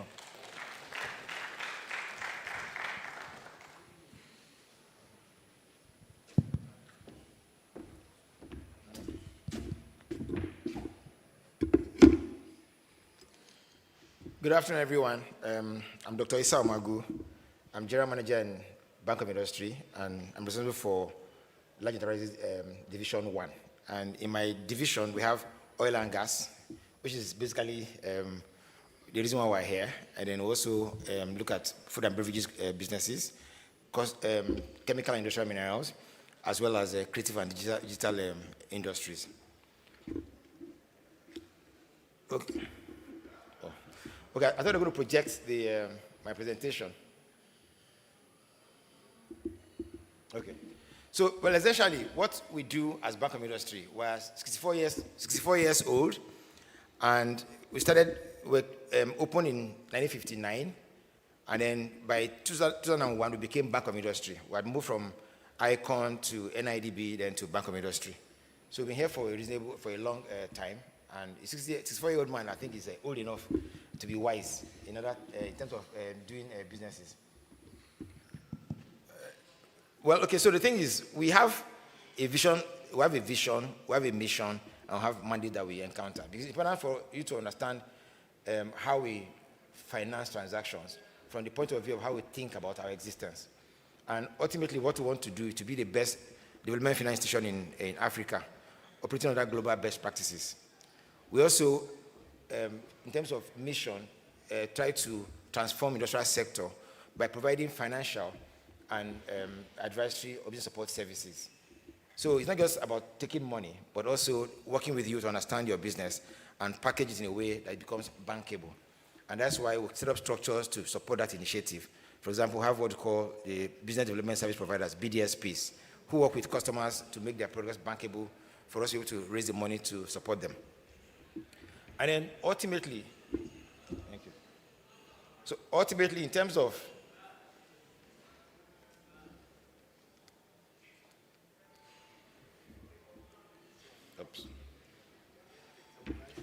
so can somebody manage this? Because it's not really. Okay, so ultimately, what we are set out to do as part of our mandate is to provide opportunity for businesses to be established, whether it's large scale, small scale, or medium enterprise businesses. So apart from establishment, we also support expansion of existing businesses and their modernization as may be required. And lastly, sometimes the businesses can be challenged. We also support their rehabilitation. So it's an entire gamut of things that we do to try to ensure that we support the industrial sector. Next slide, please. We are a mandate bank, so we are owned by Central Bank of Nigeria and Federal Ministry of Finance largely. And so ideally, you see us as a government bank. That is all, that's where it ends. We actually behave like a private sector organization to a large extent. Because for you to be able to transform the industrial sector, you must have very innovative mindset and people who are not likely to be dragging their feet with respect to getting transactions done. But principally, our mandate is driven by two major government policies, the Economic Growth Plan and then the Nigerian Industrial Revolution Plan. And that Industrial Revolution Plan has broken the industrial sector into various components, from food processing through oil and gas to renewable energy, all the way to creative industries. But beyond that, we also realize that there's a particular emphasis of government to try to support women and youth businesses. So we also have created structures around having bespoke solutions for women businesses. So we have a whole gender business group that looks at women businesses across the divide, and also support youth. In fact, recently we got a mandate to be the executive agency for a new initiative by government called IDICE, Investment in Digital and Creative Enterprises. And it's targeted at people that are between 15 and 35 years old who are operating in the creative and digital space. So there's a lot happening. And the program says about $680 million. So there's a lot that's happening in that space. And the more we interact like this, the more we know what is available, and it will help people to access those opportunities. Next slide, please.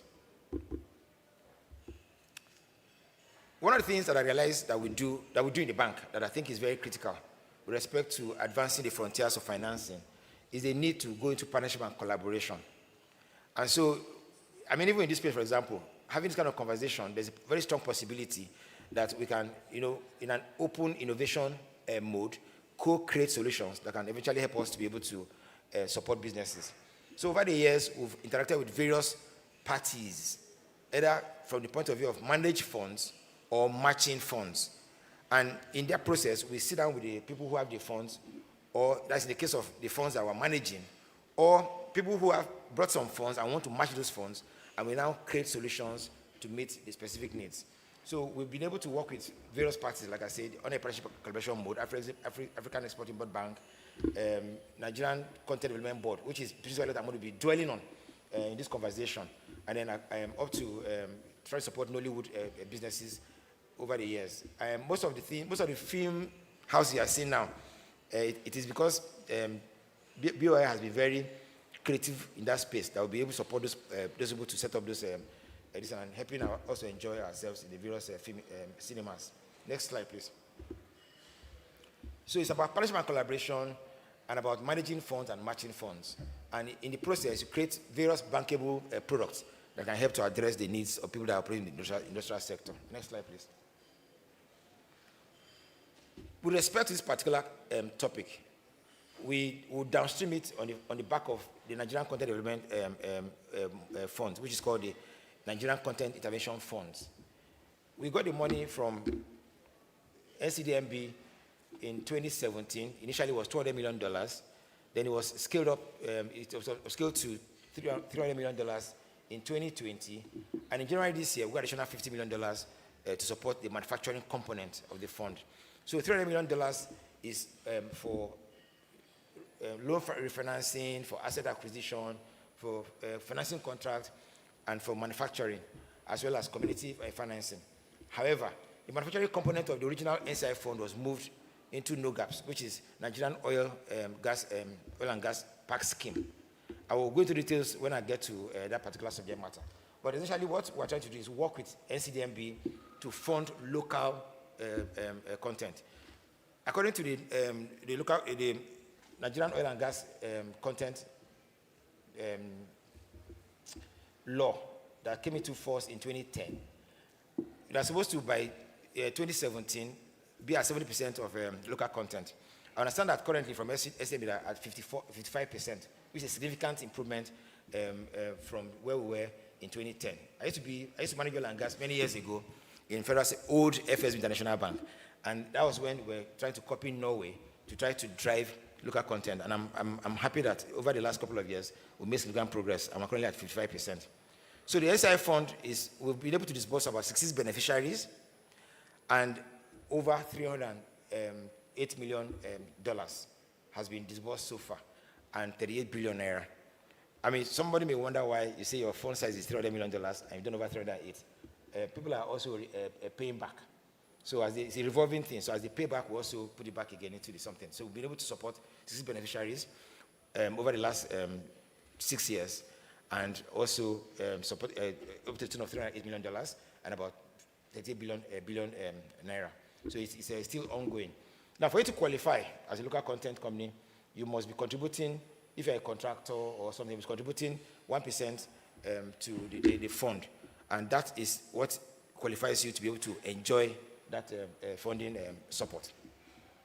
Because of the fact that there wasn't much happening in the manufacturing space, the manufacturing part of the NCI fund was moved out to NOGAPS. And NCDMB, in their wisdom, decided to create 6 parks in 6 different parts of the country. 2 are already almost completed, and I believe that in this Q4, they are going to come on board. What does that mean? It's a plug-and-play park, almost like an industrial park. So you are operating an oil and gas company, you want to do light manufacturing, you can go in there and you don't need to contribute 1% like the SCI fund. All you need is to be able to say, I want a space in that place, and I'm ready to work to manufacture stuff. So that at least instead of going abroad to spend foreign exchange on some supplies to the oil and gas space, we can do light manufacturing in that oil and gas park scheme.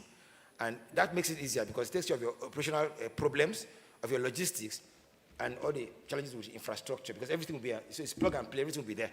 And I think it's a very good thing that NCDMB has done. And the confidence they have in BOI that's made it possible. And I think that this type of partnership collaboration should continue into more parts, with more MDAs across the country. Next slide, please. So the 2 that are ready, that are likely to commission this in Q4, are in Odukpani, in Cross River State, and 1 in Bayelsa State, MAL. It's called MAL 1.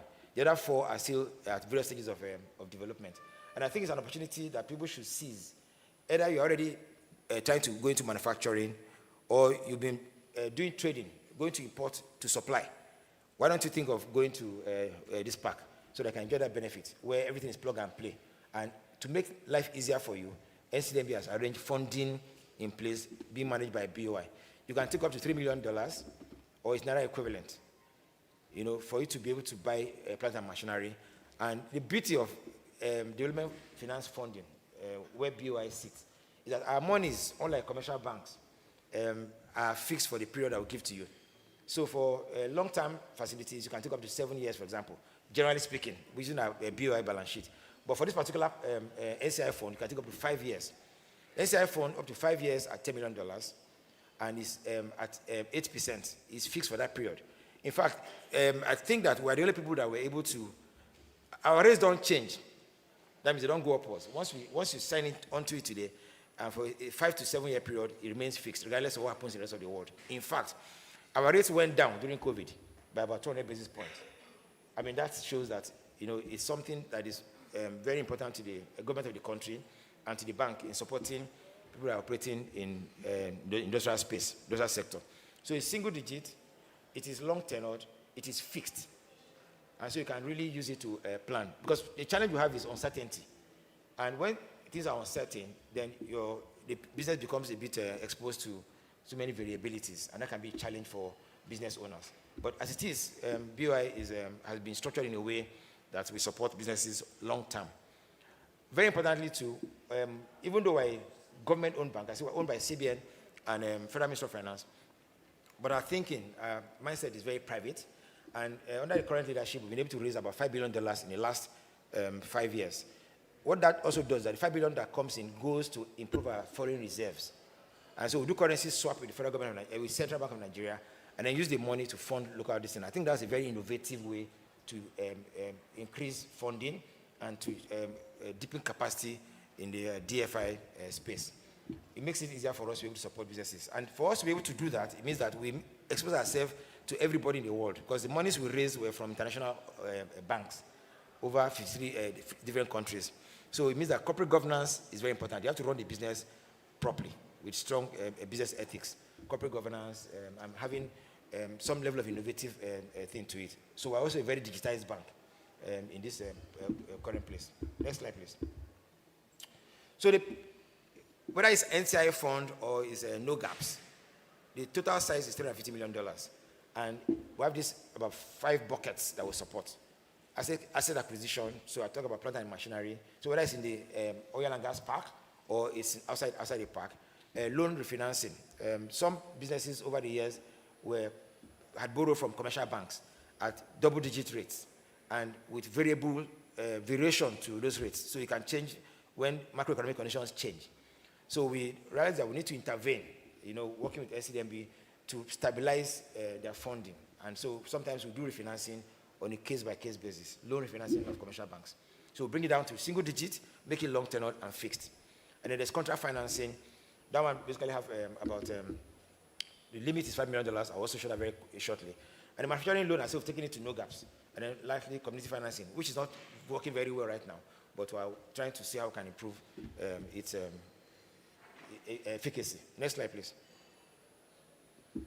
So these are just basically details. I've spoken to them in one way or the other. I've talked about 80% single digit all in. I've talked about the fact that it's a 5-year tenor, and then there are basically limits that are attached to them. Those details, we have a stand outside in the exhibition place. So my colleagues are there, and we even have flyers on this. So you can get more details regarding, you can get more details from these flyers from my colleagues who are on ground and who are the subject matter experts to go into details with you. Next slide, please. Laundry list of loan requirements, but it's not as complicated. I mean, if you're already pre-qualified to do oil and gas business in the country, it means that you probably have already met all these conditions anyway. So they're basically checklisting of statutory requirements most of the time. The rest of the conversation will be around how much do you need, what business are you doing, and how can we look at it together to appraise it and make it bankable, and ultimately get you to access funding, which most people complain has been a very difficult part of running business. But I think BOI has been able to work with some of these organizations. And I said at the beginning, there's about partnership and collaboration, looking at managed funds and matching funds to create innovative solutions to help businesses grow in the economy. Next slide, please. So, yeah, loan application, screening. Sometimes we even do pre-appraisal visits to your location where you're already producing. And then it comes to us. Okay, so I said why a very digitized process now? Because turnaround is very important. And, you know, some people may say that it takes forever. It doesn't take forever. Because, first of all, as I'm here now, maybe when I'm done with this presentation, I have my iPad. I get things that come to me online. I review the thing. I send it back if I'm not happy. If I'm happy, it goes to the next level. So you can actually get things done quickly, unlike before where everything has to be paper-based. So that digitization of our processes has also made life a lot easier. And then we also are investing very strongly in people, because you cannot give what you don't have. If you fix the people, you fix the business. Next slide, please. So I already mentioned the NOGAPS one as well. I said they have parks. They're going to be in 6 locations. 2 will be ready by Q4 of this year. And then it's plug and play. All you need to do is register to have a presence in the place. So even if you're not already doing, if you're already trading and want to do backward integration, think about it. You may want to go to light manufacturing and take a space in those oil and gas parks. Or you're here, you're an entrepreneur, you're thinking of how to help us conserve foreign exchange. So instead of us going to import those equipment, perhaps can you think of getting the money to bring plant and equipment and begin to manufacture those light accessories that you supply to oil and gas businesses? I think the opportunity, so I don't think funding is a problem anymore with respect to some of these initiatives because of this kind of collaboration that we're having with the likes of NCDMB, and a lot more that's going to happen as we go along in the next couple of years. Next slide, please. I've already mentioned it, Emeyal in Bayelsa, Udukman in Cross River, down to Ikweone in Akwa Ibom State. The first 2 are almost done. The other ones are in process. And I guess by next year, they should complete the whole parks. And that means opportunities for people to really go into manufacturing and helping us conserve foreign exchange. Because one of the things we do as Bank of Industry is where impact focus. So unlike maybe commercial bank, as some of us have experience in commercial bank, where we are very focused on bottom line. It's not as if we don't make money. We're actually making some good money. But our emphasis when you bring a transaction is how many jobs are going to create? How does it help to conserve foreign exchange? Are we also able to, based on what you are doing, achieve import substitution? And very importantly, in this energy transition times, we're looking at how green is your project, or what are you doing for sustainability? So those are the considerations that we normally look at beyond profit. Next slide, please. So the objectives are clear. I've spoken about the objectives in many ways and one. We want to be able to drive local content, especially from a point of view of manufacturing, especially as far as NOGAPS is concerned, and ultimately help to generate employment, which is what I've said is one of the things that we try to measure. So in our write-ups, we normally will say the current employment is this. With this project, we're going to achieve this additional employment. If it's not there, you can't even go to the next level in terms of appraisal. So it's very and what you focus on, you achieve. So we'll measure those variables as critical reasons for us to be able to support your businesses respect to oil and gas transaction. Next slide, please. So I've also spoken about obligor limit. It's $3 million maximum. It's a threshold of $250 million, and the pricing is 9% for naira and 5% for dollar. I mean, that is like almost equity, because sometimes the cost of equity can be higher than 5% when you put everything considered. 5 years, moratorium of up to 18 months, and then we have various security arrangements. So it's on a case-by-case basis. So for some people may require bank guarantee. For some may require legal mortgage with some other additional requirements. But the thing is, we'll think through it together and see what works. And what I would like to say very strongly is that our banking partners are very cooperative. These are cooperative. And then NCDMB, unbelievably, is so innovative that every time there's a challenge we have in the market, we come together at our sessions, review sessions, and improve on the whole process. And that helps us to be able to address the needs of the various players in the oil and gas space. Next slide, please. Okay, so my work is done. I guess I've been able to speak to some of the, most of the slides, maybe not in the order that is arranged, but I believe I've covered enough ground as far as this thing is concerned. Thank you very much for listening, and I'm available to address whatever concerns you have. Thank you. All right, so thank you very much, sir. Thank you very much for that presentation. Another round of applause, please. So that's just an overview of BOI. So we want to ask some questions, but what I'll do is I'll ask a few questions. We'll have our second speaker. We generally have a discussion here, and then we open it up for questions from you. So I think what people are seeing is single-digit rates and stuff. Some people here have gone to the bank, they've got loans, and how do you access this? So let me ask in a way, what's the success rate for applications? Let's say you have 100 applications, how many get approved? Okay, so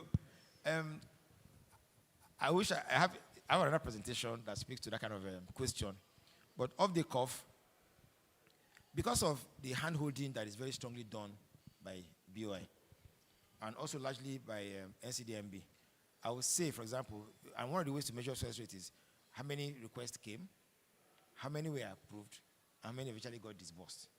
And I think at this point, honestly, I'm not sure that I can give an exact figure, but we had a review session with ACDMB about 3 weeks ago, and we're looking at around maybe 52%. And the objective is, how do you ramp it up more? And that's why I said that for some customers, they need their business to be made bankable. And to make the thing bankable, you know, when you're doing business, one of the things that you have to look at, apart from technology and culture and structure, is the structure and the process. So we have come up with something where we can support people that may be challenged with respect to this issue of success rate. And we have the PDSPs who can handhold the customer to make it more bankable so that we can have increased success rate. So typically, you need to come prepared. I mean, you need to show your numbers and then the impact assessment as well. It's not about profitability only, because it's impact. So it's employment and everything else. And also Forex. How do we manage Forex?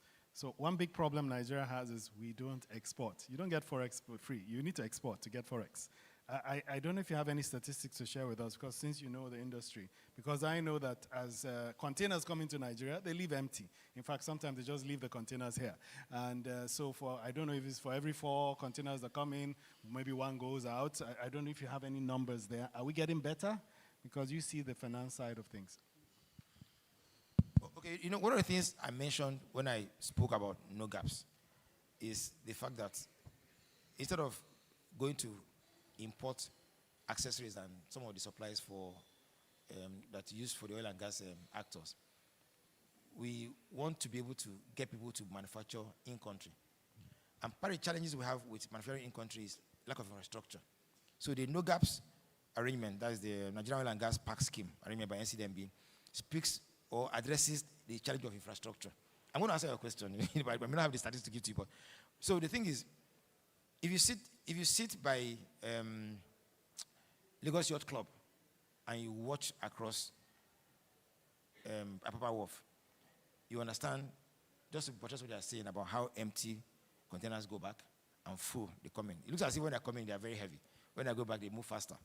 You know, so I think that because of this challenge of infrastructure and our high propensity for consumption of imported items, I'm not sure the thing is getting any better. There were attempts to try to grow the non-oil sector by, you know, all sort of funding arrangements so that people can produce for local consumption and also have enough to export. I think it's not a sprint. It's a marathon. I don't have the exact statistics, but I think that not much has happened in the last couple of years. Yeah, so... But I guess the new government, renewed hope agenda, things are going to get better as we go into the future. So not much has happened. The key word you said there is a marathon. Do you know what happens when you run a marathon? It's not what happens during the marathon. It's what you did before the marathon. Years of preparation before you then run. One big issue we have in Nigeria is we don't prepare, right?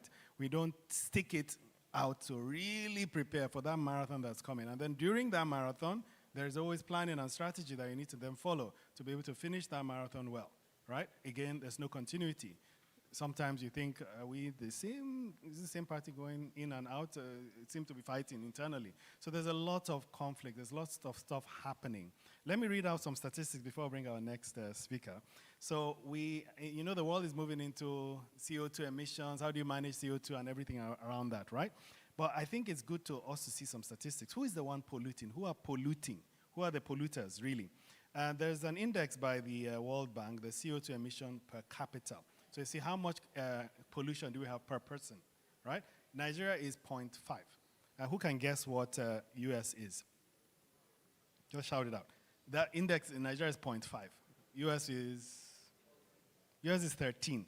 So US is 26 times, pollutes 26 times more than us. So we need to pollute, if we're 200 million people, the same pollution, 200 million times 26 is the amount. It's even 65. Oh, sorry, 0.5. 0.5 is what they wrote. So it's 26 times. So, I mean, if we pollute double, nothing. Triple, quadruple, 10 times, we're still nowhere, right? And China even pollutes not as much as that. So, but South Africa actually pollutes at 6.7. So when it comes to all CO2 emissions, everything, let's stop burning, let's start doing solar. China, I'll get China's data. China is manufacturer of the world. So technically, there should be more. Everybody moves to China, and then you get cheap products, and then you now abuse China for saying, hey, you're polluting. Of course, they're polluting. They're giving you cheaper products. So if you pollute less, it'll be more expensive per item, right? So we have that, and then we have energy. We have energy. So energy is, okay, let's say per capita kilowatt hours, right? How many kilowatt hours do we consume, each individual? So there's per capita kilowatt hours for Nigeria is 142. Guess the US. 13,000. So we are 142. US is 13,000. So I'm putting that as like a groundwork for our next speaker, which we would love to welcome to the stage. And he's going to be talking about oil and gas financing amidst energy transition. And Mr. Abiodun Dada is the head of energy business in Access Bank. He's the lead of the energy business department. And 25 years experience there. So he has a lot to share with us. Thanks a lot. Let's give him another round of applause, please. Yeah, thank you. China, 30%, okay. Interesting. Okay, thank you very much. So I think I'll take it right from where the chairman of the session has ended the conversation. So I'll be talking about financing, oil and gas, amidst energy transition. I'm sure we have all heard about energy transition, COP26, 27, fossil fuel, renewable energy, the European Union saying that by 2030, they are going to cut down use of fossil fuel by 40%. So what's the implication of this for a country like Nigeria that relies 80% on export of crude for FX earnings? The implication of this for our reserves, we heard recently when JP Morgan said our reserve is effectively $6 billion, as against the 32 billion, 33 billion that we do report from time to time. Sorry? I think about 6. Anyway, very far from what we normally report. And a lot of people have also said, what will be the role of Nigerian banks now, during the transition period, and then when we get to the final cutoff date. The cutoff date for Nigeria is 2060, as committed by the president, that's Muhammadu Buhari in 2017 in Glasgow. So I'll just take you through certain data to demonstrate our understanding. Now I'm speaking for Nigerian banks and not just Access Bank, because we are all in the same basket when it comes to this particular issue. So please move on. Okay, so this shows, it just gives a background to what I said earlier on, what has been going on, the conversation that we've been having since 2014, the fear that we've all had as sub-Saharan African countries, and the fact generally that the buyers of our products are leaving us. When they are going to leave eventually, we don't know, but I think we have an idea of when this is going to happen. And are we getting ready for this time, let's say maybe in another 30 to 40 years. During my presentation also, we'll see the state of our oil reserve. How long do we have to produce from this reserve before the cutoff date, and during the transition period, we want to look at first maybe cleaner energy, because it's well known that Nigeria is more of a gas-endowed country than a crude or hydrocarbon or a crude endowed country.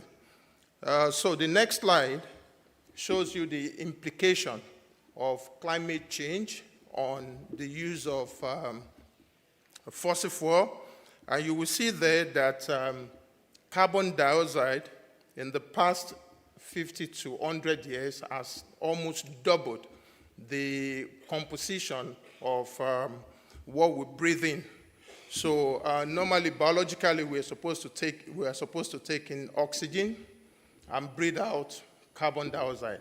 But the way we are going, we'll find out that we'll, at some point, begin to take in carbon dioxide, and breathe out oxygen.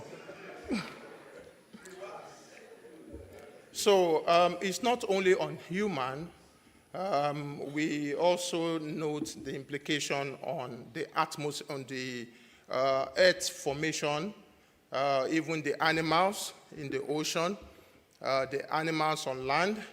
I'm sure at some point you would have heard that, there used to be maybe elephants in a certain location. Now they are no longer there. It's just certainly because of all these changes, occasioned by fossil fuel. So the next slide shows us the direction that we want to move. So from your screen, the whole idea is to move from the left to the right. On the left, we have fossil fuel, and we have biomass. So what the world is telling us right now is fossil fuel is not very ideal, for the type of world that we're trying to build. And then we're having a transition indicated by that arrow to renewables, where we have solar, we have hydropower, and we have wind. Why we should be excited about this as a nation is, given the various geographical climates of Nigeria, any one or more of these renewable sources will work perfectly for us. In the north, we have sunshine, almost like 14 hours a day. And of course, we have very strong wind, especially coming from the Sahara area. And in the south, of course, we have abundance of water, that can also give you opportunity, for the hydro power sources. The next slide shows the importance of hydrocarbon. This slide tells us where we are today, what is going on, and the reason why we need to ramp up whatever we are doing today, because it's not going to be like this several years to come. So today, like I said earlier on, most of our FX needs are met by exporting hydrocarbon. 80%, I think, as of 2022, it was 80% contribution of, or 80% contribution by crude exports, and that accounted for about $24 billion revenue to the federal government. 2023 to date, we've earned, I think, about $11 billion. And I also talked about our crude reserve. As a country, Nigeria has crude reserve of about 37 billion barrels. That's proven under 2P. So that then means that if you use an average of maybe $80 per barrel, we have earnable income of about $2.6 trillion. You know, this is money that we can earn between today until that time when the buyers say they don't need it anymore. So it then means that we need to ramp up production today. So remember that I said we're going to talk about where we are today, how we're going to support the operators on the journey, and where we're going to. Now, at the current production level of 1.5, I think production is about 1.3, 1.2 million. It will take us 67 years to mine this reserve. However, we've given a commitment of 2050, 2060 to get to net zero. But importantly is the fact that the people that buy the crude have set dates that are far ahead of the date that we have set. Like I said earlier on, most of the European countries are actually looking at 2040, 2050. So if we continue at the pace of production, then we may not be able to earn enough for the infrastructural development that we need as a country to meet up with the goals. On cleaner energy, that's gas, we have I think 102 trillion scoff of unassociated gas and about 106 trillion cubic feet of non-associated, I think 102 associated, 106 trillion non-associated. Now, at our current production, it will take the country 250 years to produce this reserve. So what I'm just trying to say is we need to work together. The banks need to work with the operators, all the stakeholders, to ensure that at least at the minimum, we meet the OPEC quota, which I think is about 1.5 million barrels now. So going into the next slide, the next slide tells us the transition journey, shows where we are and where we're going to. However, in between, we have the spot 2030, where we said we are going to have a mix of revenue source. You know, let me put it that way. And what we're saying here is that we're going to begin to have more of the cleaner energy than the fossil fuel. Now, why this transition and this journey is very important is because of the quantum of resources that is required, you know, by African countries to meet the goals of energy transition. The World Bank has put it at about $1 trillion, that there must be about $1 trillion investment by African countries. Nigeria's portion of these cannot be, that's in 20 years, about 1 trillion. And I think Nigeria's portion of these will be about 150 to 200 billion dollars.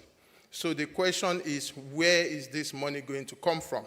At the rate of accretion to our reserve, if you follow the movement of the reserve, you'll find out that on a daily or weekly basis, it moves by just maybe about 200 million.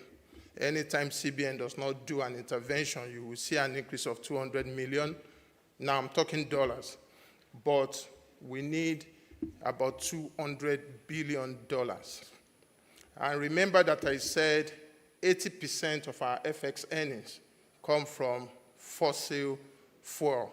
It then means that we need to ramp up the production, ensure that the production is sustained, and continue to pray for the factor that is beyond us, which is the price of crude. Whatever it is that will keep the price up, should continue to take place. So the next slide typically just talk about the attractiveness of gas. That's natural gas, the fact that it's much cleaner than the fossil. I'm very sure that we don't often hear about gas leak the way we hear about crude spill. We don't, maybe because we can't see it really. When gas leak, you really can't see it, but I don't think we've had a lot of that happening in Nigeria. It's a much more expensive investment. I'm talking about gas development. However, it's more attractive to lenders and even to the operators at this time. I remember that I said combined, associated and non-associated, we have over 200 trillion scoff, and that's about 250 years of production. Now, the next slide, move to the next slide. Okay, so let me just quickly digress a bit. I said at the beginning of this, my presentation, that I'm going to talk about where Nigerian banks are in the energy transition process, the roles we are going to provide to the operators, and how we hope to all land at the 2060 date. Where we are today is we wish to continue to fund hydrocarbon development. And the reason is very simple. We've tried everything. We've tried agric, we've tried some other resources, but they are not giving the volume of effects that we need. Federal government through CBN has put in a lot of incentives, just to encourage people to go back to the farm. But 2022, agri contribution to our FX earning was only 6.5%. Crude oil was 80%. So we've tried, and we can see that we cannot throw this mineral that was given to us by God. We can't throw it away. We just have to continue to mine it for now. So that means that Nigerian banks will continue to support.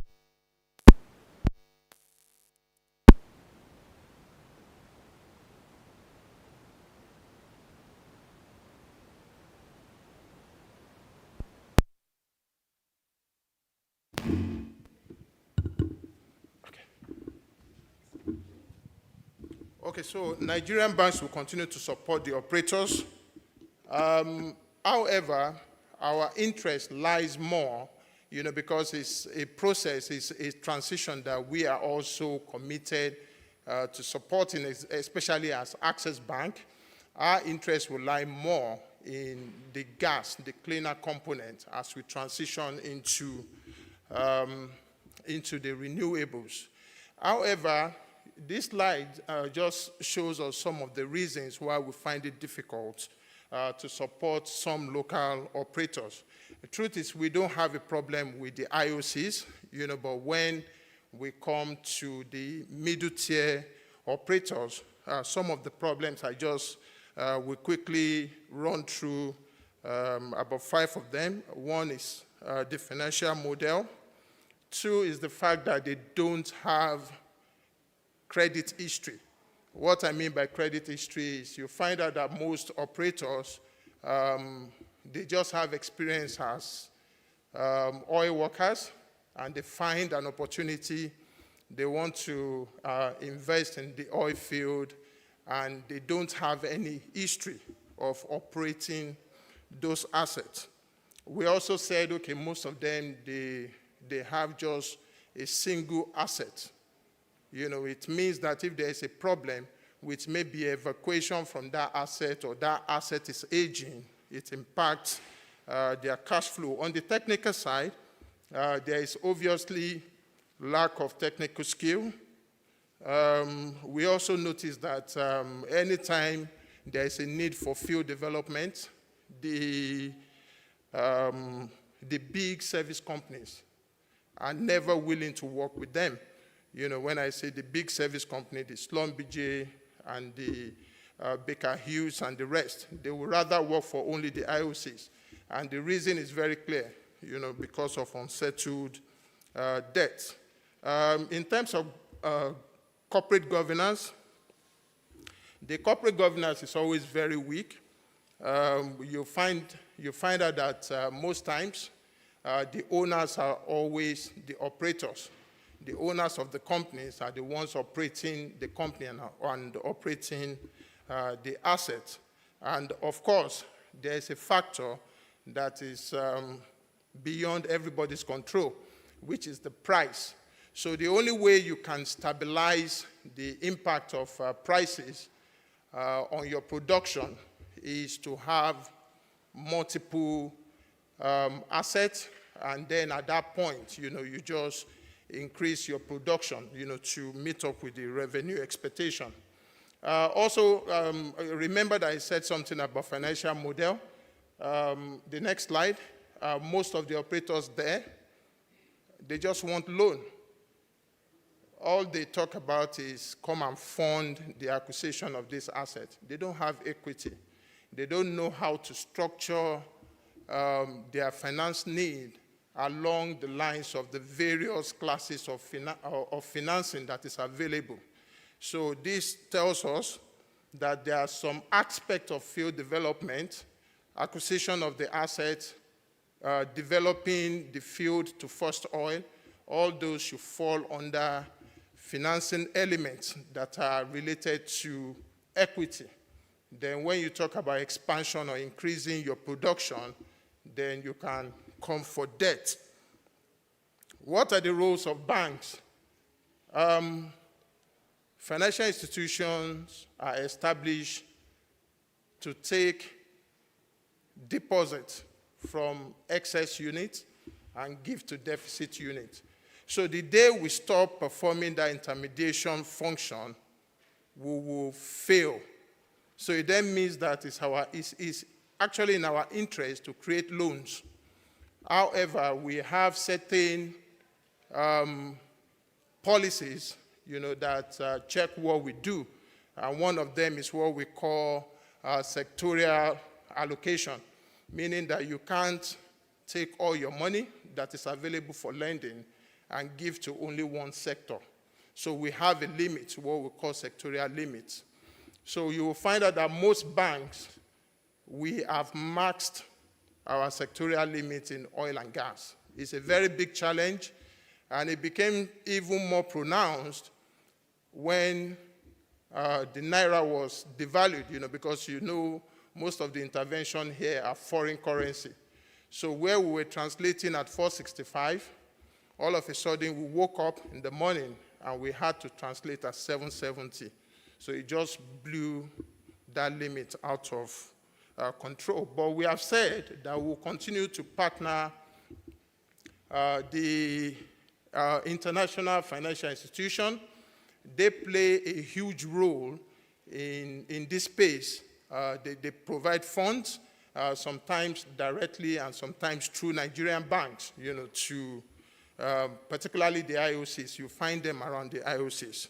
And of course, we also have the commodity traders. These are people that undertake what I call contracts, you know, to lift the oil that is produced. So they give what we call a pre-export financing. I will not waste too much time in the next slide, which just talks about challenges that we face. I think I've spoken to some of these. Then the next slide just gives us a bit of data on the support that banks have given to the sector. Nigerian banks now. Total loan to private sector is 43 trillion as at Q1 2023, and out of this, 13 trillion has been availed to the energy sector. Access Bank contribution to this volume is about 11.1%, and that's about 1.4, 1.5 trillion. So in closing this chapter, I will just say that I will just reiterate that it is our desire to continue to support the energy sector. We are committed to the transition agenda. We'll continue to look for assets, to develop, because it's very important as a nation at this time that we increase the production of hydrocarbon. The truth is, in the next 10 to 15 years, the number of buyers will begin to decline, and what we will then have is what we call, is it trapped assets now or abandoned assets, because once you can't commercialize or monetize your reserve, you just have to close all those holes and leave, okay, stranded assets. You close all the holes, you shorten the well, and all those things are useless. But as of today, it has very huge volume or value. So the next couple of slides, I will just quickly, sorry, there is a slide there that I wish to speak to, and that's Access Bank's journey on energy transition. That's Access Bank. We are the first Nigerian bank to sign the charter to begin to decarbonize our book. Our finance emission is really very high, so what we want to begin to do is to seek out assets that will enable us to bring down that's the finance emission component of our carbon emission. We issued the first green bond in Africa. Access Bank issued the first green bond in Africa of $15 million.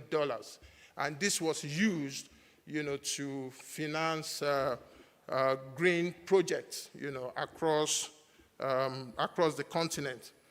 Just one or two slides to talk about Access Bank. We currently operate from 13 African countries. By the close of 2024, we hope to take this to about 23, 24. And right now, we provide services to 85% of African population. Number of customers right now is 80 million. And looking at the financials, 2022 full year was about 1.38 trillion in gross revenue, while PBT was about 167 billion. On the global scale, just move to the next slide. Yeah, you can see where we operate from in Africa. Nigeria is our home. We are a Nigerian bank, but our vision is to be the world's most respected African bank. So we then want to export Africa to the world, and we say that we want to be Africa's gateway to the world. And that's why you can see that we are almost covering the whole of the continent. And of course, we are in Europe, we'll be in the United States in 2024. The final slide talks about our structure.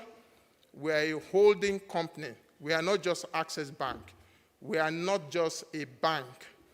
We provide all forms of financial services, insurance brokerage, lending, payment, pension. Everything is within the Access Corporation. So I invite you all to join the Access family as we continue to support the energy transition program. Thank you.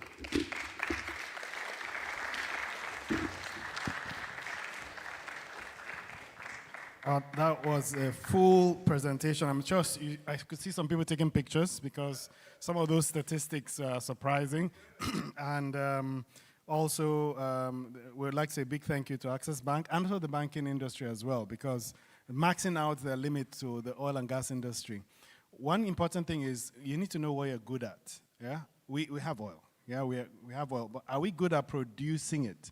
So I'd like to ask very few questions. I'll come to the audience very quick shortly.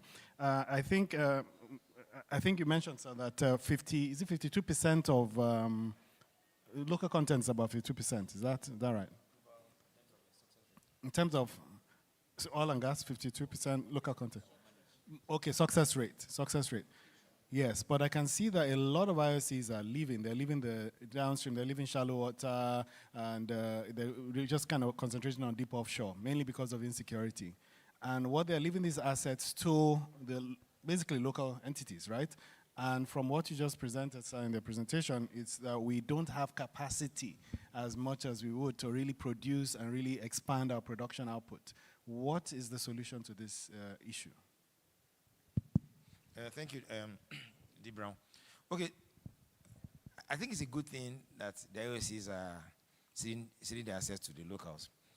There was a conference, NOG, in Abuja, I think it was sometime in July, and I was opportunity to represent my MD at the round table of the local producers, Independent Petroleum Producers Group, IPPG, where most of the big names, you know, in the local, Amni, Nigerian Data, so they were all there. And luckily for me, most of them are already enjoying this kind of facilities for them to be able to develop those fields they got further. I was also opportunity to fly to an integrated oil platform in Ahoda about sometime in June. And honestly, you'd be amazed at what's really happening in that space by local producers. But there are other challenges. I think you mentioned something about corporate governance, you know, some of those things. So that can affect their capacity to be able to expand the opportunities that they have in that space.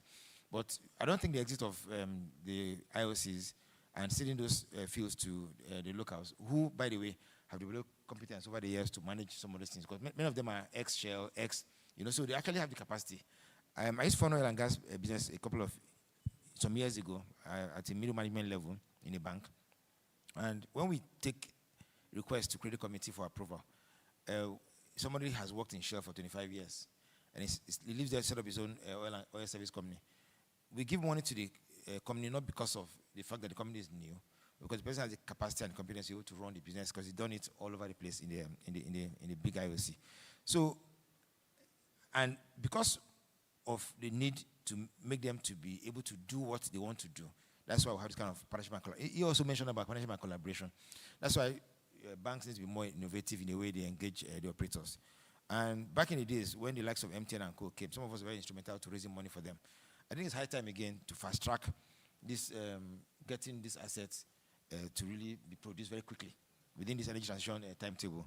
It's high time we came together again as the financial service industry to look at this thing together in under syndications or club lending. Because sometimes one branch cannot carry it. And a sectoral limit, you probably want to tie it to dollars and not to naira, because naira is going to be changing regularly. So I think that, generally speaking, it's high time again that we came together as players in this industry to begin to look at this sector and see how we can work together to be able to raise deep funding for us to be able to prevent stranded assets from happening in the future. Excellent. So thanks a lot for that. So we will take questions from the audience. If you have any questions, put your hands up, and we'll send the mics to you. Just let me have 3 hands up, and then we can, and then we can ask questions. Yeah. First hand was, yes, sir. I'll say thank you so much, and I want to also congratulate Richardson for this forum. I want to talk to the bankers here. In terms of capacity, I don't think we lack that in Nigeria. We have had so many Nigerians who have actually manned various strategic positions in IOCs. Many of them you can see they've retired, but I think they are ready to retire Retire is R-E-T-Y-R-E. They're ready to retire. Producing documents that can actually give results. They have capacity to do that. Knowledge, they have it. What they don't have is actually what I would call funding gap, is what they have. And that's why they are beckoning at you. Looking at banking and banking and banking always, for me, we need to change it a little bit. Let's do and focus more of being their funding partners. And being funding partners means, yes, they have these gaps, they have all that it takes, and they need fund. What is the fear of banks? Risk. And to me, I would advocate that bankers need to partner with risk takers, insurance companies. So then let's throw up the risk and beckon at the insurance companies to actually buy those risks. And that's what they have, for. I don't think we need to encourage, I've seen these slides, what we have actually described, they are real, but they can be addressed. And addressing them is to also helping them to do so. So I think if we actually beckon, ask, let banks and insurance companies, let them also think. And I think they can reduce, we can actually eliminate this. We need to promote those local ones. They are retired, but they are ready to retire. Thank you. Thank you very much for that. It's a comment, really. And so we'll take that as part of the discussion. Let's have another question. Thank you for that comment. And you just brief it, please. Thank you very much for the presentation. I really enjoyed it. My question is actually has to do with a research finding in it's in a book actually, and I interrogated it, that if Nigeria was growing, that was 2002, at the rate then, which was about 7%, I think 6 to 7% in 2002, that by 2035, Nigeria will be net importer of petroleum products. I know you've been in oil and gas and all the rest. And even if you look at some of the figures we are seeing, if Dangote is using 650,000 barrels of oil per day for his refinery, and a few other refineries are coming in, and we are just producing about 1.5 or net importer of petroleum products. If we were to continue growing at that rate, our energy consumption, let me elaborate it, would be similar to that of Mexico, and that's per head, and Mexico and, one of these South African countries. And if that is the case, by 2035, we'll be net importer of petroleum products.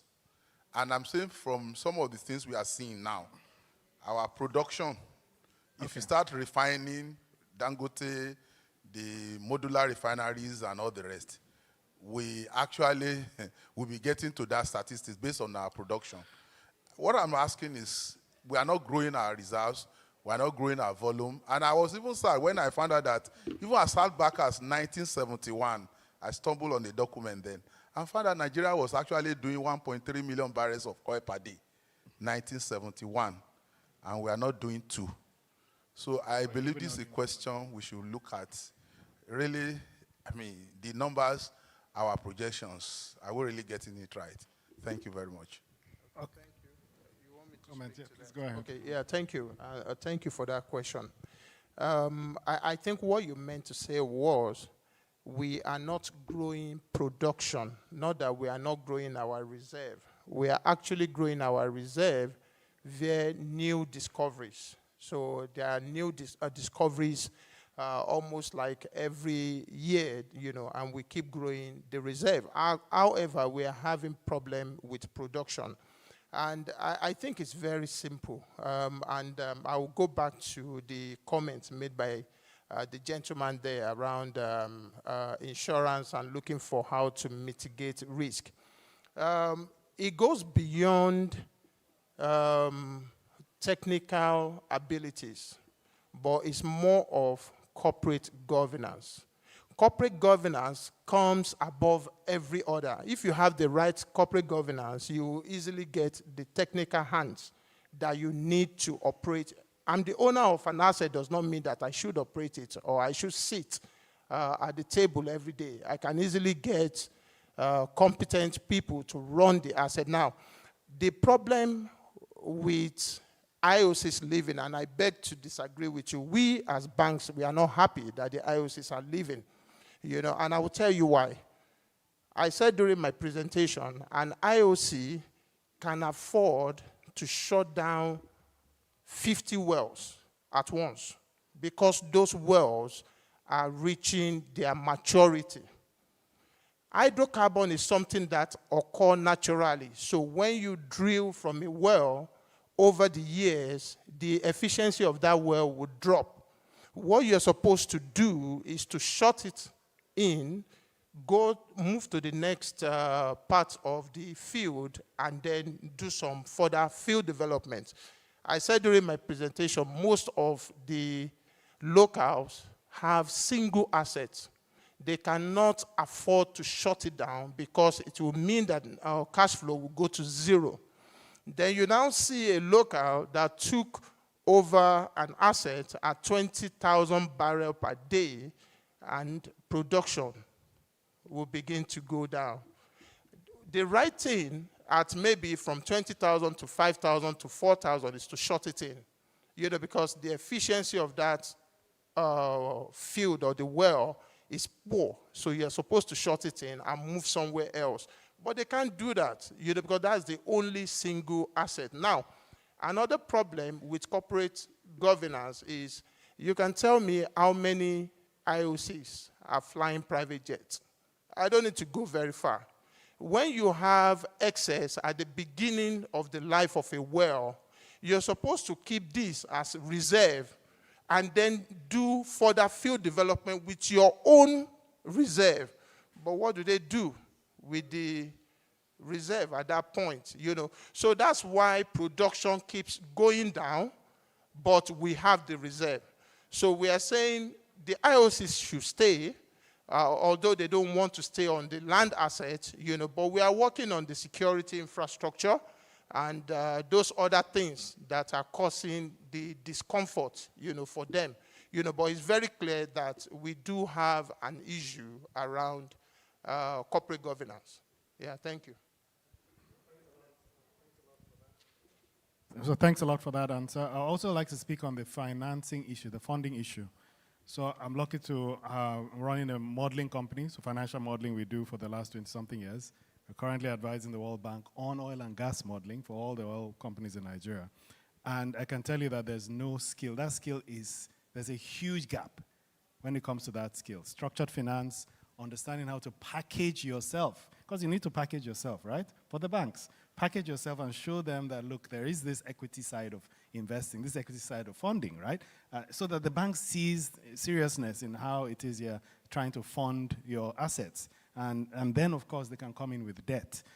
Someone, you mentioned about the banks coming in.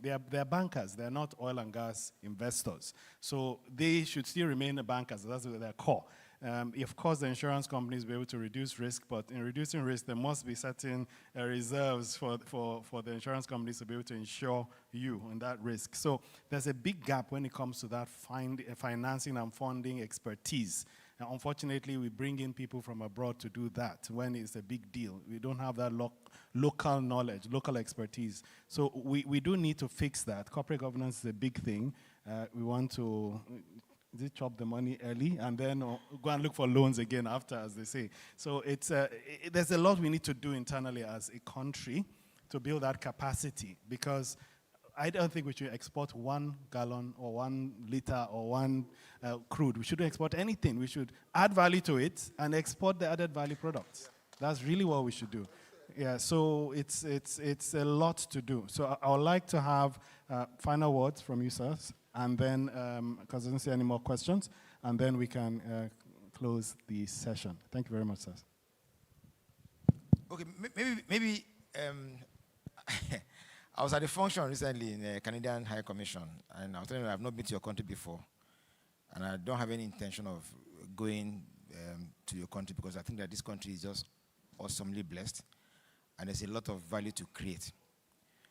We're very high on talk in this country. So You know, we have issues around, we've talked about risk mitigation, talked about IOC should not go, they should go. You know, look, we need to seize the moment and take our destiny in our hands. The IOCs are using mostly Nigerians. The challenge they have sometimes has to do with the fact that they bring in the money, but most of the expertise is localized. So if they are shutting down wells that are no longer, for them, economically beneficial, and people are owning single assets, and like he mentioned, they can also develop nearby fields. How can we come together as in collaboration and partnership, as bankers, as insurance, as the people who have the expertise, to come down, put everything in a basket, and begin to sieve the thing and see how we can create opportunities out of the thing. So there may be problems, but honestly, there are opportunities on the reverse. And how can we appropriate those opportunities for the good of our children? Some of us are already, like some of us say in banking, when we're in commercial banking, they're already in our departure lounge. So, but I mean, we have children, we need to be able to do what we need to do now so that we can create the enabling environment for them to be able to grow into the future. Let's tackle the challenges by coming together to discuss these things and do this instead of talking too much.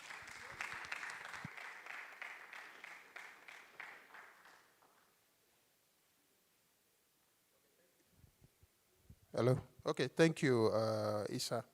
I think you have put it in the proper perspective. And like I did say during my presentation, we are all stakeholders.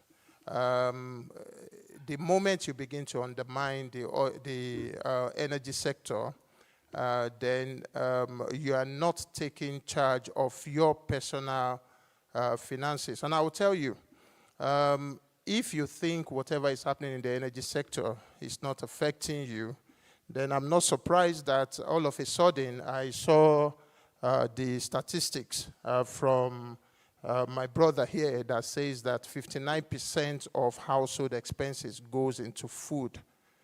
You know, that's to tell you what is going on, you know, because there's a lot of processes around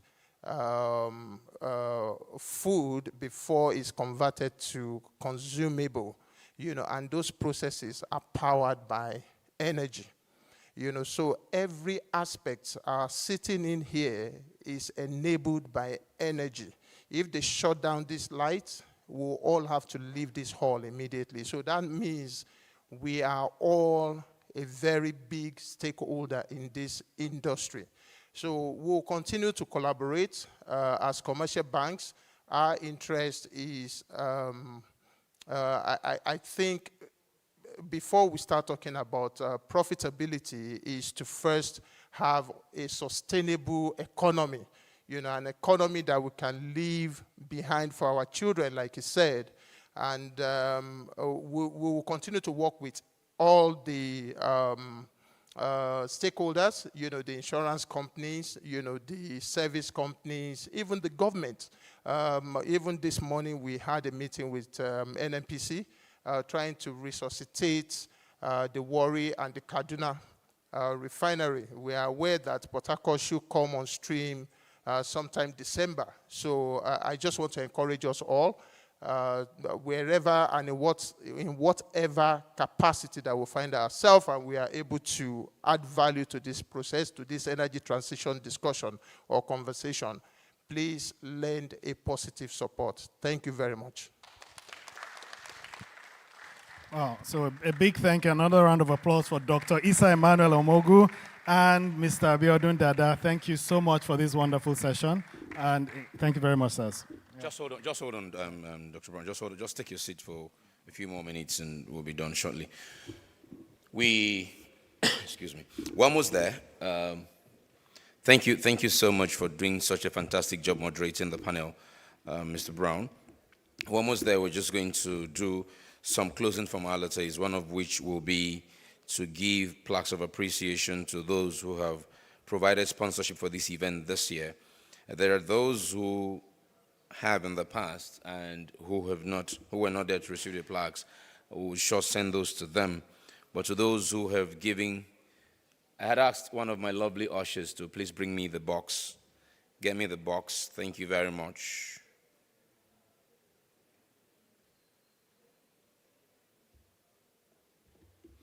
Yes, please bring it.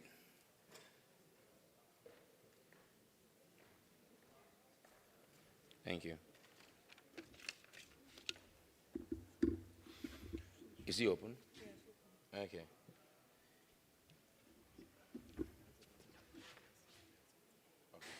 You will leave that. Can you go to the man from Access Bank? Let him give you 4. And let the man from BOI give you 4. And the man who chaired the session, the consultant to Governors Forum and World Bank. Mr. Brown, you're a big man. No? And Victor is not here. Victor was saying yesterday, Brown, that we need to get our politicians, we need to get them psychoanalyzed before they get into political office and make sure that their mental health is in order. And here you are, a consultant to them. When they gather in the room, you're the one who speaks to them. Where's Victor? Come and give him that advice. Will you help us? Just keep it by the side. No, Victor was one that raised the issue. Yeah, Mr. Aki Osuntoke, can I have you join me up here? Yourself and your lovely Madam Titi. Can the two of you please join me for a family photo with them? The BOI man has a meeting to attend, so we need to release them real quick. Two of you please join me. Join them rather. Please join them. So once we're done with them, they'll take their seat in the audience and we'll give these plaques of appreciation to our sponsors. And then, so please, if there's a rep of Wema Bank, I want you around. Rep of Bank of Industry, I want you around. Zenith Carex International representative, I want you around. A rep of First Bank, I want you around. A Total Energies E&P rep, I want you in the room. Nigeria LNG, I hope you're still in the room. Access Bank and Prime Atlantic. I want all of you in the room. Just so quickly present these plaques to you as we're done with this and proceed to give out the last prizes from our raffle. Where's my photographer? Okay, good men. Good men. All right, let's do that picture. And every other person will take their seat, but Mr. Osuntoke will remain with me to present those plaques of appreciation to our sponsors. Let's give our panel one more round of applause. Thank you very much. Thank you all. You can take your seats in the audience now. Mr. Osuntoke, you are with me to present a plaque of appreciation to our sponsors who for many years have continued to support this event. We thank you all immensely. We appreciate you for your sponsorship, your consistent partnership with PSRG and Richardson Oil and Gas is greatly appreciated. What we give you is a token of saying thank you for this sponsorship. It is no mean feat to put your money behind what many consider the Cinderella event by way of HSSE. People don't give it that much attention, but this gives it all the attention and you sign your money to make it worth our while. Thank you so much. Let's begin. Wema Bank. Can we get a rep of Wema Bank come forward quickly? Wema Bank. Any rep from Wema Bank? Any rep of Wema Bank? Wema Bank is coming. Wema Bank is coming. Thank you, Wema Bank. Bank of Industry would follow next. Bank of Industry, fantastic. Thank you, Wema Bank. Bank of Industry standing by. Zenith Carex International. Any rep? Okay, just hold on behind Bank of Industry. Just hold on behind Bank of Industry. Thank you very much. Well, the picture of Wema Bank. Thank you. Bank of Industry, please step up. Thank you very much. Zenith Carex. Thank you. Just hold on 1 second for BOI. Thank you very much.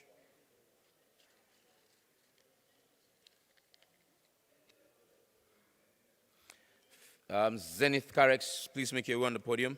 First Bank of Nigeria PLC. First Bank. Any rep for First Bank? Okay, just hold on there, please. Thank you very much. Total Energies E&P Nigeria. Any rep still in the room? Total Energies E&P. Total Energies is not here now. All right. Nigeria LNG, still, please, First Bank, step up. Nigeria LNG still in the room? Nigeria LNG? Well, they told me they had this staff engagement they all needed to attend, so if they're not here, I will very well understand. Access Bank PLC. Access Bank. All right. Thank you so much, Access Bank. You have been consistently partnering with this event. We thank you. We appreciate your support and partnership. completing the list for this year. Is my mic on? Is it? All right, cool. Prime Atlantic. Prime Atlantic, just hold on for Access Bank. Thank you very much. That's Prime. Yeah, Prime is standing by. Proceed with Prime. Thank you so very much.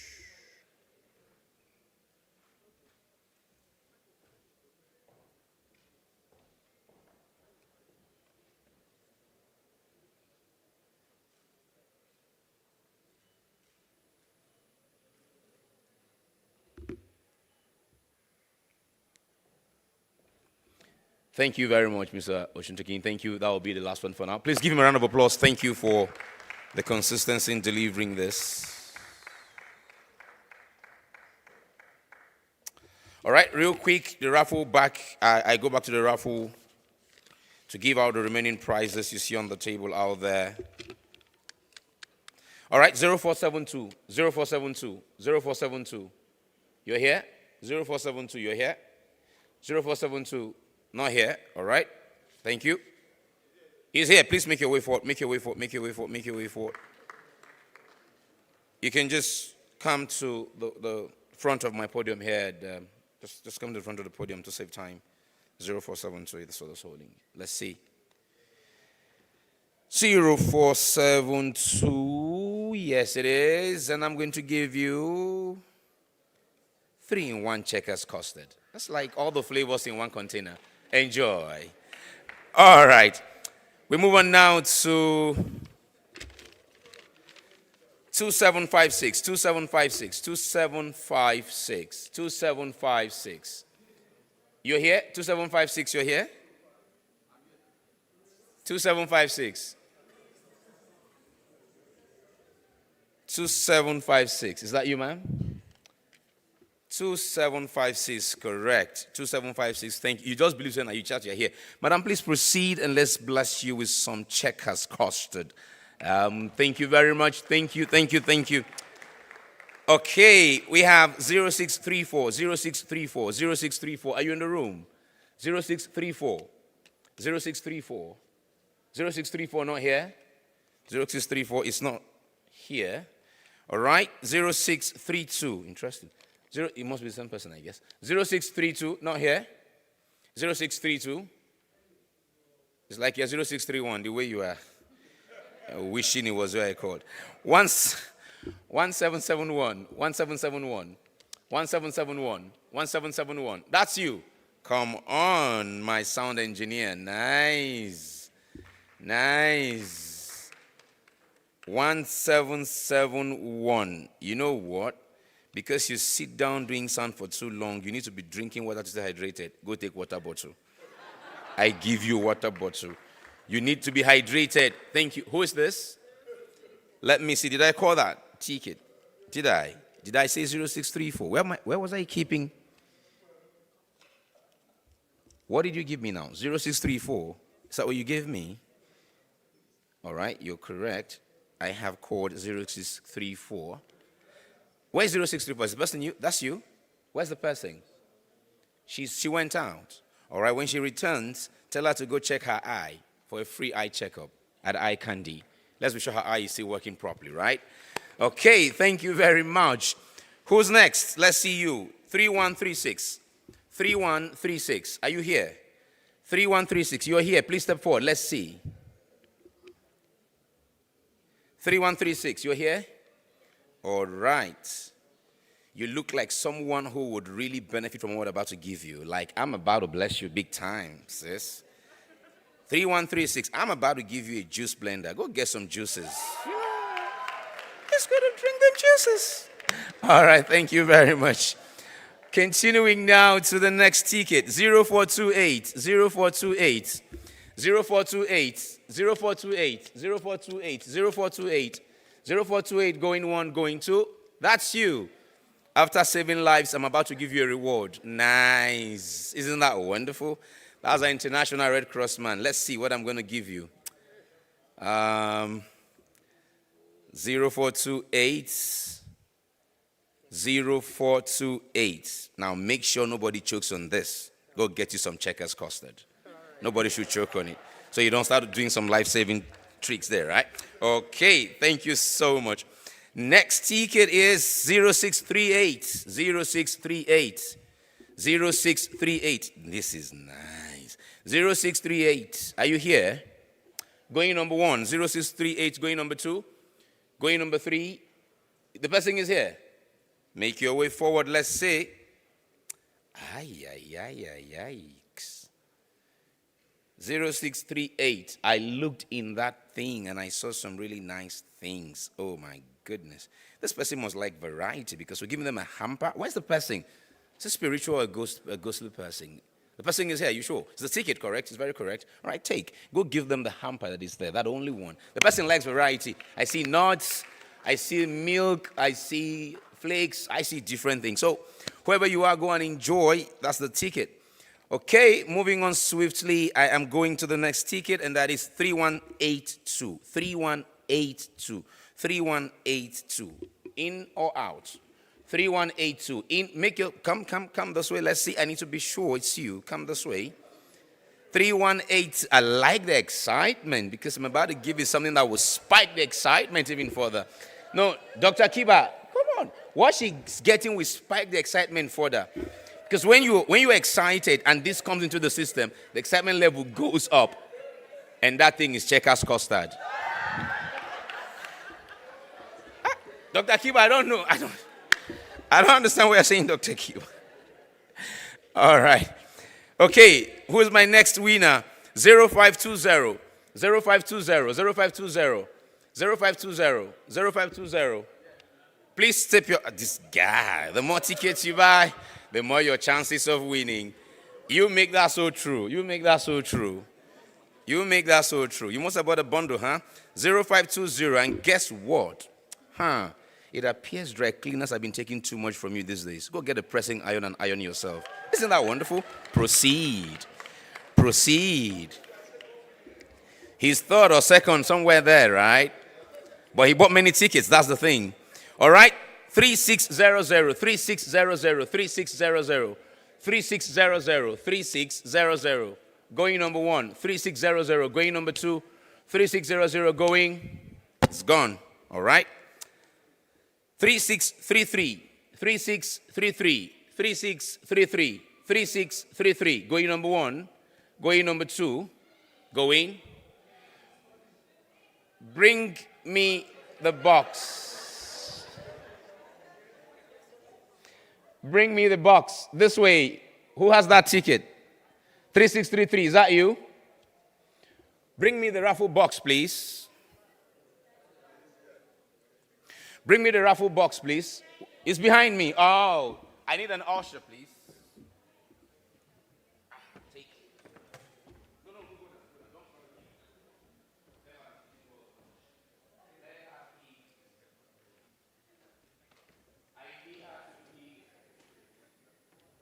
Let her give me 10. Madam Titi, give me 10.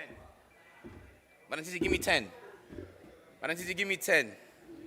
Some people are praying for us to pick their own now. That's nice. I like your prayer.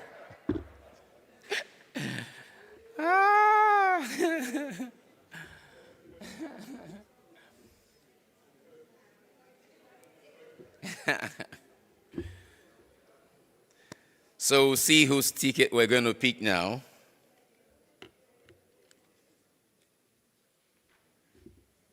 We have it. Thank you very much.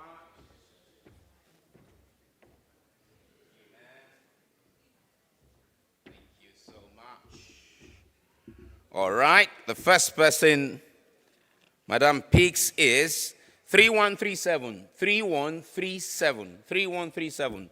Are you here? 3137 going number 1. 3137 going number 2. 3137 is gone. Okay, who is next? Let's see. 35. Is that 3137? Proceed. Proceed. 3137. Proceed. 3137. Let's see. You work in an office, right? Yeah. When do you resume in the morning? 7. That means you leave very early sometimes. Sometimes it's difficult to grab breakfast. So go get a food flask and put breakfast in it, right? Yeah. Okay, 3582, 3582, 3582, 3582, 3582. Going number one, 3582. I say he's coming. Why are you rushing, MC? I'm coming. MC is rushing because of time, man. 3582, very correct. So, when it's hot, you don't rush it. It's custard. Go take it. Proceed, proceed, proceed, proceed. Okay. 3317, 3317, 3317, 3317. 3317 going number one. 3317 going number two. 3317 go in. Is gone. Alrighty. 3318. It must be the same person. 3318. Is that you? Nice. Nice. So someone told you, someone said to you, I will call you next. Ah. If that person open church, you go get members. So it is see vision. 3318. There you go. Nice. Okay. Let's see. That person is really, tell that person to open a church. It's like they're really a prophetess, right? She has prophesied. It's not me. She cursed it. So go take custard. She prophesied custard. I was going to give you something else. And then she prophesied custard. So go take custard. Go take custard. All right. Thank you so much. Okay. 0459. 0459. 0459. Are you here? 0459. 0459. 0459. Going number one. Going number two. And gone. Okay. Still on this. Is 3576, 3576, 3576, 3576, 35 going, gone. All right. On to the next. 3218. Are you here? Is that you? 3218.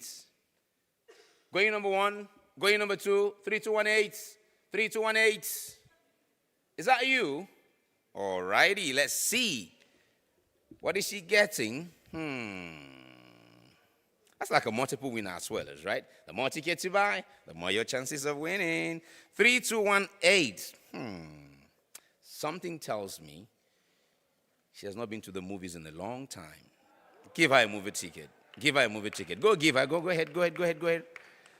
Okay, and next. 3634. 3634. 3634. Going number one. 3634 going number two. Going number three. Going. Is gone. She's coming. What number did I call now? 3634, correct. 3634. Are you coming? You're a winner? You're sure? Do you know what you're getting? Something nice you'll expect. Really nice. 3634. That's what I said, right? This is 3643. I'm sorry. All right. Onwards to the next ticket. 3206. 3206. 3206. 3206. 3206 going number one. 3206 going number two. Going number three. Gone. Is someone coming? All right. 0439. 0439. Bring the box again. 0439. 0439. Bring the box again. Now to Dr. Akiba. Get the box to Dr. Akiba. Let Dr. Akiba pick. How many items do I have there? I have like 6 items to go. Like 6? 7? Ushers, someone give me a number. 8. I have 8 items to go. Dr. Akiba, give me 8 tickets. I have 12. Give me all 12.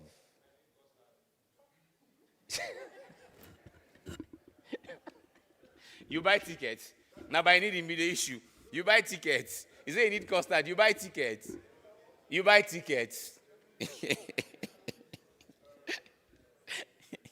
You say you need custard. If you buy tickets, you'll get custard. Hey, whoa. Don't be like those that wish to win raffle lot. Say again. Did you say 12 or 8?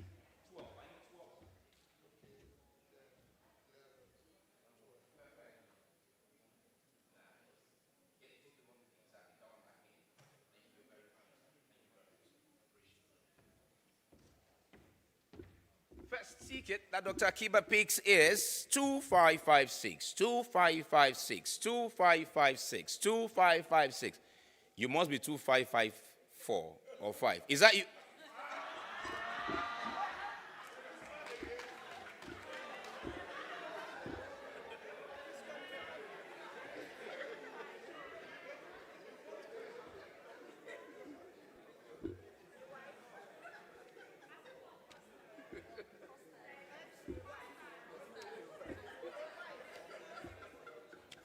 What can I say? Some people are born that lucky, right? Some people are born that lucky. 2556. It is okay. What will I give him this time? A wife, eh? Is that what you want now? Can I matchmake you here and now? You are afraid to get married. Anyways, I'm sure by the time you find her, she will need to eat breakfast, so a custard will still be good for you. Proceed, proceed, proceed, proceed, proceed. All right. 0515, 0515, 0515, 0515. Is that you? 0515, 0515. Oh my goodness. Patience, they say pays, right? You've patiently waited. I hope you patiently wait to see the movie from start to finish.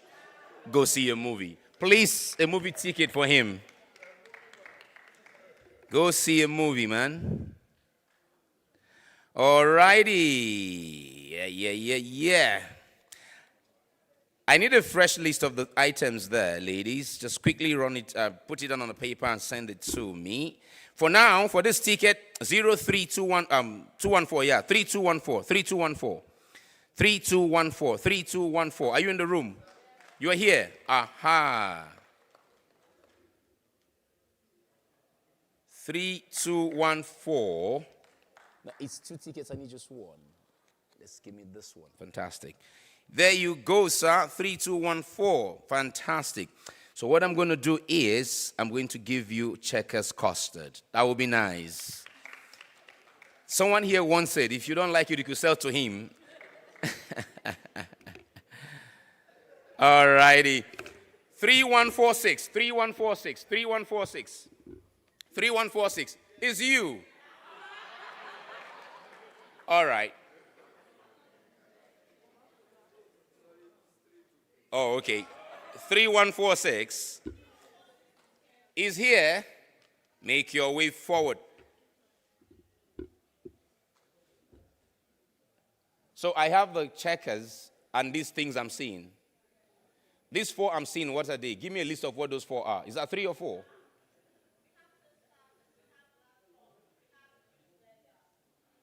Okay. I will exhaust my list with this. And as I exhaust my list,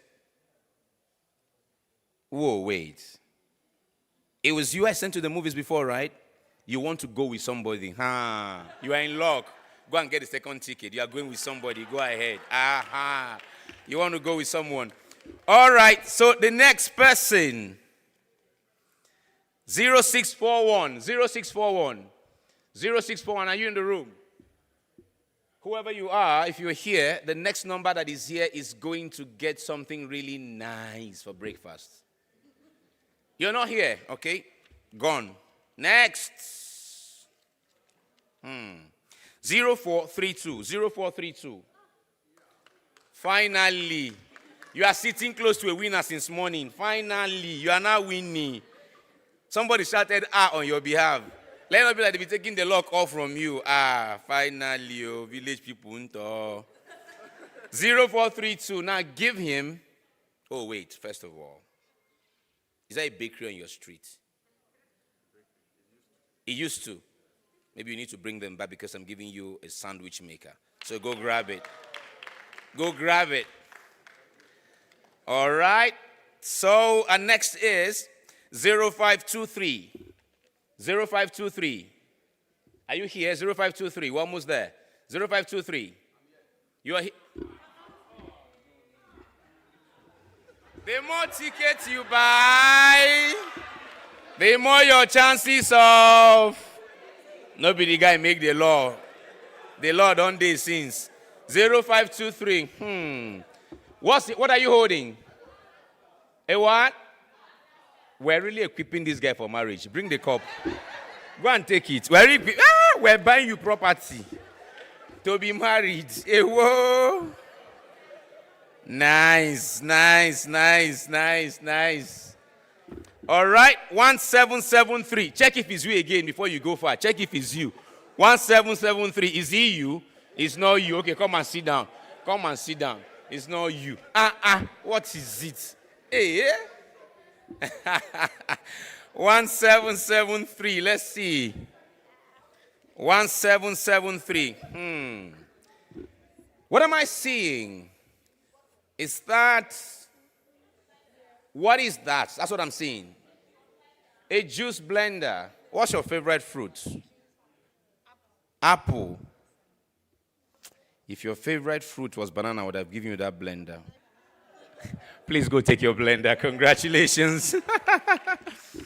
Okay, I have a few more items to go. I see just a few more. I'll just speed through this. 0474. 0474. Okay, that guy na your friend, Abi. That guy way. Let me photographer you to be. You be video man. Him be photographer. And at the same industry, you go share with him. I go collect custard. You go share with him. Go collect custard. All right. Next, 0579. 0579. Are you here? 0579. Going number 1. Going number 2. Going number 3. Going. Gone. Here? No, not here. Okay. So 1287. 1287. 1287. 1287. 1287. Going number 1, going number 1, going number 2, going number 2, going number 3, going number 3. I'm waiting. 1287. Step up, let's say. Come. 1287 is the winning ticket. Let's see if you got it. 1287. You don't like somebody like that likes to eat breakfast, right? Custard is good for breakfast. Help yourself. Okay, that's 1287. There you go. It's a winning ticket. This should be you. 1286. Is that you? Ask him if he's the one. 1286. Is that you? 1286. Is that you? Nah. No. You have won that one. Like I have another winning ticket now. 1286. And I'm asking if it's you. Okay, 1286. Are you here? 1286. 1286. Going number 1. Well, ladies and gentlemen, I have just how many to go? Do I have time to do this? Sugar.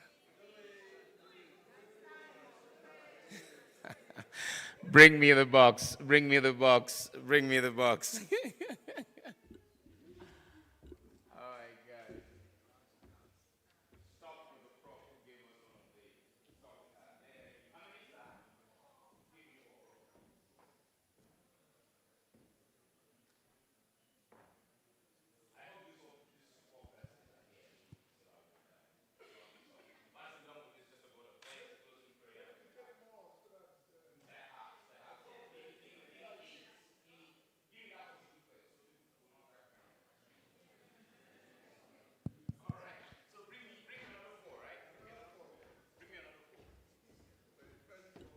Yes. Okay, 1280, 1280, 1280, 1280, 1280. Going number 1, 1280 in the exhibition hall. Are you there? Going number 2, going number 3, going. It's gone. See, Dr. Kiba, Elder's Wisdom. Thank you. 0630. 0630. Please be here. 06. That's you. Step forward. Step forward. Step forward. Step forward. 0630. Congratulations. 0630. Let's see. Fantastic. All those children you take care of, you need a lot of energy, right? Custard can start it. Just go ahead. Go ahead. She said, don't say custard. Oh my God. Okay. What did I do? Did I mix this thing up? 3132, 3132, 3132, 3132, 3132. Aha. 3132. This is another, the more tickets you buy, the more chances you have to win. There you go. Yes, please cement all your victory with a custard. Please proceed. Proceed.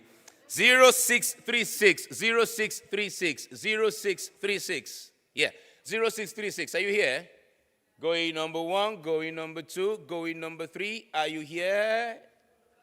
Gone. Okay.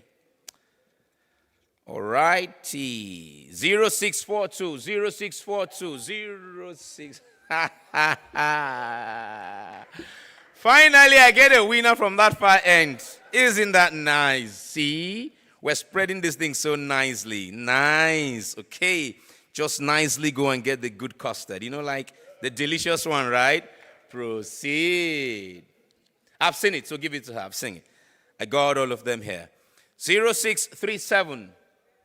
Finally. Yes, finally. 0637. Going number 1. Going number 2. Gone. Okay, one more. I hope you're here. 3630. 3630. 3630. Not here. 0512. Please be here. That's you. Okay, and our last winner for today, ladies and gentlemen. A round of applause. Nice, nice. Fantastic. Please proceed and take the trophy. As the man gets in the last one, ladies and gentlemen, before we depart here today, we will say our thank yous. And on behalf of PSRG and Richardson, to do the vote of thanks, please let us welcome Mr. Chidi Ejimbe. Mr. Jimbe, are you here? Please put your hands together as let's go all the way down. Go all the way down and use the says. Thank you very much. Chidi will say the thank yous on behalf of the organizers of this event. And I will be back to take the closing comments. Thank you very much.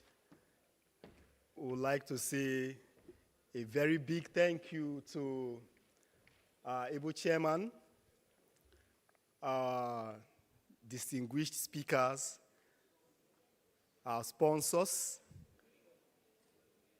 our clients, and every one of us here, every participant that has made this event, that has made this forum a huge, huge success. We say a big thank you to all of you and say God bless you and wish you a safe trip back to your respective destination. We would like to also use this opportunity to invite, to invite you for our next year's event coming up September 17th and 18th, 2024. God bless you all. Thank you very much, sir. Thank you very much. One person that the lead organizer, Mr. Shintokin, should I say person? Well, it's all right. That he holds in the highest and most revered esteem is our Lord and Savior, Jesus Christ. So we began with prayers, we'll close with prayers. Shall we rise for the closing prayer? Before I take that prayer, once we're done with this, lunch is served. We know I had lunch yesterday. Just proceed and get your lunch. Let us pray. Father, in the name of the Lord Jesus, we thank you for yet another glorious outing at the HSSE Forum organized by PSRG and Richardson. We thank you for the safe journey that brought us here and the safe journey that will take us back. We thank you for the date that has been announced for next year. We pray that the resources required to make next year even better comes to the organizers at a free cost and unhindered in the name of the Lord Jesus. Last year, we set an agenda that was adopted. Some of it was adopted by the current administration. We pray that the agenda that has been set this year in the different areas we've talked about, including mental health, will also be adopted at the national and state levels in Jesus' name. That, Father, we would not only be coming here for a talk shop, but it will be a platform that will generate ideas for utilization within and beyond our country's borders in Jesus' name. Thank you, Father, for in Jesus' name we pray. Thank you all. Richmond Osiji is my name. I'll see you next year.